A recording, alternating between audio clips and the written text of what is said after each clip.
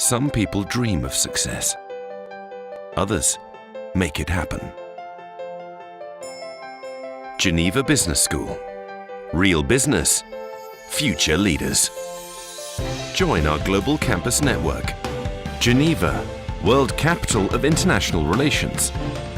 Barcelona, the heart of entrepreneurship. Moscow, leader in dynamic new business growth. Astana, on the cutting edge of business startup development. Dammam, pioneering strategic economic growth. Abu Dhabi, frontier for creative international investment.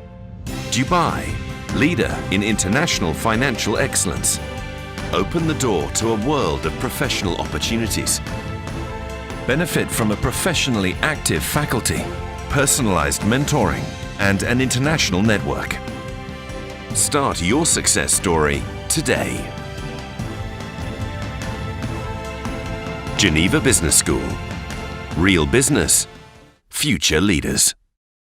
Good. So, we did a lot of work yesterday. Of the 10 modules, we did 6. We also had more time yesterday, so that's more or less what I was hoping to do. And now we move on with number 7 about channels and communication. No? So in line with what we've done up till now, in each session in blue, you see what we've done already until yesterday evening. Then I left you doing some filming, okay? And now we do channels and communication, and we have a few more things left. Foreign entry modes is going to be a big chunk. Industrial market a little bit less, and then organization and leadership is a small one.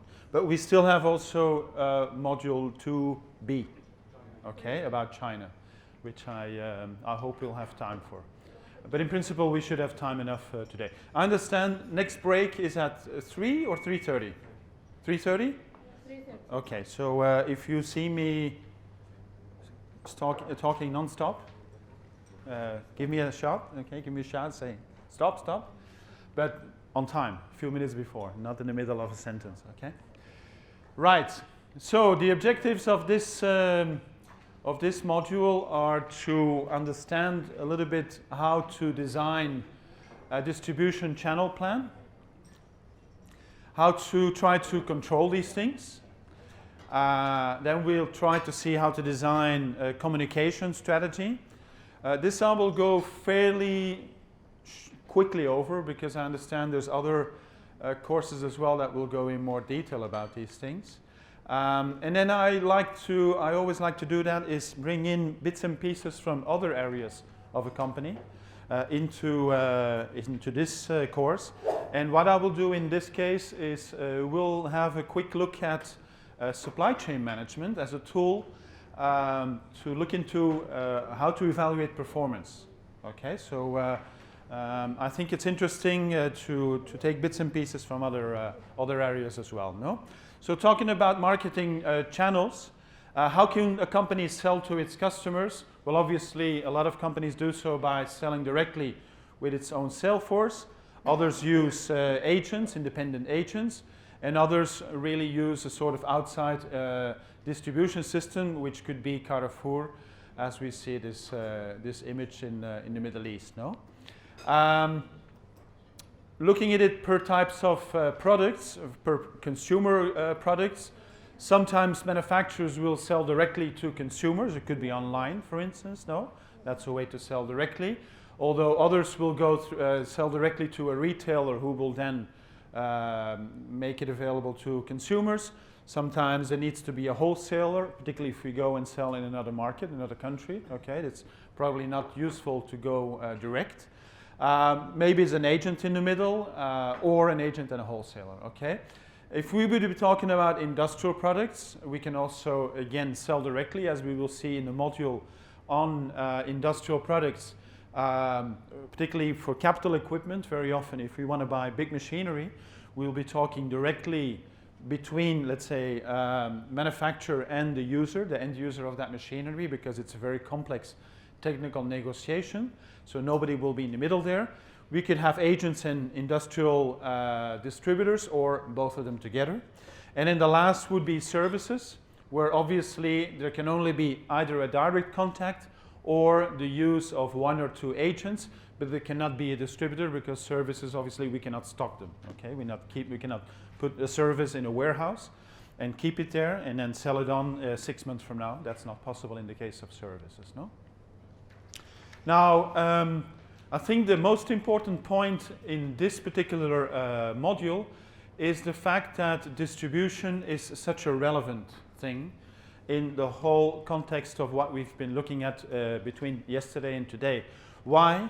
Because if we are working on, let's say, the 4 Ps, okay, marketing, as we saw yesterday, the product we can adjust, we can adapt, we can modify it, maybe just changing a little bit the packaging or changing the characteristics of the product. How to promote it, how to advertise it, we can also adjust it. If something is not okay, we can, if maybe we make a wrong campaign, we can stop it and we can change it for something else. If we use coupons and we see they're not efficient, we can change them. We can do a lot of things in that respect. The price as well, we can fairly short term, we can modify that. If we see that, for instance, our price is not okay or the competition is very aggressive with a very heavy discount, we can also adjust to that. But if we go for a certain distribution channel and we find eventually that it's not okay, we're stuck. Okay? We cannot simply change the distribution channel from one day to the other. We cannot maybe sign a contract with a distributor, have him buy a lot of stock from us, or maybe even put a consignment stock, and then from one day to the other say, okay, let's change to another one. No, it doesn't work like that, okay? So distribution is very relevant because it's the most important long-term marketing mix decision that we're going to take. So we need to make sure that we make a right decision, no? And it actually has relevance in different directions. We try, of course, to move stuff downstream towards our customers, but we also expect money back, and we also expect information back. Okay? A good distributor, a good agent will be able to get back to us with information about the market. We'll say, okay, competition is doing this, competition is doing that, maybe other distributors are doing other things, maybe we are proposing to do stuff on a trade show, so we're expecting communication back, right? So what are sort of considerations we have to take into account in regard to channels? Of course, the customers, what they need, when, why, and how, and all these sort of things. What is the general culture? Okay, what are people usually doing? Although again, yesterday we already saw in the case of Dell computers that not necessarily what others do is the right way to go. We can do the totally opposite thing. And of course, what are our objectives? Are we going a long-term thing? We're going to do a quick thing? What sort of profitability are we going at? The more steps we put between us and the customer, more likely less profitability we're going to have, because we're going to have to share our profitability with all those that are between us and the customer. No? Very important thing here is a sales force. Okay, so we need to make a number of decisions regarding how many people we want, what sort of profile do they need, and what are going to be their assignments. And we also have to sort of see what sort of approach, no? And what sort of areas we're going to give them. Maybe give them a plan in order to see how they can contact customers and all this, right? Now, usually when we go abroad to another country, the largest personnel requirement is going to be exactly the sales force, no? Very often people would use expatriates, which is in a number of industries still the standard. But in a lot of industries, actually, numbers are declining for a number of reasons, no? Because they're very expensive. There's a number of barriers and all this. Sometimes people are not willing to go to any sort of country. I was offered to be an expatriate at a certain moment working for Lafarge, a French company. But you cannot be an expatriate and say, yeah, it's okay for me, but I only want to live in, I don't know, Miami and next to Venice Beach or something like that. Well, it doesn't work like that, no? Maybe they send you to another country that you don't like, no?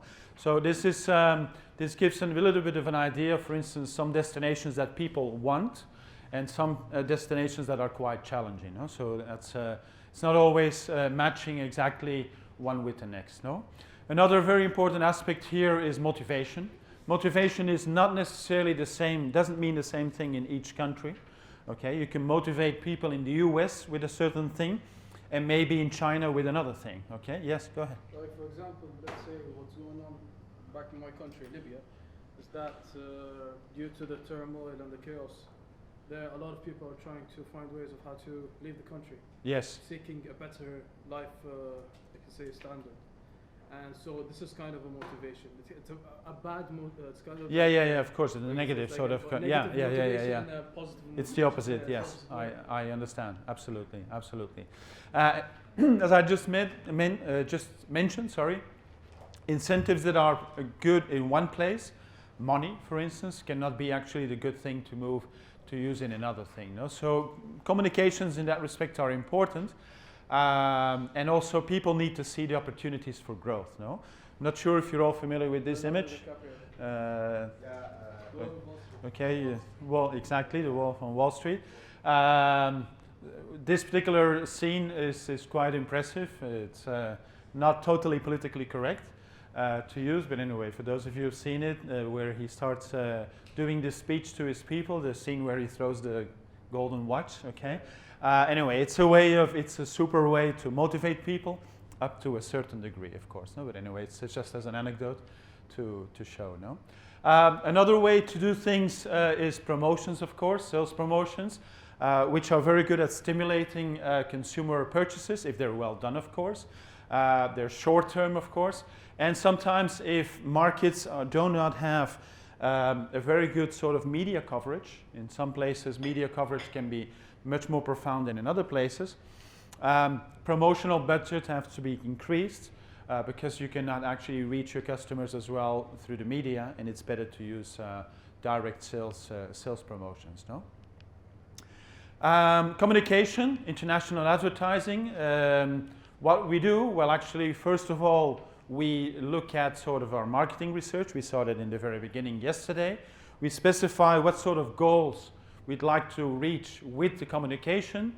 We develop a number of messages, okay, one or more messages that we'd like to get across. We'll see an example afterwards. We select the right media. That's, of course, the tricky part.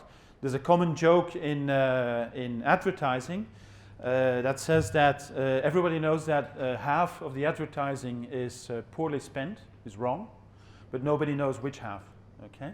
So that's sort of the difficult part with advertising, but it's true, no? I mean, mostly advertising, there's always a part that people don't know what to do with it, but eventually you spend a lot of cash, no?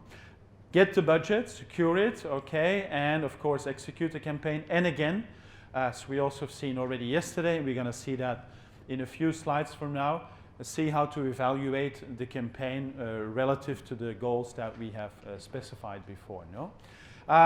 There's a growing popularity in terms of spending money on advertising and communication in order to spur short-term sales, also to build up sort of, how should I say, identities, product identities, and in order to create brands, okay, that go beyond borders, that go much further, pan-Western, pan-Asian brands, Huawei. I'm not sure how many people have a Huawei phone here, but they're becoming very popular. Very strong brand, and they're also pushing very much ahead with the better cameras and all these sort of things. So they try to create a little bit their thing. No, we probably will need to use an advertising agency at a certain moment. So we have to define a number of criteria, how to select the right. Oh, sorry, I pushed too fast. So there's a number of criteria we can take into account. I would stress particularly the industry expertise, of course, and how they're organized. And to give you an idea, this is the top 5 worldwide of most important advertising agencies. Now, the results of our strategy can be in 3 types, basically. Okay, we can spend a lot of cash, massive sort of communication activity, but you see that this is not exactly efficient, because a little bit is spot on, but a lot is actually poorly spent, no? Probably more than half, no, than what I said before, no? We can, of course, be more selective, but not being very efficient, and what we try to achieve is, of course, being selective and trying to be on target. So how do we measure this? Not only communication, but in general, how do we measure the efficiency of what we are trying to do in terms of marketing, okay? And I'd like to use the supply chain management perspective, okay? I would imagine that some of you are active in supply chain, so you'll probably be happy to see how I take a little bit of bits and pieces from supply chain management, and we try to apply this to marketing, okay? So we have this short video, which is quite interesting to get a better view of what I'm talking about.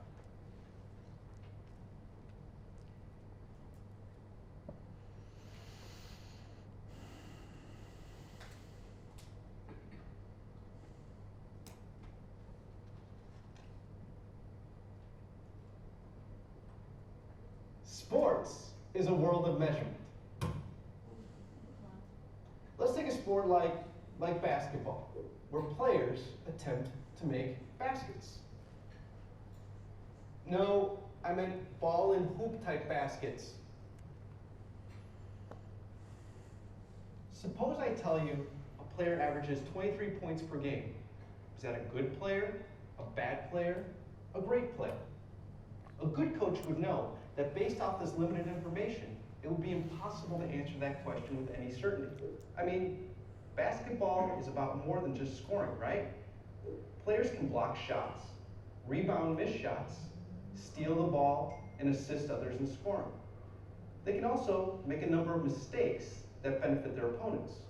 So, now, what if I tell you that the player averages 23 points, 9 rebounds, 12 assists, and 4 steals per game? Is that a good player, a bad player, a great player?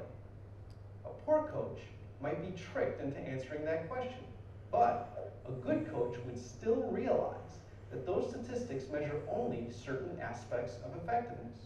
To truly assess this player, you still need more information. How many shots did they take? How many minutes did they play? How many possessions did their team have during the game? In essence, a good coach wants to know how the player made use of their resources. Okay, so suppose I gave you the shots, minutes, possessions, available rebounds, and any other efficiency-related data. Would you feel comfortable making a decision about that player? Think before you answer. What other type of data would you want? I would want to know situational data. Suppose those 23 points, 9 rebounds, 12 assists, and 4 steals were accumulated by a tall 25-year-old man against the worst defenders in blowout games in a league of 5-year-old children. Still feeling good about this player's statistics? What we're seeing is that not every set of data is sufficient in helping us make good decisions. A good system of metrics needs to provide information on effectiveness, efficiency, and adaptability. And this isn't just true for sports like basketball. Businesses constantly seek to collect and study data in an effort to make good decisions. In fact, humans are hopelessly addicted to metrics that will aid them in making good decisions. What time is it? What's the temperature? What's your grade in this class? These are numbers that guide our actions. You see, performance metrics can actually motivate the behaviors of athletes, employees, students, and business partners. As the manager of a global supply chain, how can you know if your supply chain is effective, efficient, and adaptable? How can you motivate employees and supply chain partners thousands of miles away to do the things your customer and your company value most? And how can you identify those employees that deserve raises and promotions, as well as those who need assistance, additional training, or perhaps disciplinary action? What we're seeing is that a good system of performance metrics can provide guidance for managers, employees, and even customers. But to do so, modern managers, especially supply chain managers, must marry quantitative skill, psychological understanding, and operational know-how to develop the right performance measurement tools and systems so their companies can achieve their own unique set of goals. And this is an enormous challenge. Like a basketball coach, supply chain managers need to identify their best players, identify and improve the weaknesses of the team, know which situations provide the team with the best opportunities, and also understand which resources are being wasted. But your team is made up of thousands of players all over the world, and it's your job to get them all working toward the same set of goals. So, don't let bad numbers lead you down a destructive path. Take control of the numbers and let them guide your team to an effective, efficient, and adaptable global supply chain.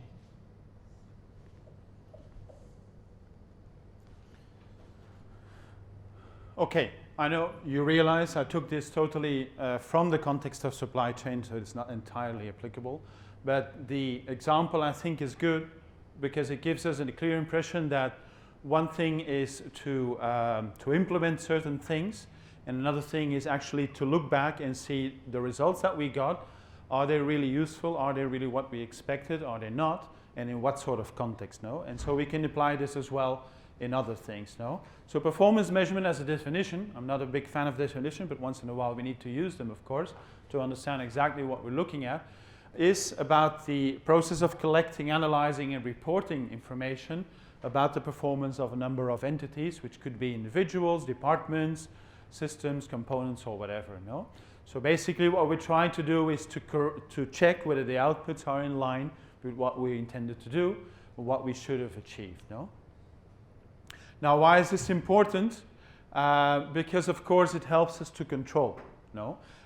If constantly we are spending money on advertising, on promotions, and we don't manage to get sort of a standard sort of outcome, but one day it's great, another day it's poor, and then again it's great, and then again it's bad, it doesn't really help us forward because we constantly have a doubt that whenever we spend money, part of it is going to be a waste of time. So we'd like to help reduce a variation in our processes. No? It helps us to understand how are we doing, no? To self-assess, also to improve towards the future. Continuous improvement is important, and to see what sort of trends are we following, and from a management point of view to be able to assess the team. No? Now, what are the basic foundations that we have to take into account? As it was mentioned also in the video, we as humans have a tendency to check and control a lot of things, okay? Much more than is actually needed. So try to focus on the important things that have an impact. Always bear in mind the final thing as the customer needs, okay? And that is, although this is again taken from supply chain, it's equally applicable to anything related to marketing and to foreign market entries, no? And of course, involve your team. Okay, this is again sort of very obvious, but it's important to mention it again, no? To give them a sense of ownership. No?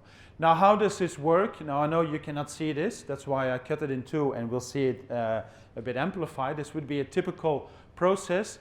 We should have the capacity to adapt it over time, to elaborate it in detail, and to modify whenever we get new sort of information. Okay, so I cut this in two. Now I think it's easier to see.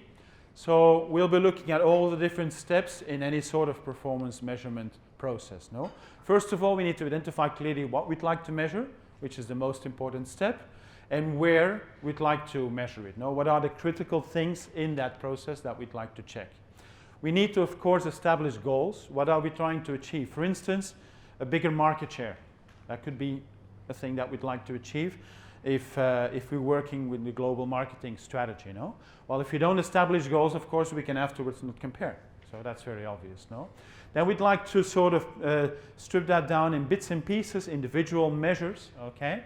Particularly per product, per channel, per department, per subsidiary, per country, per whatever, okay? We'd like to put that down in different bits and pieces that we'd like to measure individually. And of course, needless to say, we need to make sure that there's people who are in charge of each process, okay?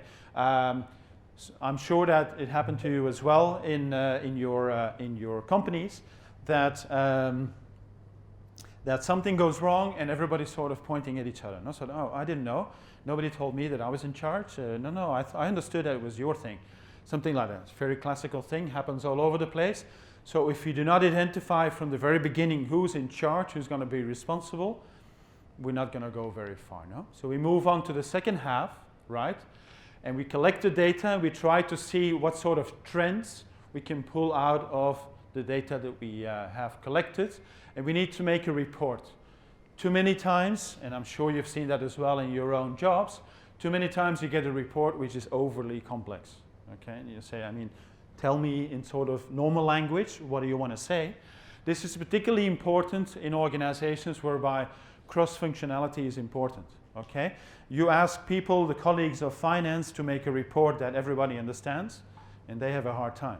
Okay, because they know how to say things in their own sort of language, in their own financial sort of language, but maybe the guys and the people in marketing, they freak out. They don't know exactly what's going on. No, production can have the same thing. No, marketing as well. There's a little bit of geek talk in marketing as well. That maybe the colleagues in finance say, "What do you mean? No, with this we don't really understand it." No. Then of course we have to compare it, as we saw in phase 8, which is of course the relevant thing, to compare the outcome with what we were hoping for, what were the goals. And depending on the magnitude of what we find, do we have to make corrections or don't we have to make corrections? No. And even if it's quite a reasonable result that we've come up with, we can still try to find improvements, make things a little bit better. And we may actually have to establish new goals, yes or no, all right, even if we're successful. Then there's the concept of KPIs, which I guess most of you are familiar with. Yeah. Okay, key performance indicators, right? They are specific measures that we'd like to establish to see how are we progressing towards a certain outcome, okay? Which we'll see a little bit more in detail in a moment, no? So they are helping to see whether we are implementing correctly our strategies, whether there's a gap between what we'd like to achieve and what we actually are doing, and whether we're effective and efficient as an organization, all right? So good KPIs, what do they imply? They need to be objective, okay? So there's not going to be any discussion about interpretations. Well, I understood that you meant this and that we need to go there and so and so. No. A well-made KPI is very, very objective, and nobody will discuss whether it's black or white or whatever, okay? We should be able to compare them over time, okay? We should be able to, when we try to establish trends over 1 year, over 5 years, we should have KPIs that are comparable over time, and that we can establish that in December last year we did so much and so much, and in December this year we should be able to compare apples with apples, okay? Focus on what matters. It's again the same thing that we saw before. Just do not measure whatever, but focus on what matters. And a couple of other things that are sort of relevant, accuracy, and all these sort of things. So I think it's they're fairly straightforward, fairly obvious. No? If we apply this stuff to global marketing, there's 4 categories that are very relevant, and we're going to see examples of that in a moment. No? First of all, we're going to be talking about money. Okay, we're spending money. For instance, the cost of advertising, that's going to be an important factor to take into account, the financial sort of thing. No? Customer, again, what is going to be relevant in terms of are we working towards our customer needs? An example could be on-time deliveries. Are we doing on-time deliveries or are we not doing on-time deliveries? And we do them only in 50% of the cases, 80% of the cases, or 100% of the cases, right? Order fill rates as well. If you buy stuff on Amazon and you have a multiple order with 10 items, and constantly of the 10 items there's 1 or 2 missing, you'll get upset. Okay, you don't like that. So order fill rates is another thing that you sometimes want to measure. No?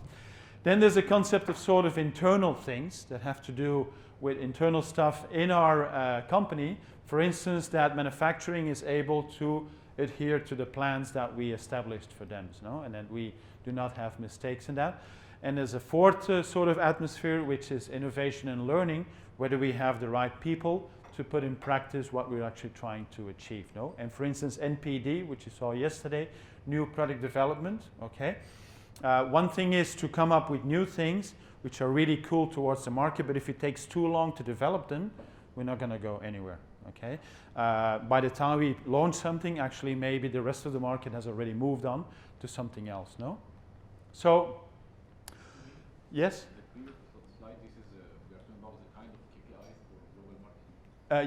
Yes, exactly.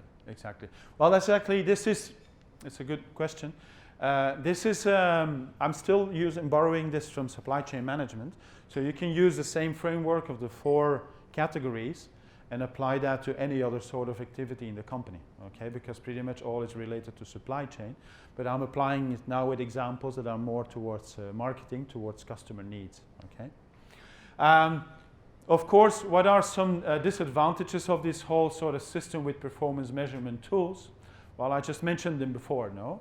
That different departments do not talk, okay? And they are, as the image shows, they're sort of working as islands, and each of them is sort of thinking their own sort of measurements, what is relevant for them, but they do not bear in mind that if something is good for their department, it might be actually contradictory to another department. And to understand this better, I put a couple of examples here, okay?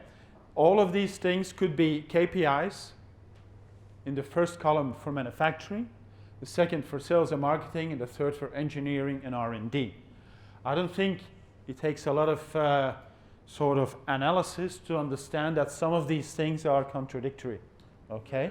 And they require management to sort of make sure that if we push too much towards one direction, we actually are going to hurt other areas of the company, no?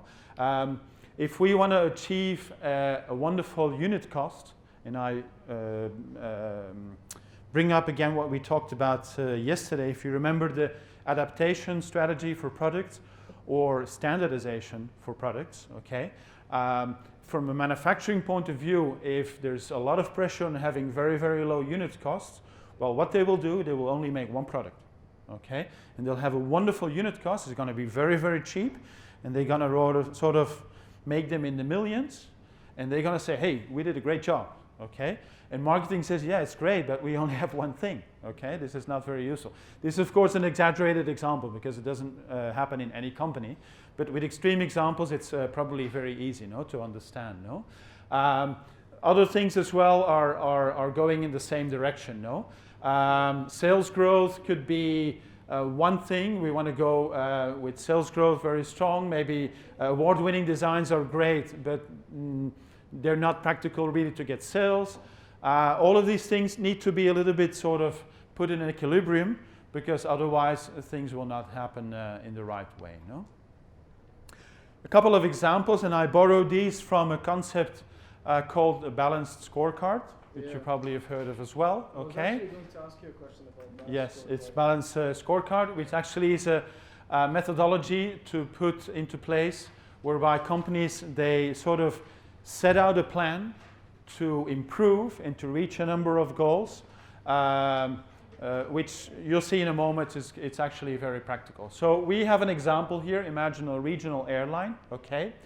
And they set out this map, okay? If you see, you have the 4 categories that I mentioned before: learning, the internal business, customer, and financial, okay? And you have different categories, different columns here, which are the measures, the performance measures. You have specific targets per measure, okay? And what sort of initiatives do we set out to reach those targets, okay? So in this case, it goes towards the fact that we try to make sure that our ground crews are really focused on their job and they're working very well, okay? For a lot of airlines, the turnaround time, as short as possible, is very important, okay? Ryanair, the one we mentioned yesterday, the number one low-cost airline, actually the number one airline in Europe, they have really worked very hard on very short turnaround times. I'm not sure, I didn't ask the question yesterday. How many of you have flown with Ryanair? Nobody. Okay, I can assure you that, and you probably think that I'm inventing this or I'm exaggerating, but I'm not, okay? If you fly with Ryanair, basically what happens is that usually when the flight before comes in, okay, you're still waiting there in the area, okay? What they do in this case is actually even before the flight before lands, they're already calling everybody, okay? And so they're already putting you in the finger. The plane lands, they're onboarding everybody else, okay, the people from the passengers from the flight before, and everybody's standing there. Now, if it's in a finger, one moment. Yeah. If it's in a finger, it could be a hot finger or a cold finger or whatever, but you're standing there in the finger. A lot of people in Europe actually call it the cattle express, okay, because you feel like a piece of cattle, okay, you really feel like a piece of cattle. But of course, you paid 19 euros to fly to sort of the other part of Europe, so you don't complain, no? But it's very efficient because the moment the other passengers get off the plane, there's no real cleaning service. It's actually the staff, the crew on board of the plane, they go quickly through it. They don't really do a lot of cleaning, but they make sure that at least, I don't know, the seat belts are sort of put in a decent way and all this. And they go around in the plane 15 times to pick up all the garbage while you're still on board, okay? But you can find a bit of garbage still from the flight before, no? Because nobody really cleans it on time, no? So basically, the turnaround time is limited to 30-40 minutes at most, meaning the moment the earlier flight touches down and it lifts up again, there's no more than 30-40 minutes. That's extremely short. What is the consequence of that? They also start flying very early in the morning, okay? And usually in Europe, I know in the Middle East, there's flights round the clock, okay, because a lot of the flights are connecting flights, I know that. But in Europe, a lot of the sort of short-haul flights, they start in the morning and they end at night. And there's no flights in the middle of the night, okay? I've taken flights with Ryanair at 5:55 in the morning, which is extremely early. You don't sleep at all, of course, no, because you're afraid of missing your flight. But you're, of course, in your destination very early as well. You got the whole day ahead of you, no? But what they do by an early start and having very short turnaround times is that they pack in one day a lot of flying hours, okay? And that's one way to decrease the cost per passenger, okay, per seat. So their costs are very, very, very low, no? Yes? I couldn't hear you. A lot of what? Flying hours. I mean, basically, they also don't shut off the engines while they're waiting for you to board. Basically, it's really quick turnaround. Yeah. Sorry, you were saying. Because I have an aviation background actually. When it comes to the regional airlines, no frills. So basically, Yes. like they try to avoid costs as much as possible. Yes. So when you said that optimum flight hours for an aircraft is around 14 to 16 hours, they need to make sure that the aircraft is flying All the non-stop. time. And that's why even when you said about why they put the people into fingers or something like that, is that because normally in a legacy carrier such as Emirates or Gulf Air or anything, they have a turnaround time of like 90 minutes. Yes. Yeah. But for the Ryanair, it's less. And plus, they would actually ask the passengers to be at the check-in counters maybe at least 2 hours, 3 Yes. hours before Yes. the flight. So that's why in order to avoid getting much cost incurred, and that's why even they're not using staff to clean the aircraft is because of that thing. Of course. Trying to avoid as much money, as much cost. Their cost per seat is unbelievably low. Yeah. It's by far the lowest in the world, okay? So let's get back to this example, because this is not about Ryanair, this is about an American airline. So if they improve turnaround time, okay, having it lower, actually it says here less than 25 minutes. That's very, very low, okay? I'm not sure how you can do that, but anyway. They also try to get as much as possible on-time flights. Lower prices means to more customers. And at the end of the day, a business is about money, of course. Having lower costs and increased revenue increases the profitability, okay? So they explain this whole plan, which is quite well done, and it's a nice example of how this goes. Another example would be a credit card company, okay? Another totally unrelated industry. They also have to specify a little bit what are their objectives, how to measure performance, and what sort of initiatives need to be taken. And you get back to the same sort of thing, no? You have learning and growth, internal processes, customer and financial. And then you see again, the columns are a little bit in a different way organized, but it's again the same thing. So in this case, they work a lot on technology, for instance, on having the workforce optimized and all this, having a number of economies of scale, improved marketing, getting to better market share, better brand image, okay? And at the end of the day, again, increased shareholder value, and therefore they specify a number of objectives, performance measures, and a number of initiatives that it may include, as you see at the top right, inquire including a competitor. No? So the conclusions are before, of course, in a module on, I forgot that, in a module on communications, I had to put at least one video about advertising, I thought, no? It's not in your book because I added it the day before yesterday, okay? It was already printed. But anyway, it's a video you can find for yourself. And it actually puts already the link to not the next module, but the one afterwards about industrial marketing, okay? But I'm sure you'll recognize stuff of this, because who hasn't played this at home? But not with these toys.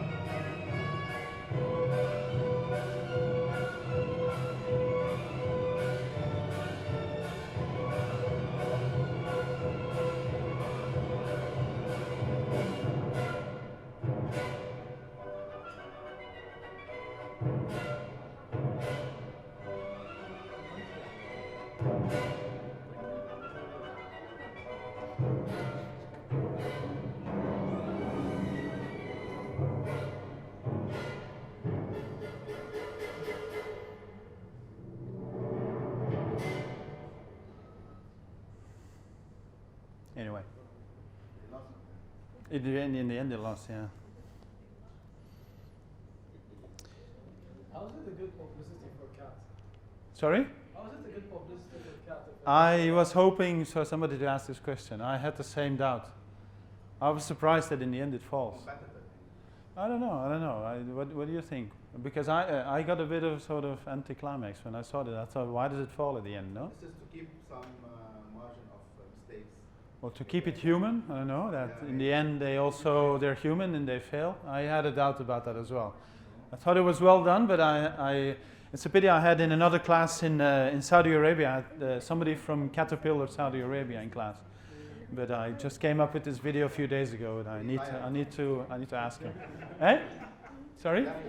Yeah, maybe he was fired, no? Okay, now the real conclusions, okay? As I said in the beginning of this module, the most important sort of conclusion of this one is that, as we've seen before, that choosing a right distribution channel is the most important long-term marketing decision, okay? Because it's the most difficult one to modify over time. And so if you get that wrong, well, you will stick to it for quite a while, no? Salesforce, of course, has a capacity to make or break the strategy. If we have the right Salesforce, they will be great. If they're not okay and we don't know how to motivate or whatever, we'll have big issues. And of course, communication is about much more than just spending money, because we actually need to evaluate its performance all the time. No? Before we move on to foreign market entry modes, which is probably one of the biggest blocks of this course. Any more doubts, questions? I move on.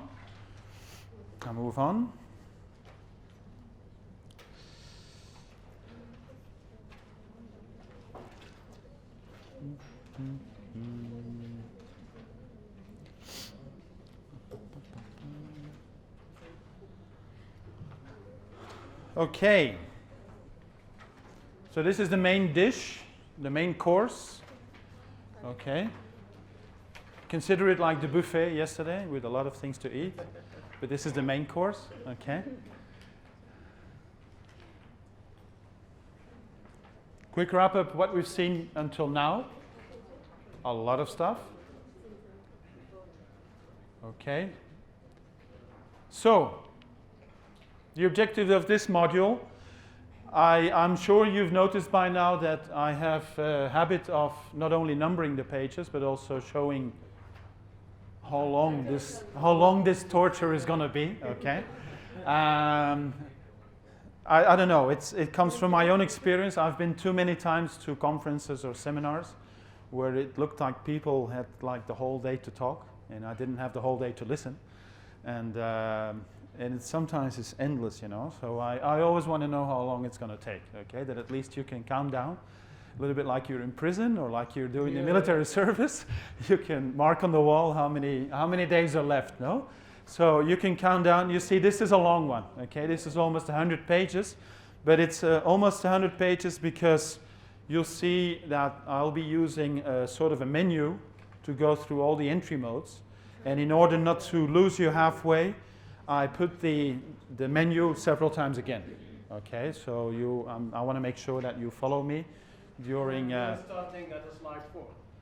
And of course, we're starting at slide 4, so that's also helping a little bit to move on. No? I try to do things orderly. I hope you appreciate that.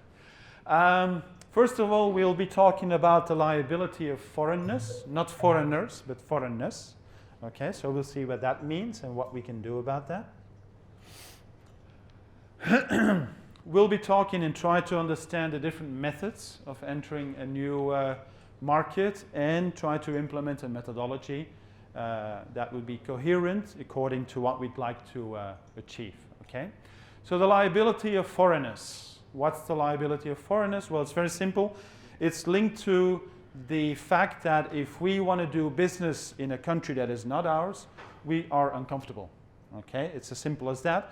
But it's a fact that some companies tend to forget because they are a strong company, because they have a strong position in their own market, and they think, okay, wherever we go, we rule.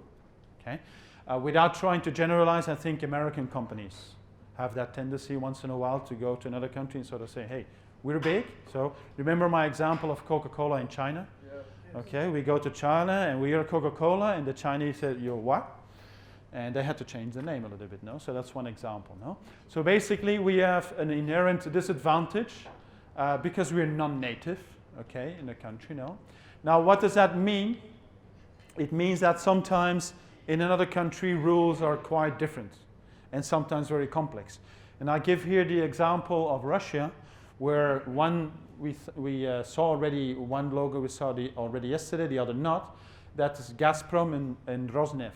Okay, those are the biggest players in the energy world in Russia.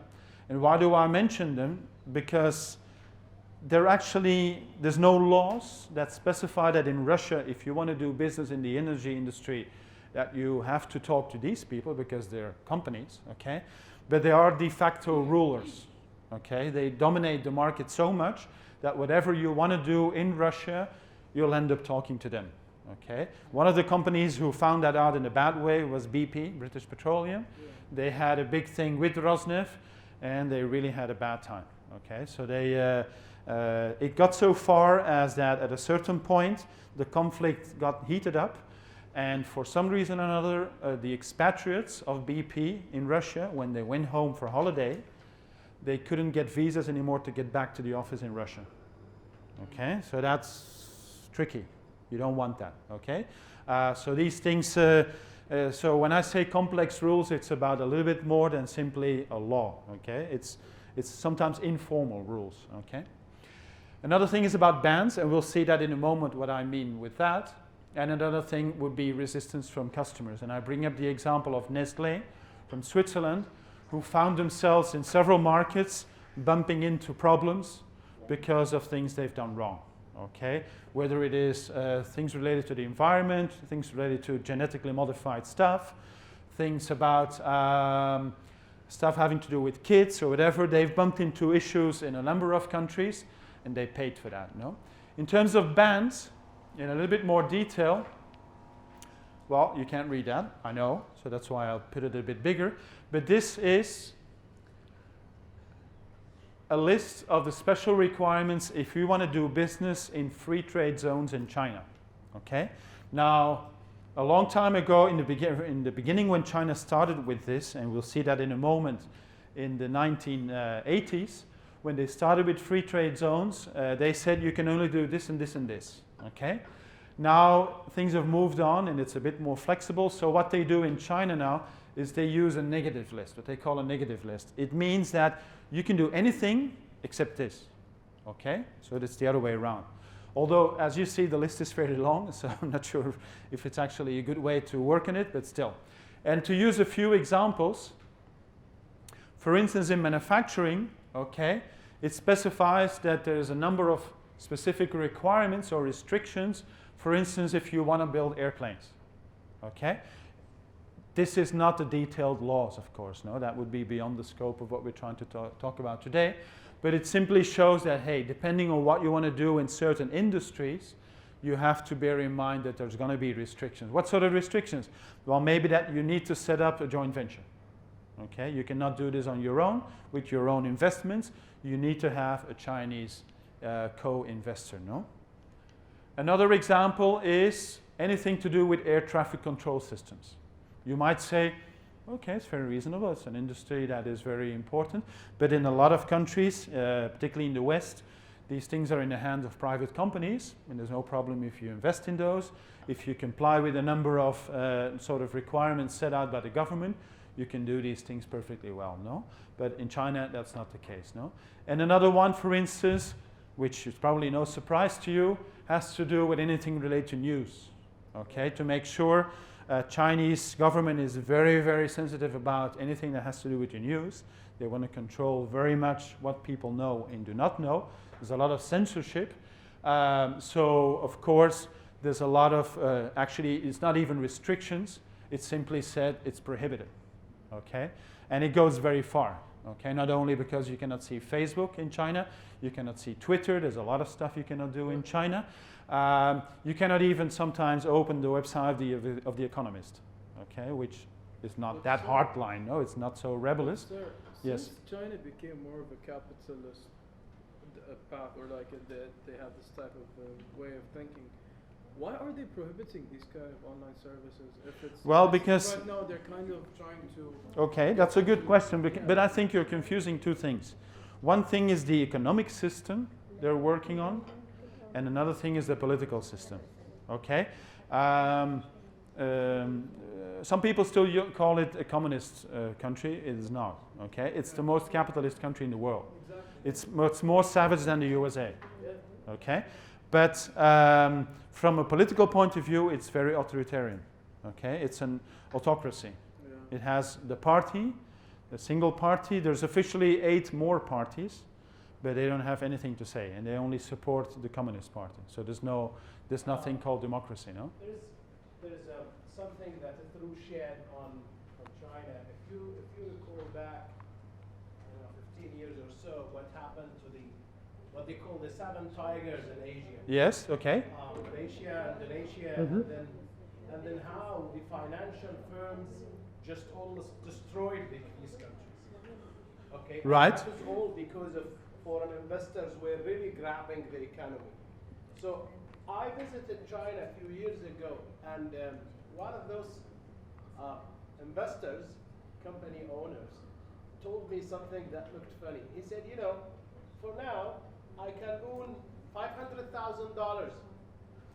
I can get it tomorrow in cash. Right. But I cannot get 500,000 renminbis, you know, the RMB Right, of yes. the China. Right. And I asked you why. He said, there is a very strict restriction on the currency transfer, Yes. and that is to protect the economy. Yeah. So actually, watching this history, they are taking these extreme measures to, yeah, political is one side, but the other side of it is protecting the economy.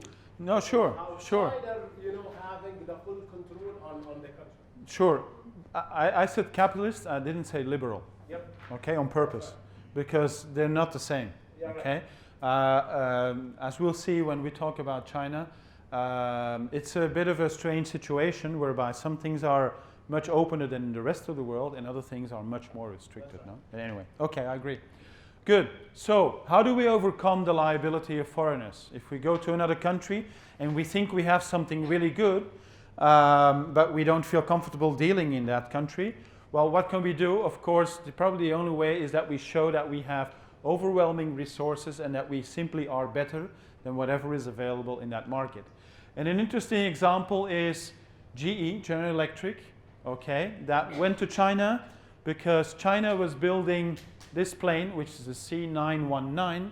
It looks very similar to an Airbus or an Airbus 320 or a Boeing 737 because it's direct competition. Okay, it's single aisle, 200 passengers more or less. We've all flown on these planes, and China is building a competitor of theirs. Okay, so China is working on that, and a number of foreign companies said, you know what? If you want this particular part, we're very good at that, so maybe you want to buy that from us. No? In the case of the engines, there's just a few limited number of companies in the world that offer aircraft engines because they're very complex things. They're also approximately between 25 and 30% of the cost of an airplane are the engines. Okay, so they went to China, and China said, no, we'll figure it out. We'll do the engine thing. Don't worry, we know. Well, after a couple of years, they said, you know what, maybe we need you, okay, because it doesn't work like that. And eventually GE managed to supply the engines. No, that is what happened in the end. No, what is funny though is that quite a few companies had to overcome this sort of situation, and the result is this, which you probably don't understand a lot about because it's in Chinese, so this is better. It's not a very Chinese plane anymore. Yes. Okay, there's not a lot of Chinese flags on there, and if you look in detail, most of the stuff that is Chinese is not the very high-tech thing. Okay, all the high-tech stuff is actually coming from abroad. A lot is from America, but also from other countries. And the engines, because it shows here the French flag as well, because it's actually a joint venture between GE and a French company. No? So most of the sort of high-tech stuff is not from China. It had to be imported, the know-how, because the Chinese industry didn't have the knowledge to do this. No? So regardless of this complexity of trying to go and sell or work in other countries, still a lot of companies go anyway and try to go for internationalization.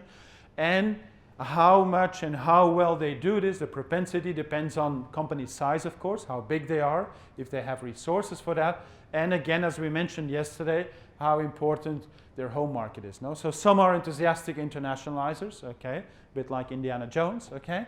Others are more followers, others are really slow ones, and other ones just are occasional. They go just once in a while. If you remember those American companies that we saw yesterday on the map, some of those really couldn't care less about the rest of the world because they have a huge market and they're happy with that, and there's no need to go any further. No? So let's go into the main dish, as we said, entry modes. This is what we're going to be looking at for the next hour or so. We'll be looking at a number of considerations that one needs to take into account if we like to go to another market. First of all, there's going to be considerations linked to, hang on, one moment. Okay, to the industry. Then we're going to be looking at considerations related to resources that we have or we do not have. Then we're going to be looking at considerations related to institutions. And based on that, we're going to try to make decisions on where, when, and how to enter new markets. Okay? So, first we start with the considerations. So we start with the industry-based considerations. And what we're going to do, we're going to use the 5 forces model of Michael Porter for that. Okay?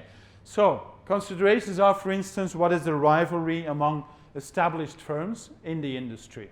And a good example is the ones that we saw before, Caterpillar, and their main international competitor being Komatsu from Japan. Okay? I know it says Komatsu the other way around, but I turned it around because it fitted in nicer in my slide. Okay? So basically, in terms of earth-moving equipment, those are the two giants, and they come across each other all the time when they try to penetrate a new emerging market, because there are maybe projects financed by the World Bank, I don't know, a new airport, on a new road, or new stuff. And if one company is first in one country, the other will try to be ahead in another country. So they have this sort of battle all the time, a little bit like the Pepsi and Coke that we saw yesterday, but in the industrial field, in the earth-moving equipment industry now.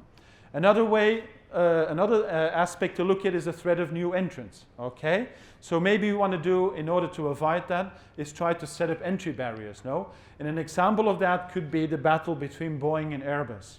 Yeah. An interesting entry barrier is actually the one that Airbus set up in China, because contrary to Boeing, they did get to an agreement with the Chinese government to set up factories in China. Okay, so the Chinese aviation market is known to be one of the biggest ones already in the world, and in the future is going to be massive. Okay, we talk about thousands of new airplanes that are going to be sold. So Airbus at a certain moment said, you know what, if you want to have a good deal, we'll set up a factory and we'll build them there for you directly. So most of the Airbuses that are now flying in China are actually built in China, according to the standards of Airbus from Europe, but they are built over there. And actually the new Airbus 350, the absolute latest one, is actually also not only being built in Europe, but also in a factory in China.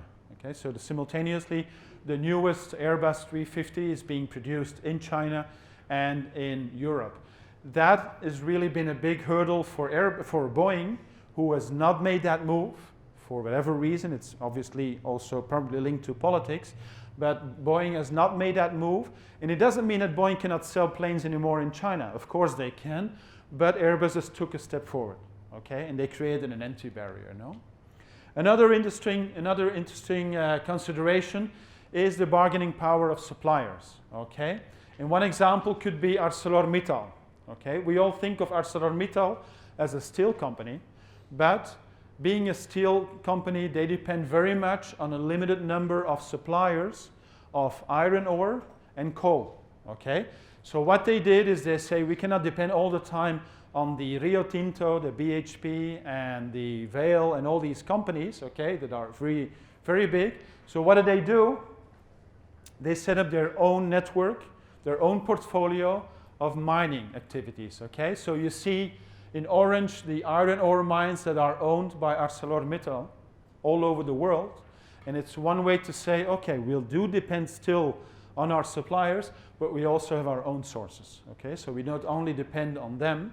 You see in black are coal mines, and the other in gray, there's not too many of those, are non-ferrous mines, no other sort of materials they use in the production of their steel, okay?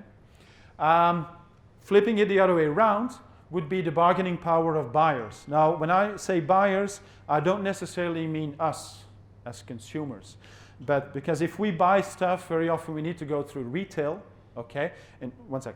And retailers, they have a lot of power. I'm not sure how many of you are in industry that deal with retailers, but if you have to negotiate with Carrefour or Walmart, it's a tough call, okay? It's really very tough. They have actually the power because they have the shelves, okay? They have what you want, so their power is very strong. One way to get around that is what Apple did, moving forward, vertically integrating, opening Apple stores, okay? Apple stores is about a lot of different things. It's about image as well, but it's also about Apple showing to the retail industry sort of, hey, we know how to get to the final consumer, we know how to get feedback, and we will not only depend on you, on let's say Media Market or Home Depot or all these guys, because we can get our own information. You had a question in the back. I just want to go through a bargaining power of suppliers. Yes? I just want to understand more. You didn't understand the example. Okay, basically it means that in the case of ArcelorMittal, to make steel, you need just a limited number of things, okay, of ingredients. Okay, that would be basically iron ore as a basic raw material for the steel, and coal to heat up your smelters. Okay, so if there's only these industries are dominated in the world by a limited number of players. Okay, you would have from Australia BHP, you would have Rio Tinto, and you would have a few more players like Vale from Brazil, and those can be actually act a little bit as a cartel. Okay, pushing up prices whenever they want. A company like ArcelorMittal that is so big cannot have that situation. They need to control their own sort of operations, and they cannot be depending on what their suppliers are doing. So what they did is they actually invested in a number of mines around the world in order to, whenever prices are being manipulated by the suppliers, they can still get, at least for a part, they can get their own raw materials company owned, okay, by company owned. The company just want to get the raw materials from their side, not from the Yes, not having to depend on suppliers, but that they are their own internal suppliers. Okay, they have direct access to the iron ore, to the coal, and all these sort of things. That's by vertically integrating. Okay, by going not only making steel, but also taking a step back and making sure that they have their own access to raw materials. I think Amazon is doing the same on the logistics side. Yeah, Amazon is doing that right now as well. Exactly, that's right. So we had those. Okay. And we move on to resource-based considerations. Well, resource-based considerations, for instance, can be whether we have a number of assets that have a certain value, could be a brand, okay, and that are rare. The example that I put here is Vietnam and McDonald's, okay. For many years, Vietnam was a place that was emerging as a market, but there was no McDonald's. Now, maybe if you don't like McDonald's, you say, lucky them, okay?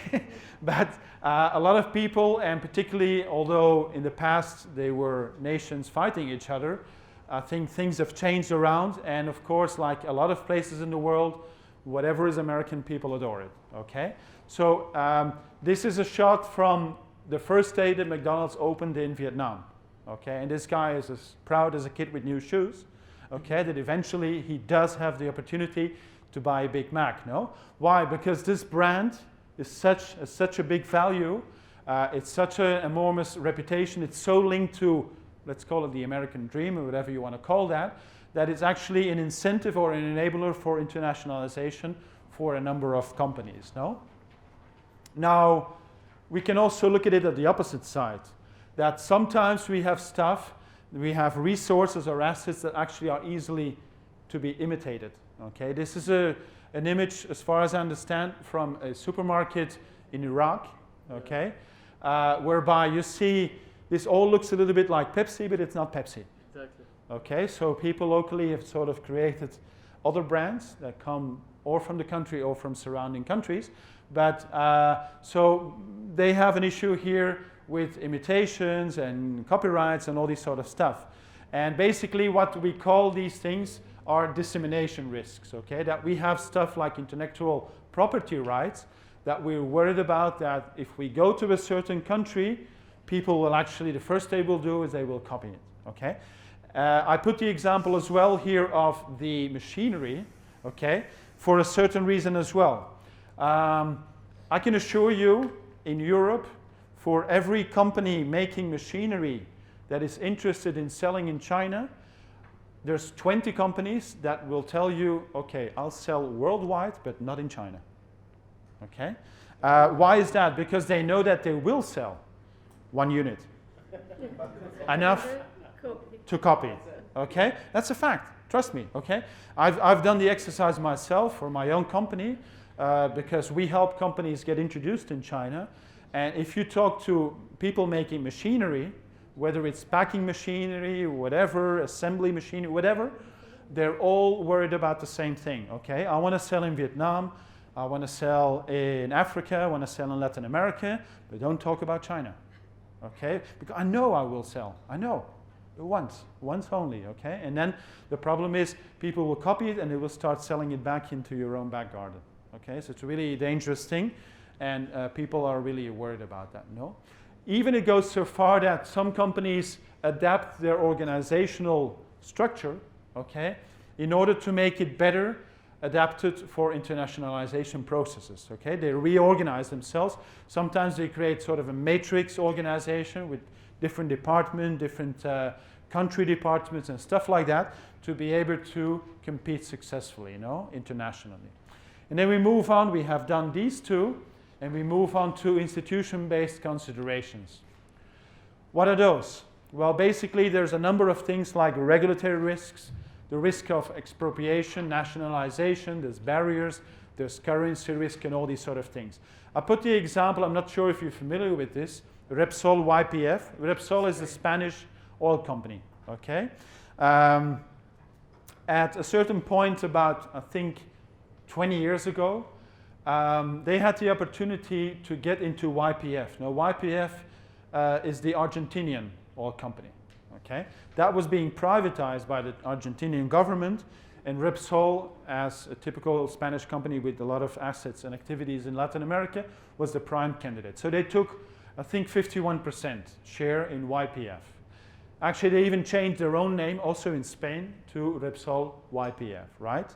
What happened a few years ago under President Fernández de Kirchner, lady, she nationalized again YPF, okay? From one day to the other, basically they said, you know what, we want it back. And we'll pay you for it, but we'll pay you one day, okay?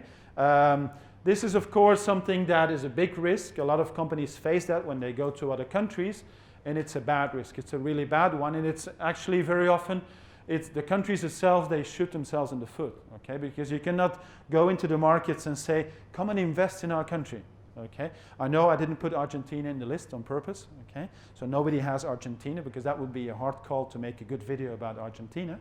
Because you can sort of say, okay, come and invest in Argentina. But don't worry, in 5 years' time, we'll nationalize your stuff, okay? Well, it's not a good message, okay? It's not really the way you want to do things, and that's what happened to them. Eventually, Repsol, of course, went to court, and as was foreseeable, they won the court case.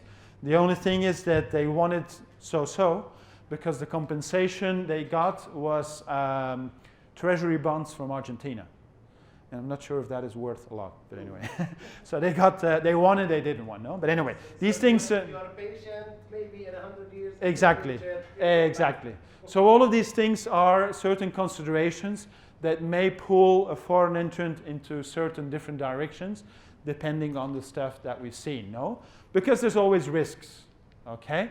Now risk, what type of risks, can companies face when we try to go and work in foreign markets, no? Where do they come from? How can we manage them, if at all, okay? What sort of types? There are basically two types of risks, no? Political risk and commercial risk, no?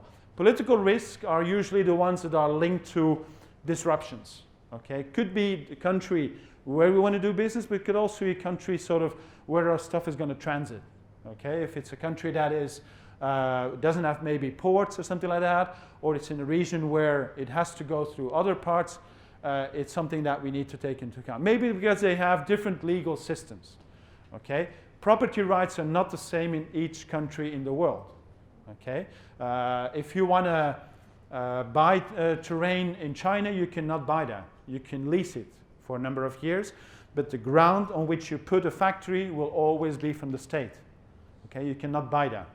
And that happens in quite a few countries. Now, intellectual property rights, I think you remember yesterday the examples that I gave you about the cars and all these sort of things being copied in China.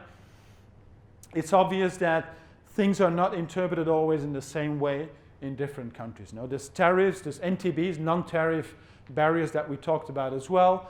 There's bans, limitations, and we've seen examples as well. No? There could be the political climate as well. No?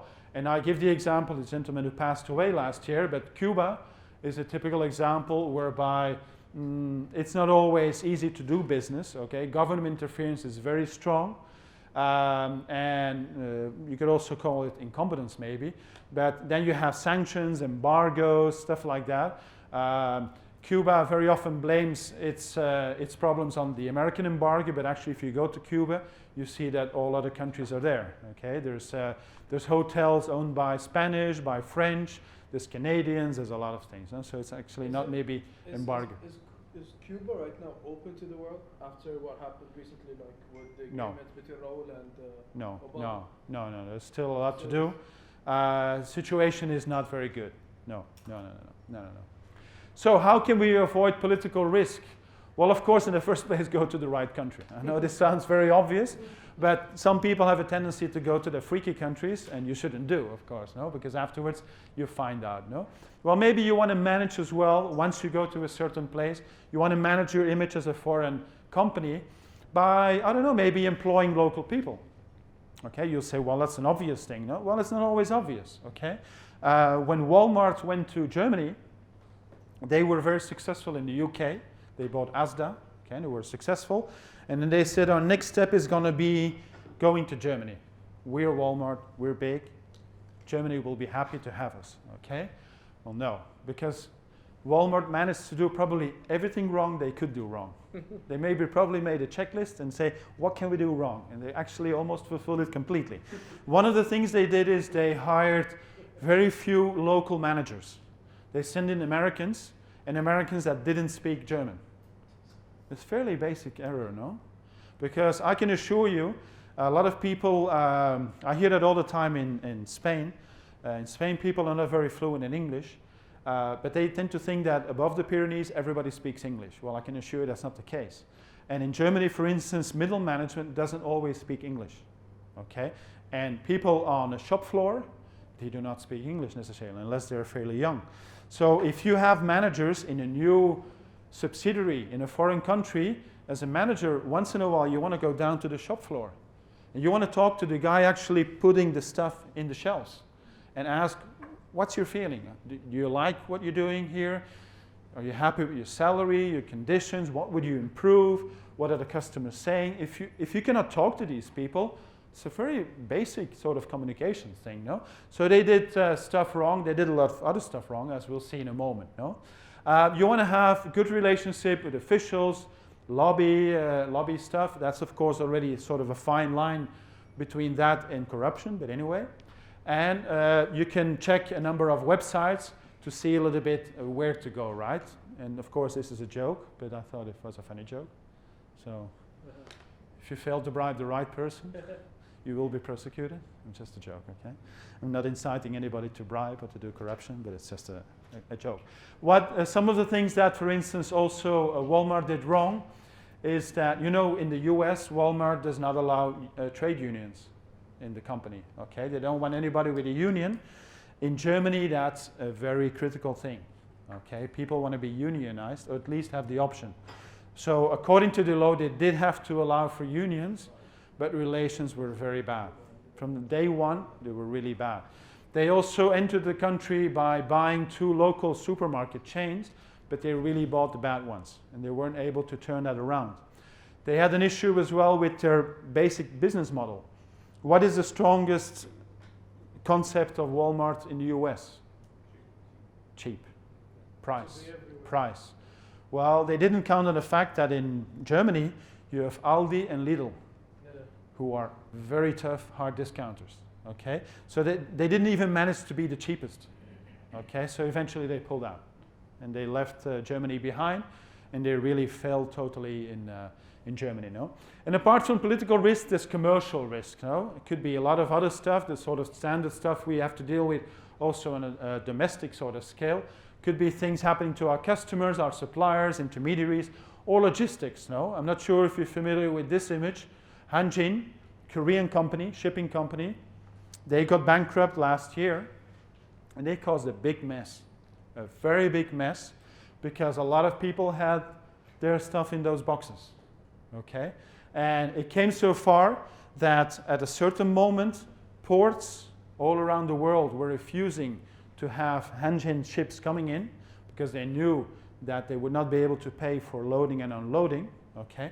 You have to bear in mind that, for instance, in a port like Antwerp or Rotterdam, a big boat like that unloads 4,000 containers. That's a lot of boxes, okay?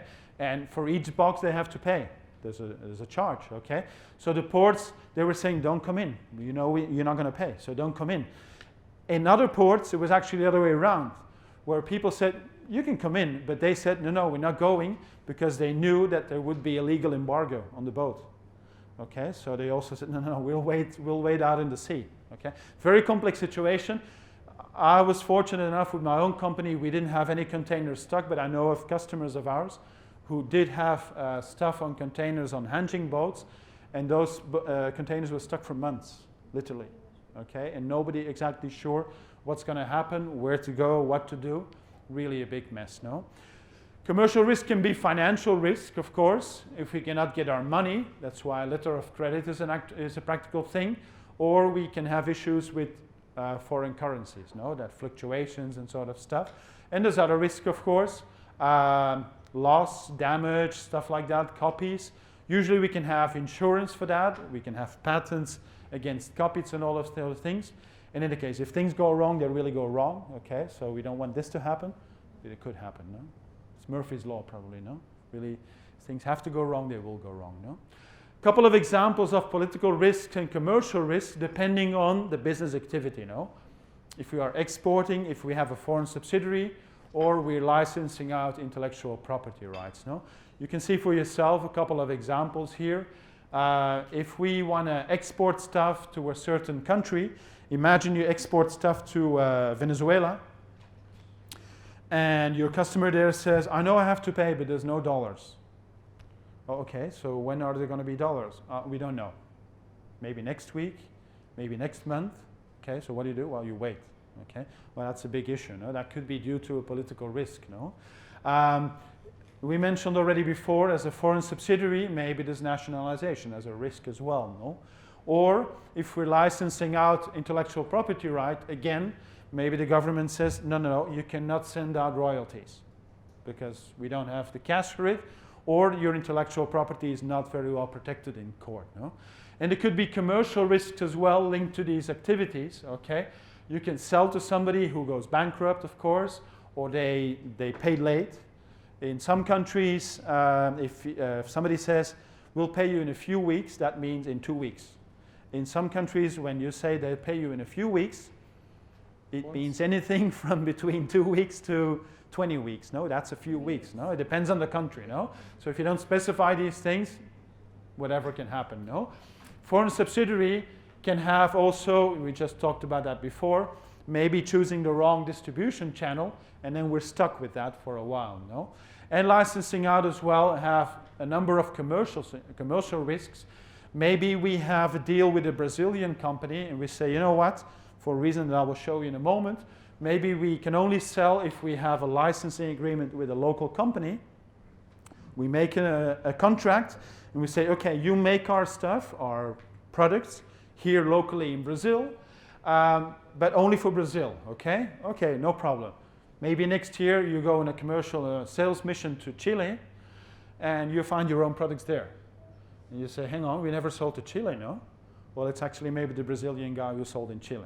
Okay, you say, hang on, we told you to only sell in Brazil. Or maybe they're not making stuff exactly like they should, so you're creating a risk for your image, no? Or something like that. Maybe people in Brazil, they don't want to buy the locally made stuff, they only want the real one from you, okay? That's also a risk that can happen, no? So some conclusions on risk. I think by now you all know that risk is a real part, an integral part in business, and more so when we go internationally. We can try to reduce it if we use correctly information, or we can use insurance as a number of things, but the real questions are, of course, what are the key risks and how can we avoid them, or if we cannot avoid them, how can we manage them, okay? So we get back here, we had done that, and we were still here, okay? So, a couple of other institution-based considerations. An example, obsolescing bargain. What does that mean? Well, it basically means that a multinational company wants to enter a new market, and they want to make sure that things will go smoothly, so they strike a deal with the host government. Okay? Problem is that after the company enters, they invest, they set up a factory, the host government changes the agreed conditions, and our stuff doesn't work as well as it was before. Now, how does it work actually in practice? There's 3 phases, okay? So you have the negotiations first with the country, with the host government, about, for instance, the property rights that we have, intellectual property rights.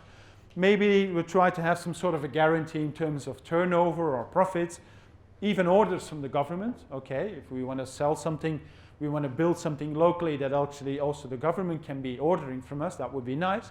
And we want to negotiate any sort of incentives, the stuff that you probably analyzed for your group project, okay? So what happens is we get a deal, we get into that new country, we start operating there, we start making money, but some people start noticing that we're actually making money, okay? Maybe not as much as this guy, but it becomes visible at a certain point.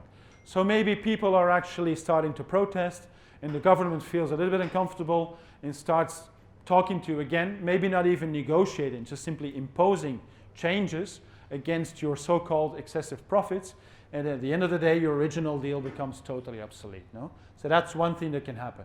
Another thing that can happen, and I was referring to that when I mentioned the example of Brazil, is, for instance, local content requirements. That happens in a lot of countries, okay?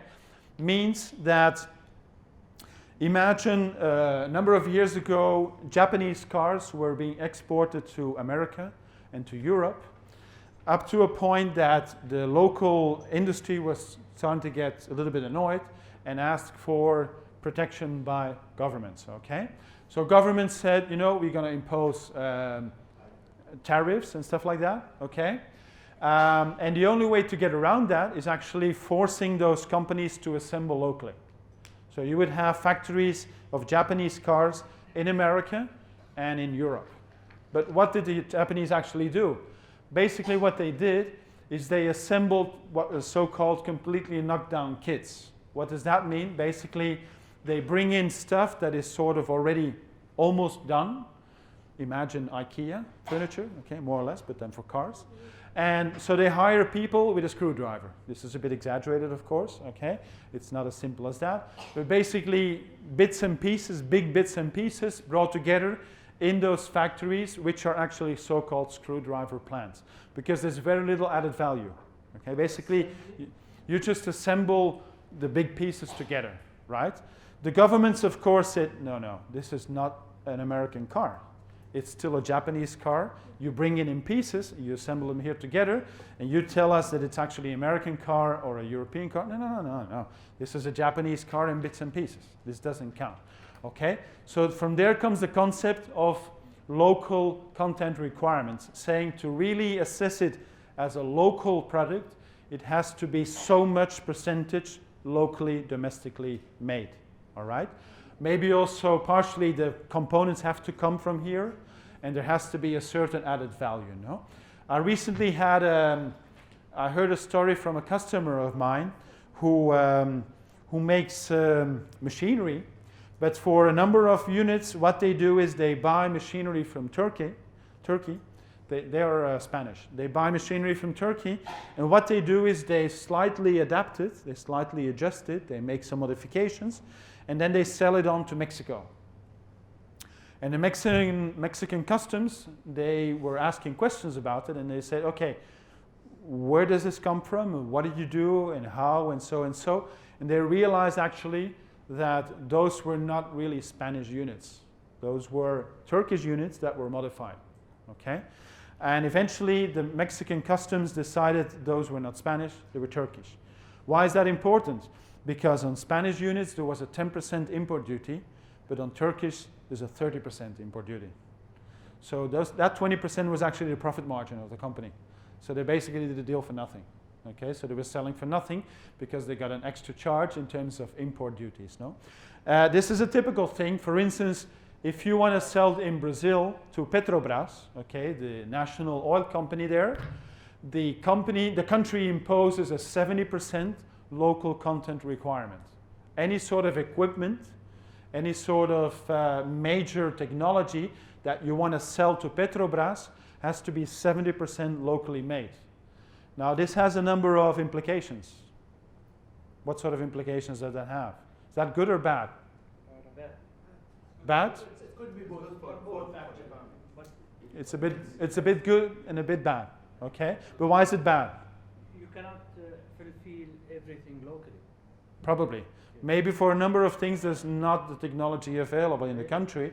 So actually what you're sort of blocking Petrobras development. Okay, they will get stuck in a certain technological level. Which will impact on the end user, which in that case it means that the production rate or production price will go For down. instance, Yeah. exactly, eventually the price, exactly. Well, I'm working a case now, actually, with a Japanese company who wanted to set up a kind of a JV with the company I work for. And their product is for oil drilling, Right, the drill bit and the collar. yes. So now, Aramco, the Saudi Aramco, the national oil company in Saudi Arabia and one of the largest in the world, Mm-hmm. is getting very nervous about localizing, resources in Saudi. So first meeting we had with Aramco, they asked the Japanese company, what are you looking for? They said, we want to sell our product to Aramco. They said, no, we have enough. Why would I buy from you? You want me to buy from you, you come here. Of course, yeah. Then we have gone through the exercise of doing some like secondary manufacturing, and we went back to Saudi Aramco. Again, they said, no, what you are doing is just like 20% of the total manufacturing process. A similar story than what I explained, yeah. Yeah, that's not it. Now, however, there is a complication in here. For this, you need forging.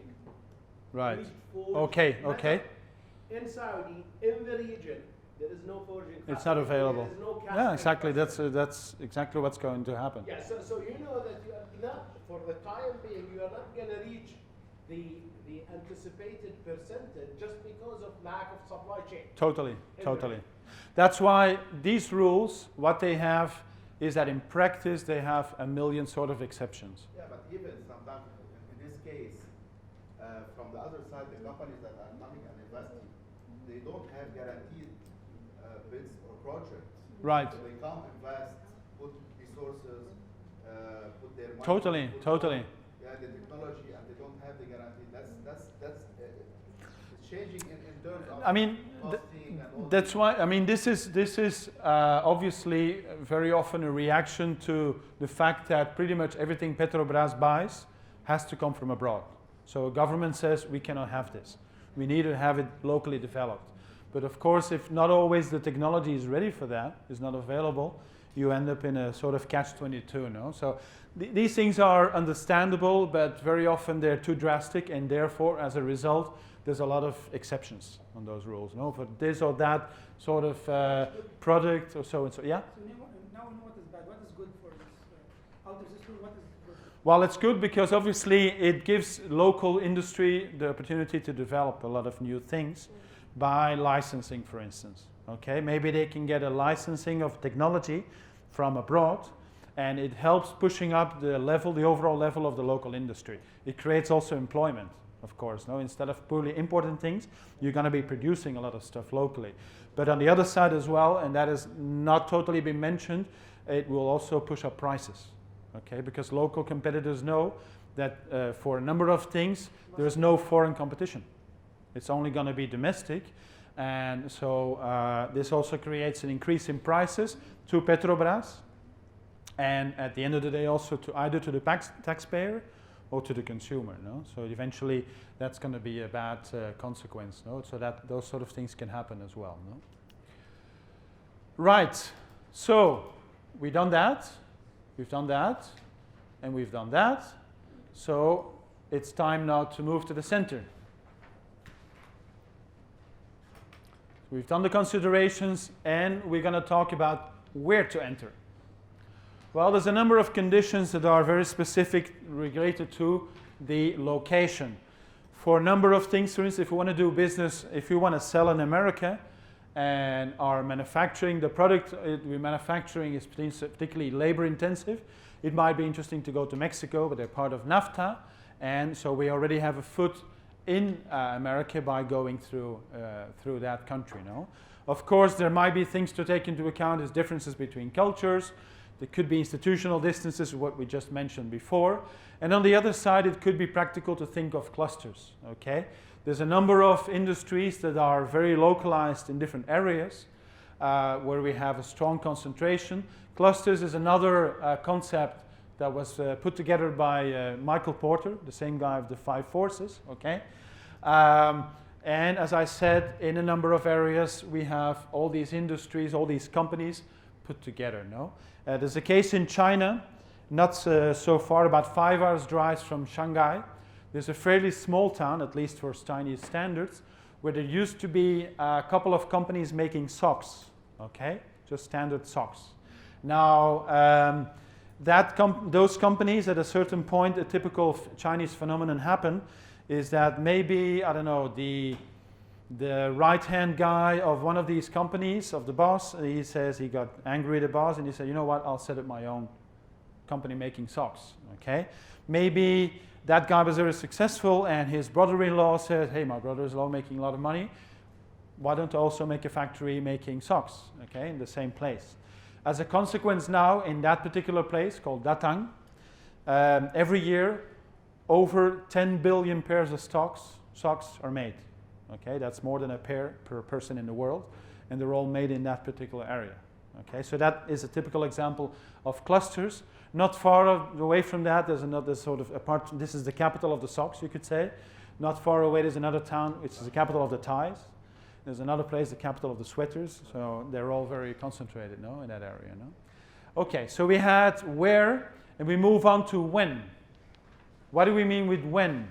Okay, well, it has to do the timing of entry. Would have to do whether we go first or we wait. Okay, we go before other companies or we wait. Actually, we see what others do, and then maybe we go afterwards. No.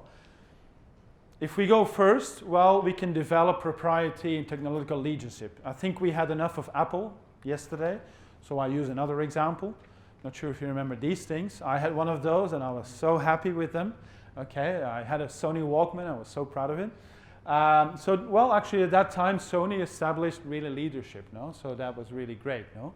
They can preempt scarce assets, okay, maybe resources, sort of stuff. They can establish entry barriers, as the one we saw before, with Airbus going to China, become a dominant firm, and of course have good relationships with key stakeholders, no? If you move later, we can also have advantages depending on the market, no? This is the example, Megabus in the US. You may have heard of Greyhound. Greyhound buses in America, they're very famous.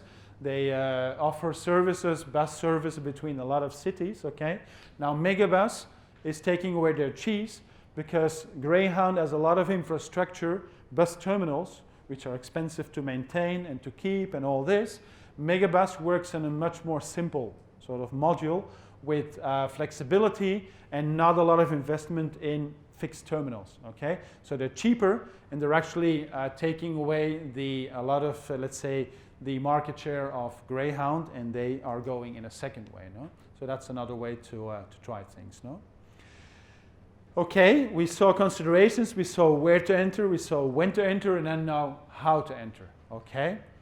Now this, of course, depends. We can go on a large scale, we can go on a small scale. Depends on our commitment. Are we really committed to going far away abroad or not? And what sort of experience do we have? No? Have we already done things in other countries or not? Yes or no? Small scale entries, okay, implies that we're going to be learning by doing. We go step by step, we grow, we accumulate experience, okay? Disadvantages of this, well, we don't really show strategic commitment. Yes? Yeah, another a case that would be related to this could be when Carrefour, Majid Al Futtaim, came to Tunisia. He was well known with in terms of the North African market in Egypt. Like he built Carrefour in Maadi, built Carrefour in 6th of October, many places Okay. around the world. He tried to enter Tunisia, a second market in the North Africa, but he just stayed with only one building. Okay. And he couldn't go above that. So Right. the commitment wasn't that much into Tunisia. Wasn't but that he strong. tried to basically increase his exposure. However, he couldn't manage because still Right. Tunisia, they don't have this mentality of having closed areas as being shopping centers. Right. Compared to Egypt. Now Egypt, they even started opening another one in Alexandria. So Right. Yeah, yeah, exactly. Okay. So we see that if we do a small scale entry, we may have difficulty building up market share as well, no, as was shown here, no? Large scale entries, of course, they benefit from really having a strong commitment from the company, okay? But the stakes are very high, okay? If things go wrong, the losses can be potentially huge, no? And we might not be exactly very flexible because maybe we set up a big installation in one place and it turns out we need to be somewhere else, no? So that's not very, very good, no? What sort of things do we have to do? Well, of course, first we need to prioritize a number of variables. We want to have short-term profit, long-term profit. Where do we want to go? What sort of resources do we want to dedicate? We set up a decision model. We'll see that in a moment, okay? And then we have to make a choice whether we want to really invest or not. We want to go for an equity model or a non-equity model. That as well depends on the level of commitment and what sort of alternatives do we have in terms of contracts and ownership. If we talk about equity, what we talk about is about foreign direct investments in another country. This will give us ownership, of course, of something. We can choose the location, and we can clearly show that we're committed to internationalization. Now, when I mention the decision model, what I refer to is this. What time is it? Because this is a long story. We have 20 minutes. 20 minutes. It's not so good, because I'm going to get stuck halfway. like we can take non-equity half an hour? models and then we go to equity. Right. But I want to do this. Okay, no problem. We go ahead. So this is going to be the menu that we're going to be looking at in the next slides, okay? So we have non-equity modes and equity modes. And then we have a little bit in the middle, you see there's strategic alliances. So some are non-equity and some are equity modes, okay? So this is what we're going to be looking to. The non-equity modes basically are different types of exports or contractual agreements. The equity modes are joint ventures or wholly owned subsidiaries. And in the strategic alliances, we can have them of both types. Okay, so we're going to also explain a little bit what all of these things mean. Now we go into more detail, and we start with indirect exports. We can have different types as well, and we're going to be explaining what all of these things mean, right? Domestic purchasing is a little bit what we saw yesterday in this first step of internationalization. That we don't really make a strong commitment, but we have people coming to our company saying, I want to buy a container of your stuff and I'll take it to my country. Don't worry about it. I'll take care of it. Okay? Basically, what happens is that we have no choice about the destination, what we are doing. It depends on who comes through the door. And we have no knowledge, we have no access about anything related to international markets. It's totally passive, all right? In the long term, most likely we need to do a little bit something more proactive, okay? An alternative could be export management companies or export houses, right? Those are specialized companies or consultants that can be your export department, okay? A lot of people work like that with consultants, and they basically only work domestically, but they have a person working as an outside consultant to do these things and help a little bit the first steps, know how to develop this, how to maintain international sales. They are pretty good about documentations. They know what sort of regulations exist in the country of destination. Well, it's an easy way to move ahead, no? Another option is, piggybacking. That could be, for instance, where we are selling a certain product in another country, or at least we try, it doesn't work. We have really difficulties. We don't sell, we do our best, but it doesn't work. We got the wrong agent, the wrong distributor. We don't seem to understand what are the preferences of the market. Really a tough time. And then one day we meet a friend of ours who is actually a competitor, but we have a good relation. And we find out that our friend actually already works in that country. And he says, you know what, I'll take you with me, okay? I already have a channel open. Your products are a little bit competitive to mine, but they're also complementary, okay? So I'll take you with me, and I'll tell my distributors also to carry your stuff, okay? So that we would call piggybacking. It's interesting, particularly for a number of emerging markets, but we may not get great deals, okay? At least we start moving on, and we start selling in that country, but together with that other partner, right? And then there's a thing called, of course, trading companies. That could be very attractive in a number of regions that are not easy to do business with. And sometimes actually what people use are counter trade or barter operations. We don't get cash, we don't get money, but we get other stuff, other products that we then maybe are able to sell somewhere else, no? Okay, so what we did is we just saw indirect exports. We move on to direct exports. Direct exports is the standard stuff we're all familiar with, okay, we've all heard of this. Basically, we are taking real initiatives in trying to develop our company's internationalization process. We don't commit that many resources, okay? We're not really setting up offices, we're not setting up factories, we're not setting up anything like that, but we are going in a more proactive way, no? So, of course, it's time to sort of put in practice all the tricks that we learn in terms of marketing. We have to select the right product to go to that market, maybe we have to develop it a little bit more, maybe we have to source it from somewhere else, or raw materials. We have to set a pricing strategy, okay? Maybe we have to foresee what sort of discounts can we give, what sort of trading terms. We have to work on promotion, trade shows. If we want to go to that particular country, we have to find out what are the good trade shows. Maybe you have to have material that is online available or offline available. A lot of stuff that we need to think about, no? We need to choose the right distribution channels, okay? Have our own sales force maybe have agents or distributors. We have to think in terms of logistics because that's not so easy anymore. We have to go somewhere else. We probably have to train people to make sure that they are selling well our products. We have to give after-sales service. We have to have people in-house who can handle foreign orders in other languages and stuff like that. And of course, from a technical point of view, we need to make sure that whatever we sell abroad doesn't give us worries and doesn't give us quality issues, no? So there's a lot of stuff that we need to do. Factors for success, of course, our management needs to be committed. I've had a situation at a certain moment in my career before I had my own company where I traveled a lot for a certain company, which one we'll see afterwards. And I think we achieved a number of goals, but when I came back, I had the feeling more and more that the company was not committed to that, okay? And it's very frustrating. If you travel around the world and sometimes you come home and people say, oh, you're so lucky, you travel a lot. Yeah, of course, if you miss flights or you spend the whole night in an airport, it's not so much fun, of course, no? But that's part of traveling. But particularly if you come back and you see that the management is not very committed to what you're doing, it's really not very motivating, no?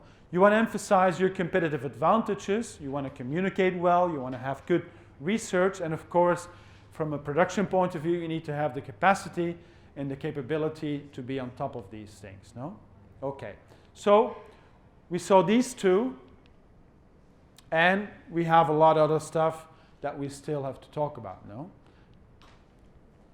Well, if you want to set up foreign manufacturing or service operations, whether we invest in them or not, why do we like to do this, okay? What would be our motivation for such an initiative, no? Well, first of all, maybe because if we want to go and sell yogurts in New Zealand, most likely we will not get very far because they're a product that will perish, okay, that will actually expire. So we probably have to set up locally some sort of production, all right? We want to maybe avoid a lot of logistic costs, okay? So that's why maybe we want to be a bit closer. In terms of service, of course, we do not have a lot of feeling of what's going on in that foreign market. Maybe we want to set up something locally because of tariff barriers or quotas or the local content requirements that we saw before. Other reasons could be varied, okay? Maybe we want to get government contracts, which we will never get if we stick to our own country, okay? Actually, the government, as we saw before, in the case of Saudi Arabia, depends on us for investing in our country, no?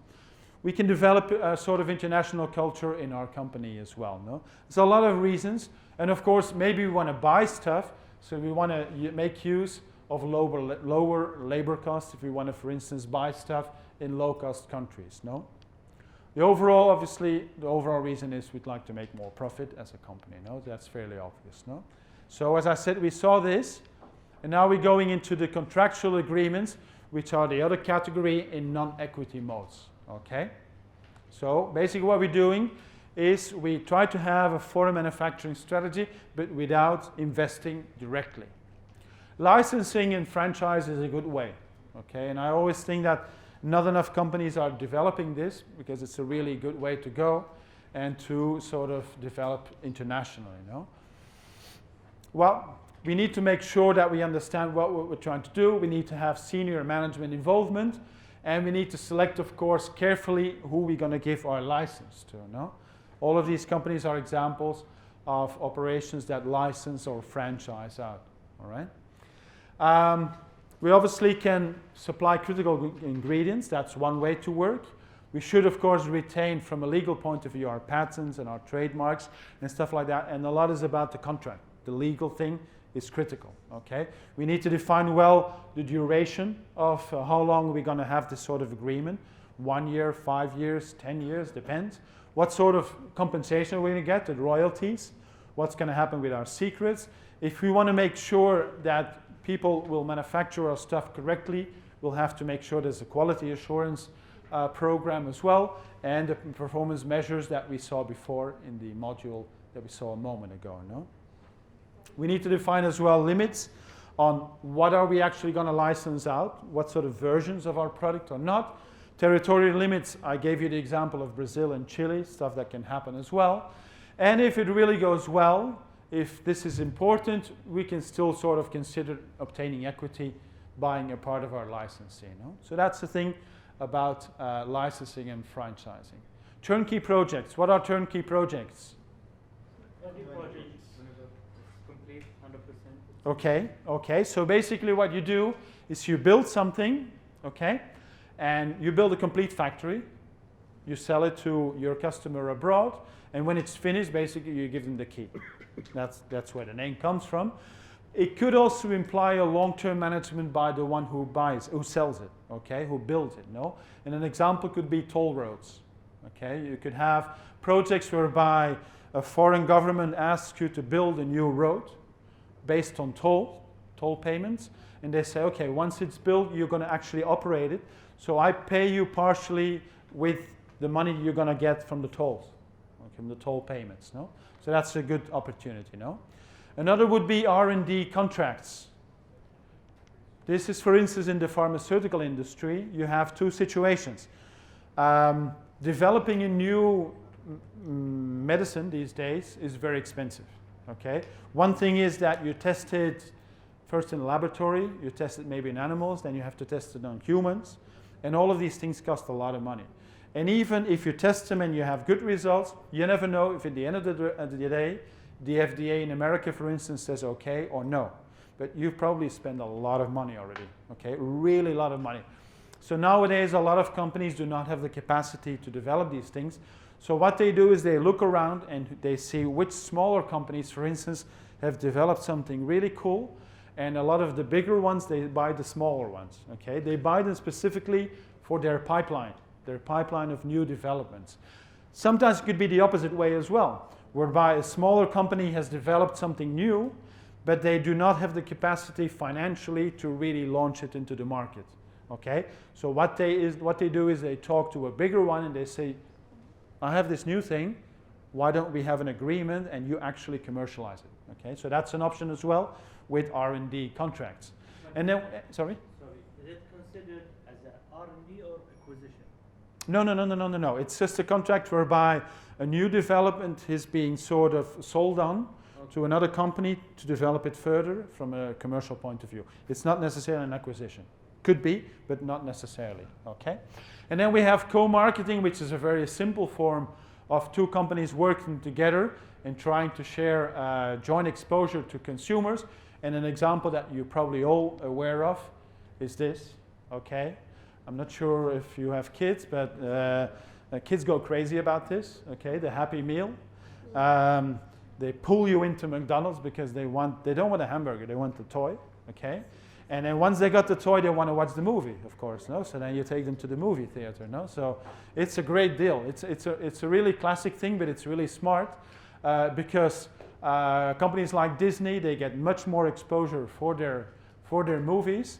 And on the other side as well, McDonald's knows perfectly well that a lot of the kids actually go to McDonald's not for the food, but they go for the toys and all this, no? And they get the wrong toy, and it's a big drama, of course, because they want the other thing and all this, no? So anyway, we saw exports, we saw contractual agreements, and it's time to move on to equity modes, okay, to joint ventures. Everybody's still following me, right? Yeah. Okay, good. Why would we like to set up a joint venture? Sounds like complicated, no? A joint venture. Minimize risks? Yeah, absolutely, absolutely. Be close to the customer. Be closer, exactly as well. To benefit from another company's assets. Exactly, exactly. Maybe another company can have a specific know-how about how to sell stuff in the market. We're going to see, when we talk about China, we're going to see a good example about this, okay? Maybe if we want to set up in a certain emerging market a chemical plant, okay? We know the chemical industry is always tricky because of licenses and permits and sort of stuff. It might be handy, although legally we're not required to do so, to have a local partner on board who knows exactly who to talk to in the government to get that permit.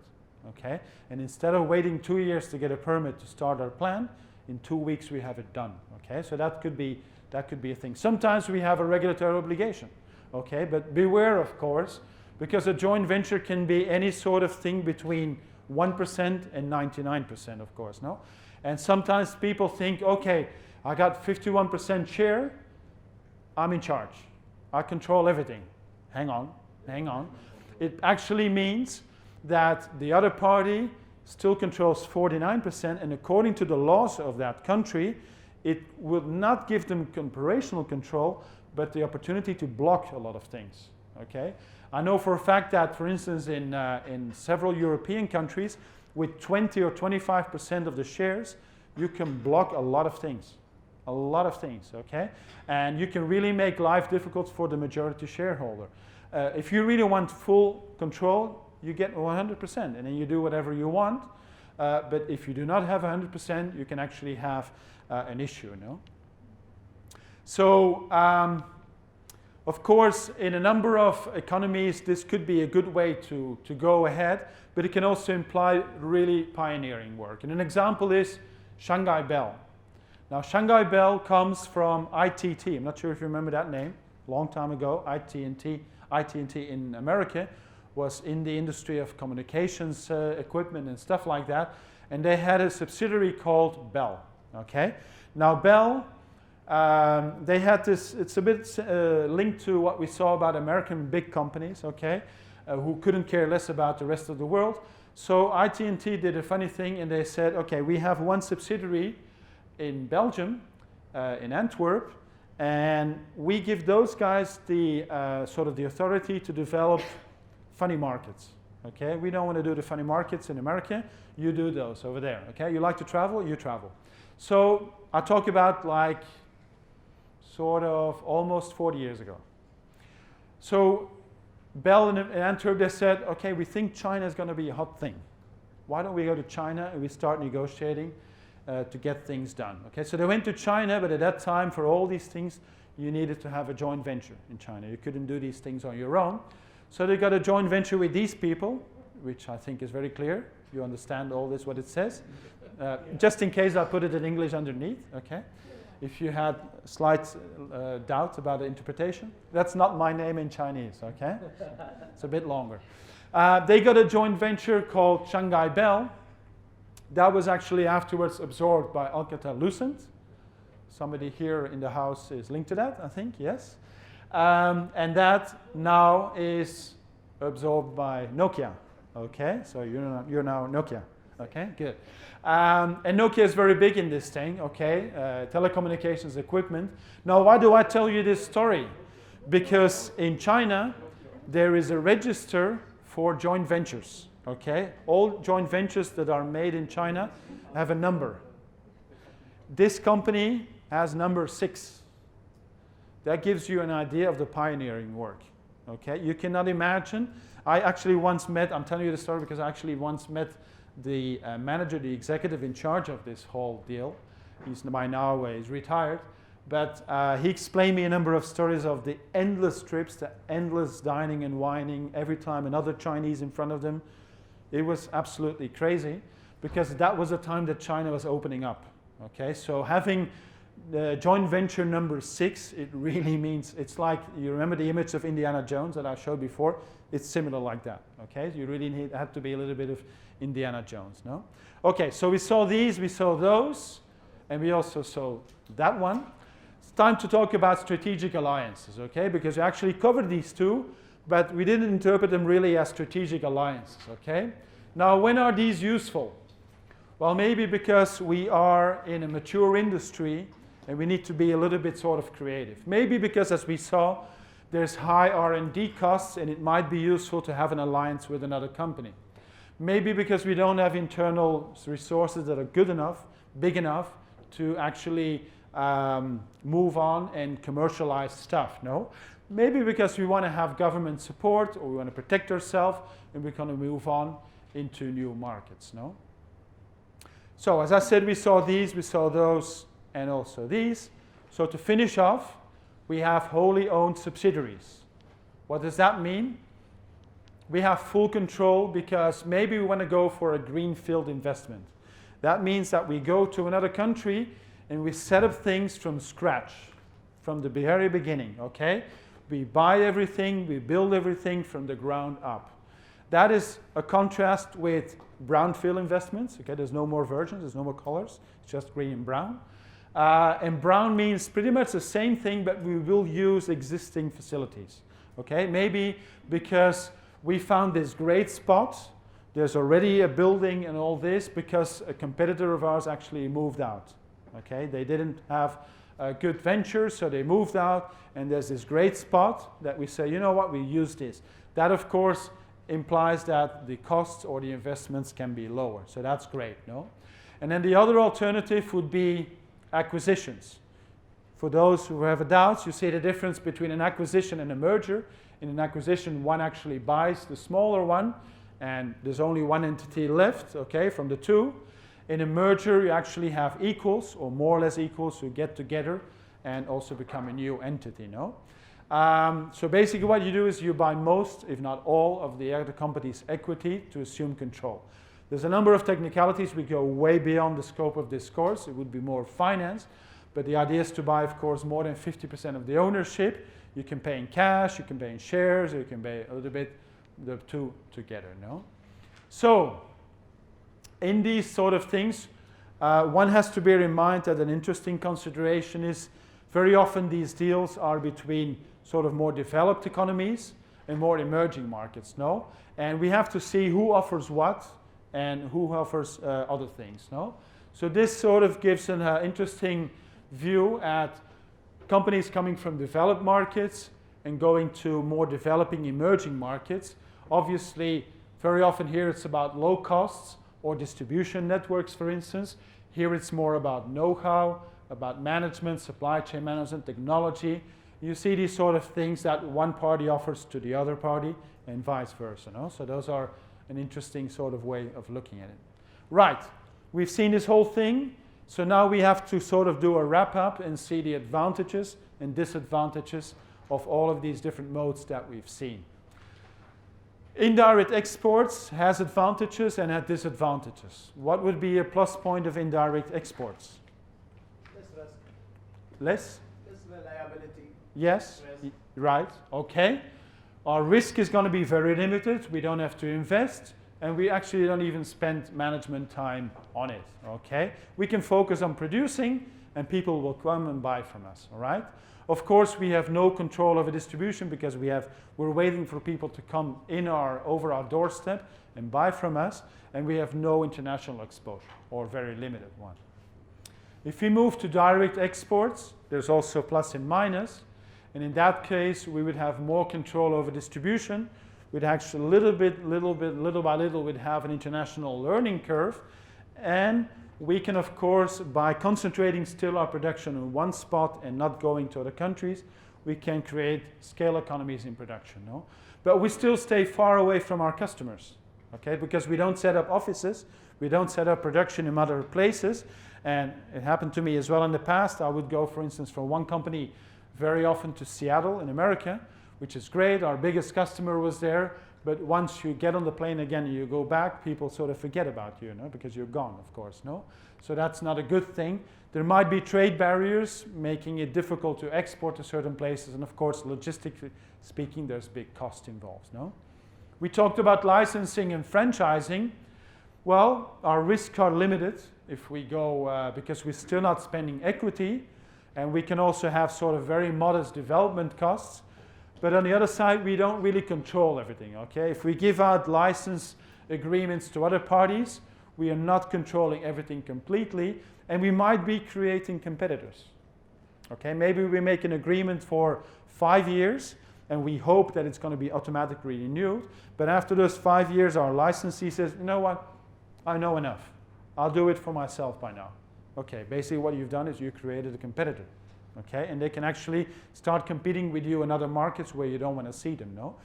Also, I talk about limited global coordination because all over your sort of global operations, you want to maybe use the same software, maybe use same sort of control systems, and it's going to be difficult to control these sort of things if some of them are sort of loose ends, no? Turnkey projects as well have pluses and minuses.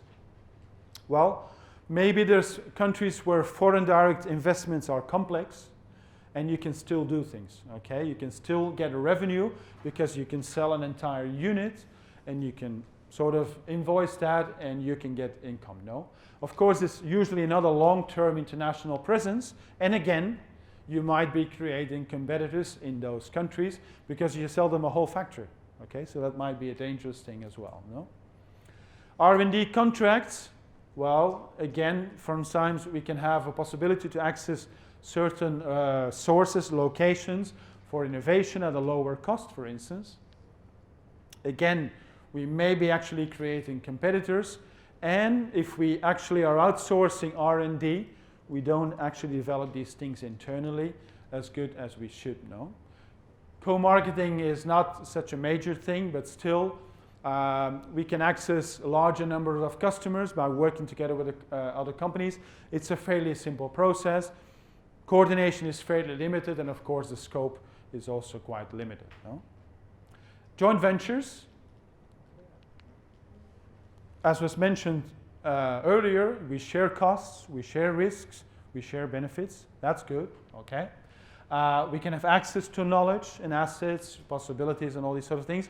Strategically, it's a divergence, of course. We have usually limited operational control. There's plenty of examples where joint ventures eventually don't work out well because the partners have different ideas of how to go. And again, it's sometimes difficult to fit in these things in our global sort of operations, right? Greenfield operations, greenfield investments, they have the possibility, of course, they have the possibility that we have total control of what we do because we build it up from scratch, so we can decide everything totally exactly like we wish it to. We protect our knowledge fairly well, and we can, of course, coordinate things better. If we want to be working with a certain CRM, ERP, all these sort of softwares, we can impose those on our subsidiary over there, and that's going to be a good way to coordinate, no? It obviously implies a big substantial investment in most cases, and it's fairly slow to do because we have to build up everything from scratch, at least if we compare it to an acquisition, no? And what we do, of course, is sometimes that could be an important consideration. We add capacity. We build a new factory. We add capacity to an industry, no? And acquisitions, finally, as an advantage, we have usually substantial control. We can rapidly enter a market because we actually, there's an entity that we buy and we come in, we pay and we get it, okay? We're not adding additional capacity because it's already there. But on the other side, it could be sometimes a very expensive exercise and not always easy to integrate. I'm not sure about Nokia and Alcatel-Lucent, but there's a lot of occasions whereby companies bought and it doesn't really work, okay? People feel like they're not being treated well by the new bosses. It doesn't work well. So very often, a lot of these things go bad because it's difficult to integrate these things, no? Final couple ways to look at this are the levels of involvement of all these things that we looked into. Obviously, the level of involvement in domestic purchasing is very, very low, and in wholly owned subsidiaries is very, very high. Okay, so basically we follow a little bit the same line of how I explained the different cases. And if you look at sort of how they compare in terms of control and risk, you can also see there's a tendency from very low risk and very low control in domestic purchasing, and very high risk and very high control in direct investments. All right? So we've done them all. I'm not sure if you followed me all the way through my traveling through this menu. And as conclusions of this part, you see we did reach 98. Okay, it looked a long travel, but we got to 98. We talked, if you still remember, in the very beginning, about the liability of foreigners could be a major constraint, but in most cases it could be overcome anyway, no? There's no generally perfect entry mode. I think you understand that. We've seen a lot of things, depending on the country, the company that we work for, the timing, whether we have to go fast or not. And then, of course, the most important choice that we have to make is whether we want to go with an equity mode or a non-equity mode. Doubts or questions? Then I suggest we have a break. So, after this long story about the entry modes, okay, which I hope you all followed with me because it was a rather long journey. We're almost getting to the end, so we're getting now to industrial marketing. So we saw all this stuff already. So basically what we have left is industrial marketing. We have afterwards, I'll do the part about China. And then we finish with a very short one about organization and leadership. And then I give the floor to all of you. And we'll look at the videos. And I'll see which one I will take to the Oscars. Oops. So it's dangerous. It's dangerous teaching. All right. So the objectives of this part, good, are first of all, of course, to understand the differences between industrial marketing and consumer marketing, because we have a tendency to talk very often with examples and characteristics of consumer marketing. But as I already mentioned to you yesterday, for every job in consumer marketing, there's about 8 people working in industrial marketing. Okay, so it's fairly normal that we spend also a lot of time on this, no? At least a specific module to create a sort of a framework to work with these projects in an international context. And I will talk a bit about sales leads and the sales team, industrial sales team. And we'll try to put together all this in a strategy, in an action plan, so things makes a little bit of sense at the end of this module. All right? Right, we'll start with a video, which it's not like the lady from Singapore about Latin America, but it also goes rather fast. Okay, so I hope you can follow this. This is about Cisco. I assume many of you know this company.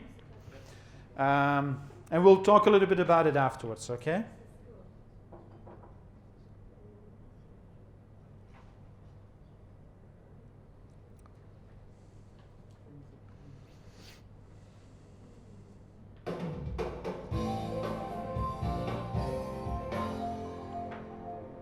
We felt pretty good about ourselves as marketing people. We thought, great, we're doing what we're supposed to do, we're doing our job, we're generating sales leads, we're converting sales leads, we're getting market share and all this kind of stuff. And this is when this book came into play for me, because I sat back and I thought, okay, that's terrific, but we're hearing from salespeople that they're starting to lose deals. We're hearing that they are not able to compete on Cisco's background. They really have to compete on margin. They really have to compete on feature functionality. It got very challenging out there in the marketplace for our salespeople.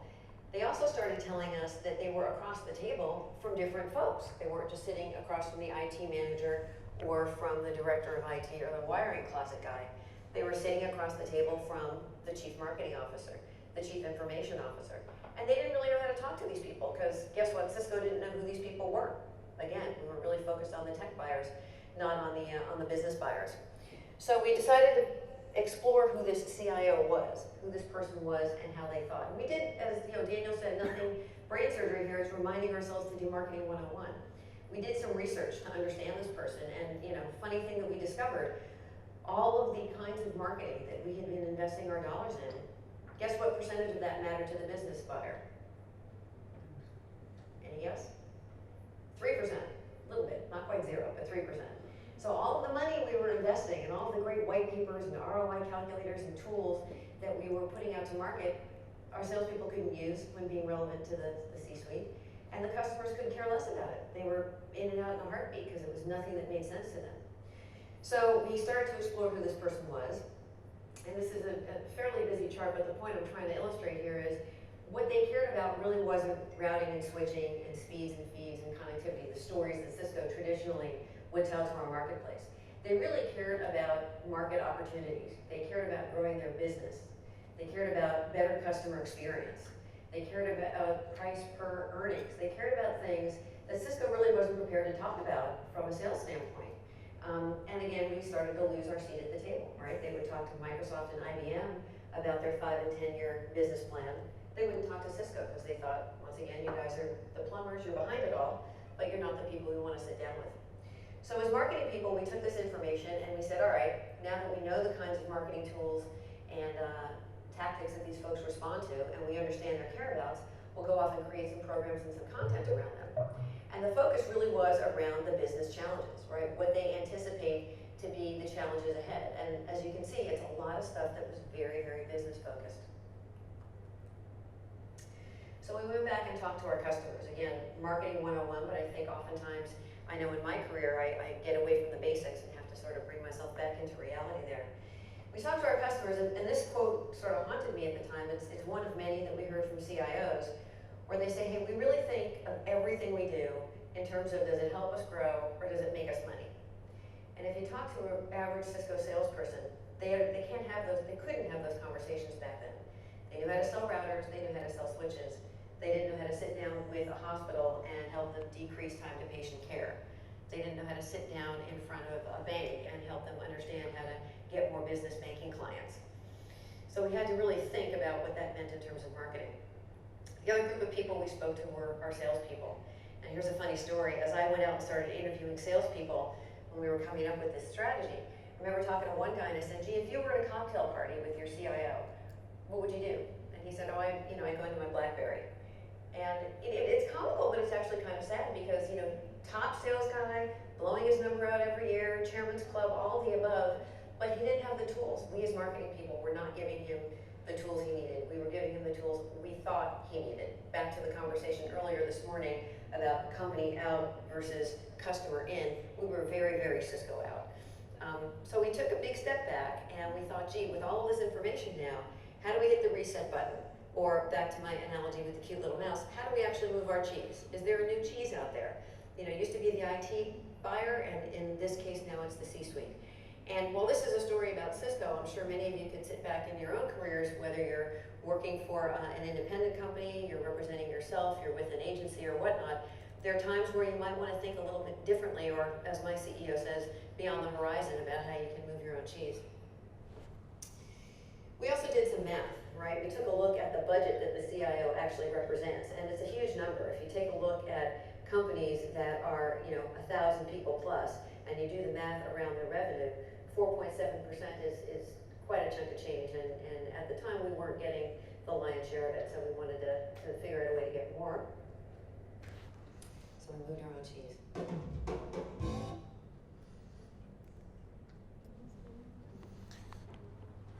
Wow, this was complicated, no? Yes. Okay, let me summarize this maybe for you. Yes. So Cisco, they make, well, at least at that time, they made a lot of equipment that was used by the IT departments in big companies, okay? Routers and stuff like that. And they found themselves, this lady was in charge of marketing, and they found themselves in a situation whereby the salespeople came back complaining because it turned out that in the past they could focus on selling indeed the equipment, the hardware, okay, and trying to focus on the performance, on the features like speed and all these sort of things, or size or whatever, or energy consumption or whatever. And it turned out that little by little the big customers were changing the way they were buying these things, okay? And they were not so more interested in purely the hardware, but they were looking for something bigger. How can you, as a supplier of hardware, how can you actually contribute to me as a business to grow and to make more money and to be better with my customers? Now, obviously, imagine that you are a salesperson working for Cisco and you have probably this folder of data sheets with all the different products, the whole catalog, okay? And you used to go to visit your customers and they and you say, hey, I got the new model 2017 of this router, the one you had before, and we can substitute it because now it's faster and it's better and blah, blah, blah. And your customer says, yeah, but how can it grow my business? And you go, hang on, let me check that on the data sheet, and it's not there because they never told you that, okay? Or the example that they mentioned, you have a big customer which is a hospital, and they say, how can we address better the time to get our patients through the hospital and address them better? Well, of course, if you're used to selling equipment, you have no clue. This is not the sort of question that you would get in the past, no? And what it shows is that marketing has to give the right tools to the salespeople, because otherwise you send out your soldiers like, I don't know, with a potato knife, and you're going to have to fight a war, and a potato knife will not be enough, okay? But they didn't even have an idea what are they asking for and what can I reply to this, no? So this is a typical context. I also like this video because, first of all, it's tempting when we talk about industrial marketing to think of purely machinery or equipment or stuff like that, but also services. Any B2B activity is industrial marketing, okay? If you work for a big company that has, for instance, outside accountants or legal advisors or whatever, these legal advisors, they also do industrial marketing. It's not about machinery, it's B2B, okay? They sell their services to another company, no? And so if in industrial marketing you wouldn't think of this, that's why I think it's interesting to see this as well as an example, no? So she explained a little bit the magnitude. Of course, they did analysis and they saw that all these sort of purchases where we could be supplier represent nearly 5% of the turnover of their customers. And as she says, that's a chunk of change. That's a lot of money, okay? And of course, but if you do not have the right replies to what your customers are asking for, as a salesperson, you're done, okay? You get substituted by the competition, no? So basically, let's have a look at another sort of perspective, okay? Which is a survey that was done in 2014 among a number of manufacturers that were using industrial marketing, okay? Big companies, minimum $10 million to $500 million. Most of them family owned and spanning four continents, okay? And what were some of the conclusions about how they worked towards the market, no? And it turns out that actually a lot of them were using, in terms of sales and marketing, old school type of tools, okay? Actually, I'm almost a little bit uncomfortable with this chart, because what it says is the green things, okay? I'm not sure if you can all read this in the back. It says outbound calls or cold calling and trade advertising were important tools. I would personally even put trade shows in green, okay? Because I think trade shows also are fairly old school. And those are among the biggest sort of ways of getting in touch with the market. Now, I'm not sure how many of you have done cold calling ever. Outbound calls, so simply picking up the phone and start calling to potential customers. Is that a pleasant experience or a terrible experience? It was life insurance. It was just during my studies. Oh, okay, For okay. life insurance for MetLife Ali. Ah, yeah, okay. It was my first experience of calling people and get some. And you enjoyed that? Yeah, it's nice, but It's nice the first day. Close the deal, Yeah. yeah. yeah. Anybody else has done cold calling? Yeah? I do. And what sort of... I love to talk to people. yeah, but I enjoy it. you enjoy it, but it's tough, I would imagine, It's no? tough, but I think this is part of my personality. Okay, well, that's good. That's good. Okay. I also did quite a bit of cold calling. In the beginning, it's okay, but I do have the impression that it becomes boring. Basically, what you have is a list of potential customers. With luck, you do have a name of a person to talk to. Okay, that makes a lot of difference. But very often, you don't have a name. You have to ask for purchasing or marketing or whatever. And then you also have to pass the first filter, the first person who picks up the phone. I had this with my own company, offering internationalization projects like sourcing in China, which is a basic sort of strategic thing that you have to, I mean, it's not something that you immediately start doing in any company, that you have to really think about. And how many times it happened to me that you call a company and the first person that picks up the phone at reception or whatever actually tells you, oh, no, we're not interested in that. You go, excuse me? I mean, this is a strategic decision. Are you deciding what is strategic for your company? Of course, you can't say that, no? Because then, of course, it slams the phone, no? But it happens very often, no? And that you say, hang on, let me at least talk to somebody else, no? So it's quite a difficult thing, but a lot of companies depend on that, no? Trade advertising refers more to, let me put this off again. Trade advertising refers more to trade magazines, okay? And I guess in all of the industries that you're active in, if at least for those of you who are in a more industrial marketing activity, there's tons of magazines in every industry. It's amazing, no? It's really endless. And there are still a lot of companies who think that having a full page sort of advertising is the thing, no? It's a lot about ego, no?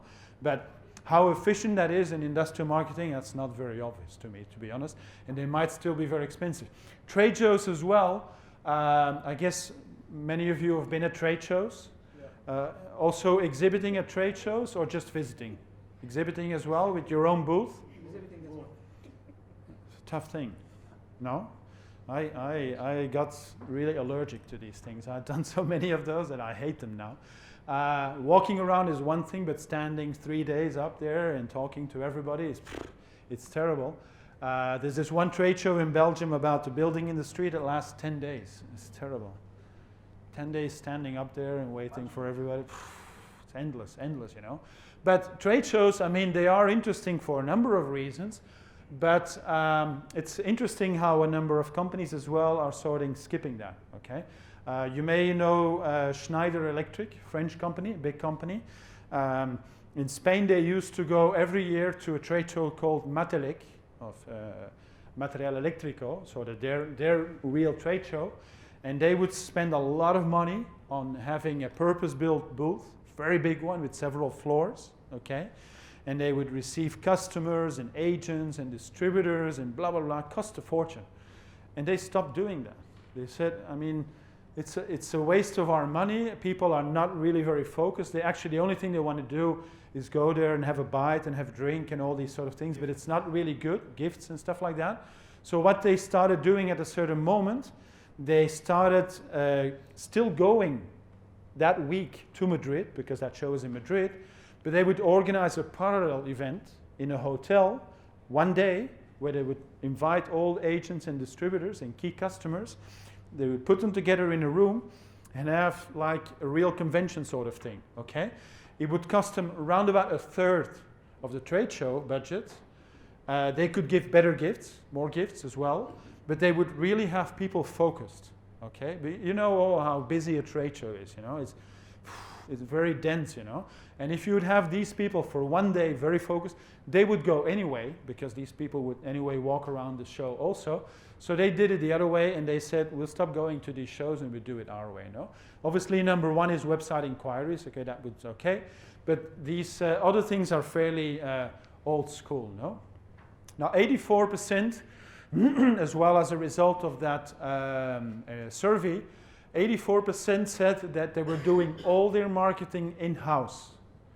Now, needless to say, simply by mentioning trade shows, you all know that trade shows, they're not all year round. They are certain moments, peak moments. And of course, that means that during certain periods of the year, marketing is undermanned, it's overworked because they have a lot of work to do. Among others, because as you all know as well, a trade show requires a lot of preparation, but the real work with a trade show starts afterwards. Okay, when you have all these contacts, all these people are asking for prices, for specs, for a mail, for a visit or whatever, then is the real work starting, no? 60% said they were unhappy with their lead conversion rate.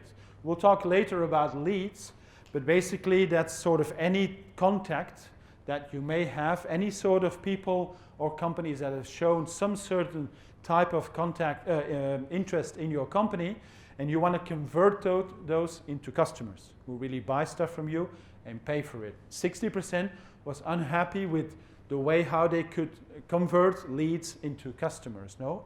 And 66% actually were using websites as a lead generator or a sales tool, but as you probably also will admit to me, a lot of businesses, B2B companies, have fairly poor websites. Okay, the really cool websites are the ones more aimed at consumer goods, but a lot of companies who are in the business-to-business activities have terrible websites. Yeah. I'm not sure in Bahrain or the Middle East in general, but in Spain I've seen that so many times, companies that have a website and it has one thing called news, okay? And then you click on news and it says, we will be present at the trade show in 2013. And that's the last thing they have. How often have you seen that? It's terrible. It gives such a lousy impression, you know? An example of an investment firm that I work with, it's like we have this website, like the first page is like a picture of, I don't know, a desert in Libya and stuff like that, then about us, our mission, vision. But when we look at about us, it's just like 2 lines, then the mission, vision needs to be updated, and then maybe the last thing would be the news. Yeah. Well, these things happen. Like in 2014. It basically shows that nobody's really concerned about giving a good image to the world, you know. So this is really bad, no? Why is this? Well, very often industrial marketing is perceived as sort of not as cutting edge as consumer marketing, no? So what is and what isn't industrial marketing? Well, it basically is the complex set of tools and strategies that companies need to apply to be successful in markets that are company to company, all right?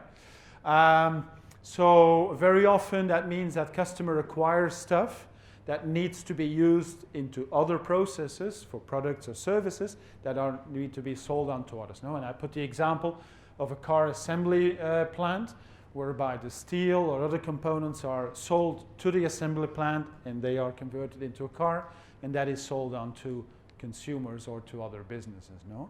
So obviously there's a lot of stuff that is corresponding to the same thing as consumer marketing. I'm not going to say that everything is different, but there are a lot of differences anyway, no? And they're focused on a number of sort of categories, which we're going to be exploring now in a little bit more detail. But in any case, industrial marketing is not the same as consumer marketing. For instance, because products are usually quite more complex, okay? There's a few engineers in the room, right? I remember. This will probably look okay for you. To me, it looks scary. I don't know what it is. I'm an economist. I have no clue. But what I'm trying to say is, and this is just a poor example, of course, but in general, in industrial marketing, products are much more technical. They're customized, okay? So you need both on the emitting side and on the receiving side, you need a specialized knowledge and preparation, right? The buyers themselves in industrial marketing are different as well. In consumer markets, basically as a seller due to advertising, you can be powerful, you can be more powerful than individual customers because customers are fairly passive. In industrial markets, that's not the case. Your buyer usually is very knowledgeable and sometimes it's actually a team who will analyze each offer in a lot of detail, right? It actually goes so far that if you talk about capital equipment, as we'll see also afterwards, very often the person that will make the final decision, you will never ever get to see that person. Okay? If you're talking about big machinery, it might actually be the board of directors who will make the final decision because it's a big purchase, millions of dollars, and you don't even get the opportunity to talk to these people. Okay, so that's very, very frustrating sometimes. No, the process itself is also different. It's about bids and quotations. Okay, if you go to as a consumer and you go to a supermarket, basically every product has its price, and that's what it is. Whether you like it or not, that's what it is. If you don't like it, you go to another supermarket. But you cannot go to the Carrefour here and buy 6 packages of milk and go to the cashier and say, you know what, I bought 6, can I get a better price now? No. It's 6 times the price that it says, and that's it, no? Whereas in these processes, it's quite different. Very often it's the result of a request for quotation, tenders, bids, sort of all these things. And the influence of the advertising, that's why trade advertising is so old school. The influence of advertising is usually just limited maybe to the little bit of in the beginning, okay? That maybe somebody sees an ad, but it's not as much as, for instance, constant advertising on TV. It's a totally different ballgame and not comparable, no? The market information as well is an area where there's huge differences, no? As I mentioned already yesterday, if you want to sell fashion in France, for instance, you're going to find a lot of market studies. You're going to find a lot of information, some more or less applicable. You're going to find a lot of stuff, no, about consumers, their preferences and all this. In industrial markets, we talk about niches, okay, very specific niches that are very often difficult to analyze. And most likely there is information, okay, but it's probably going to be on the hard drive of your competitor. Okay, not somewhere out there on the internet. No, an example could be: imagine a European manufacturer of machinery to handle cheese whey wants to sell in the U.S. Cheese whey, just so everybody understands, it's the liquid that is left when you make cheese. Okay, so imagine they do some analysis and they say, okay, in the U.S. there's 23,000 factories making food. Well, obviously that's not a very useful way of looking at things because that's far too much, and it includes everything. No. Well, if we sort of cut it down to cheese producers of natural and processed cheese, there's only 712. All right, that's better. Processed cheese only would be 332, and then the ones that are focused on dry condensed cheese is less than 200. And the ones that actually make something with wheat itself only are maybe 85. All right, so you say, oh, that's cool, I can work with those. But then you still have to look a little bit more in detail because maybe your machinery is particularly good for very big factories, okay? So the smaller ones are not interesting. And maybe you want to say, you know what, I want to go to the US, I want to try and sell there, but I want to first focus on the East Coast. Turns out that half of them are on the Gulf Coast or are on the West Coast. Maybe actually some of them are not individual companies, but they're part of a bigger group. And it turns out that actually decision making is done, I don't know, in Singapore. Okay, so you go there and it actually turns out that you cannot even talk to somebody who makes the decision. All of this information, to find that is very difficult. It requires a lot of work. Okay, market research as well is quite different in industrial marketing. Okay, the usual sort of consumer research methods are not to be used there because you have small samples, small groups, okay, and they're not very often homogeneous groups. No? So you have to go for field research, personal interviews, understand better what's going on. And in terms of finally the product range as well, cycles, how to sell, how to do things are also quite different. No? If they are low unit price products, it can be often very easy to do. But with capital equipment, for instance, as I mentioned before, very often it's customized. People who make machines, they will not sell one model of machines to everybody. That's not going to work. Whatever customer they talk to will have specific needs and they want it personalized. They want it a little bit different, maybe because they use other types of current, maybe because it goes linked to other processes. So all of this is customized, it's big, it's expensive, and decision makers are high level, as we just saw before. No? So this would be an overview of what I just mentioned before, these 6 different categories and the differences between industrial marketing and consumer marketing. Okay? Now, what sort of customers are we talking about? This is something I took. This is an image from the US market, but it's fairly applicable worldwide, more or less. Okay? Most B2B buyers would be companies. Okay? And those could be intermediaries, distributors. They could be OEMs, like car assembly plants, for instance, or users of stuff. No? Then you would have the government. Okay? We talked already several times about the government as a potential buyer of stuff. Could be the public sector, could be like units like linked to defense, to railways and stuff like that. Then you have other institutional customers, could be hospital, for instance, schools, could be very big industries, could be very big buyers for a number of things. No? And then in some countries you have cooperative societies as well, which could be another sort of entity, another family with its own needs and requirements for stuff. No? The type of products are also different. We already brought that up a little bit before, but going into details, most things that we think about in terms of industrial marketing are materials and parts, okay, that go in something else and that are converted into another things. It could be, of course, raw material. Remember what I mentioned about ArcelorMittal. It could be manufactured materials, but still sort of raw materials like steel. It could be already components or sub-assemblies, no? Like car engines, okay, which are very complex sub-assemblies, but they're actually parts of something else. No? Then we have the capital items, which could be equipment, basically equipment, or remember the turnkey project that I mentioned before, complete plants or buildings.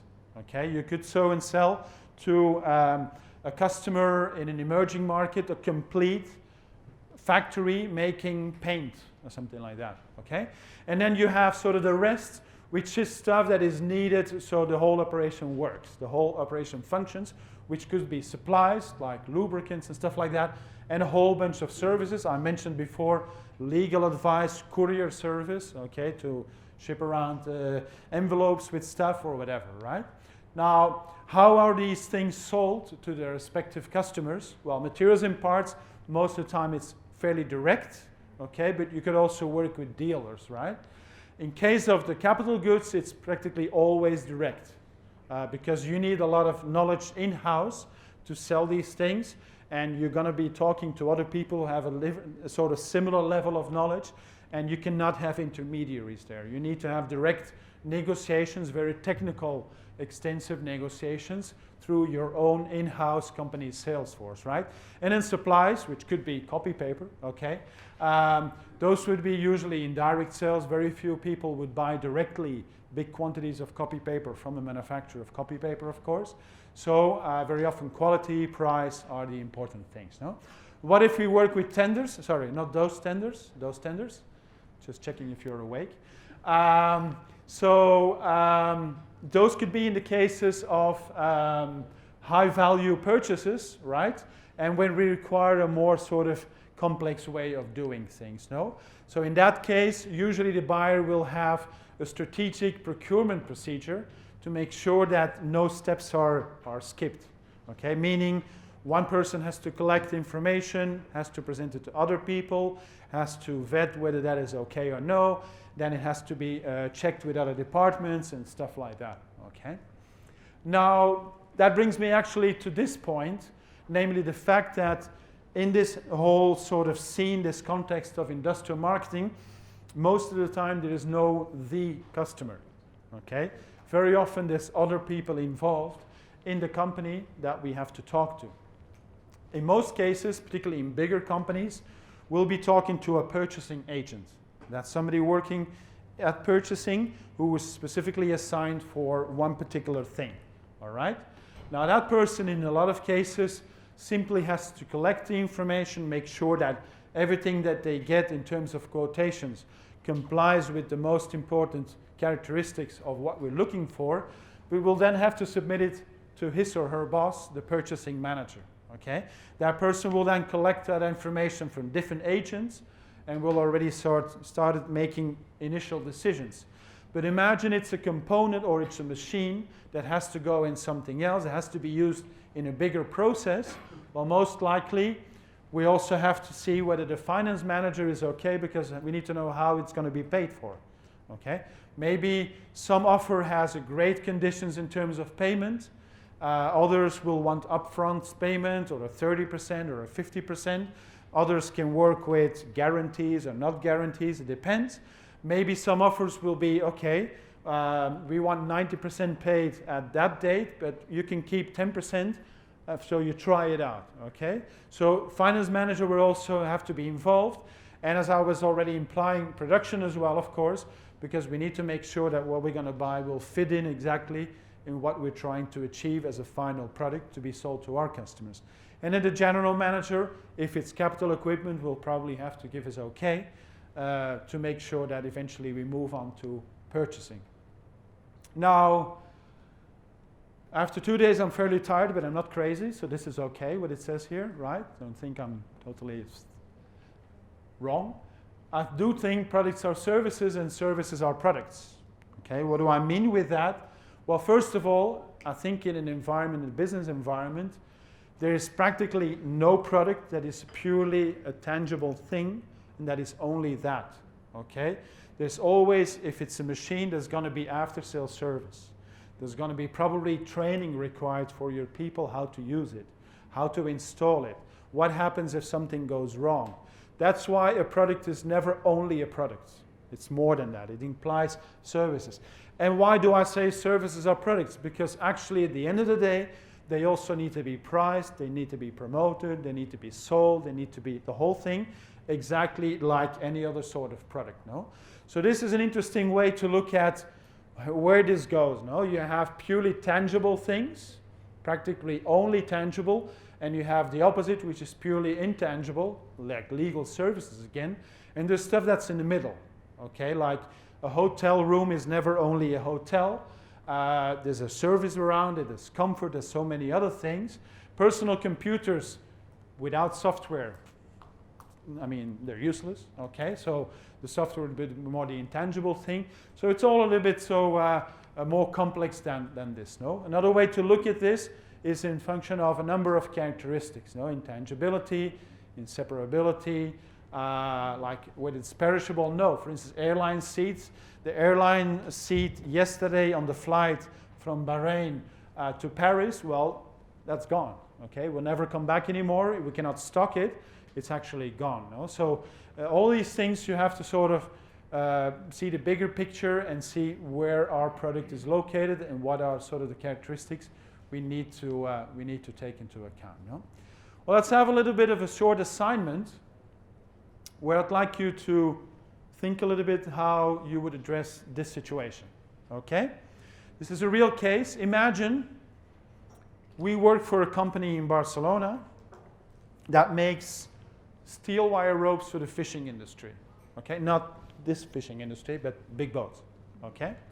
The boats that fish for tuna or for codfish or whatever, no? They fish in the ocean and they have big steel cables to pull the nets. All right, we make those in our factory.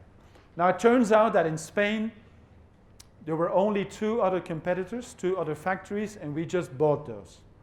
All right, good. Allowed.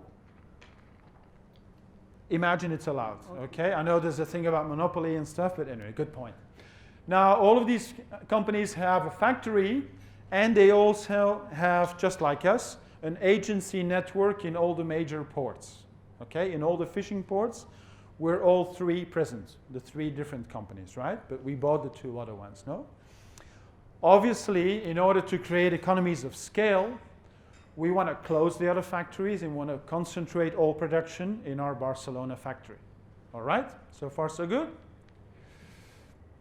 Now, obviously, if we're all concentrating everything in one place, in one company, some people would like to maybe open the door for foreign competition, okay? Because there's going to be people in the market who's going to say, hey, if I can only buy from one place, that's not interesting. I want a bit more competition. So how can we avoid this? The longer we keep out foreign competitors, the more comfortable a situation we have, no? So to sum it up, what we plan on doing is maintain the 3 brands. Okay, I just invented these names, but they're 3 gods of the old times of the sea. Neptuno was the god of the sea for the Romans.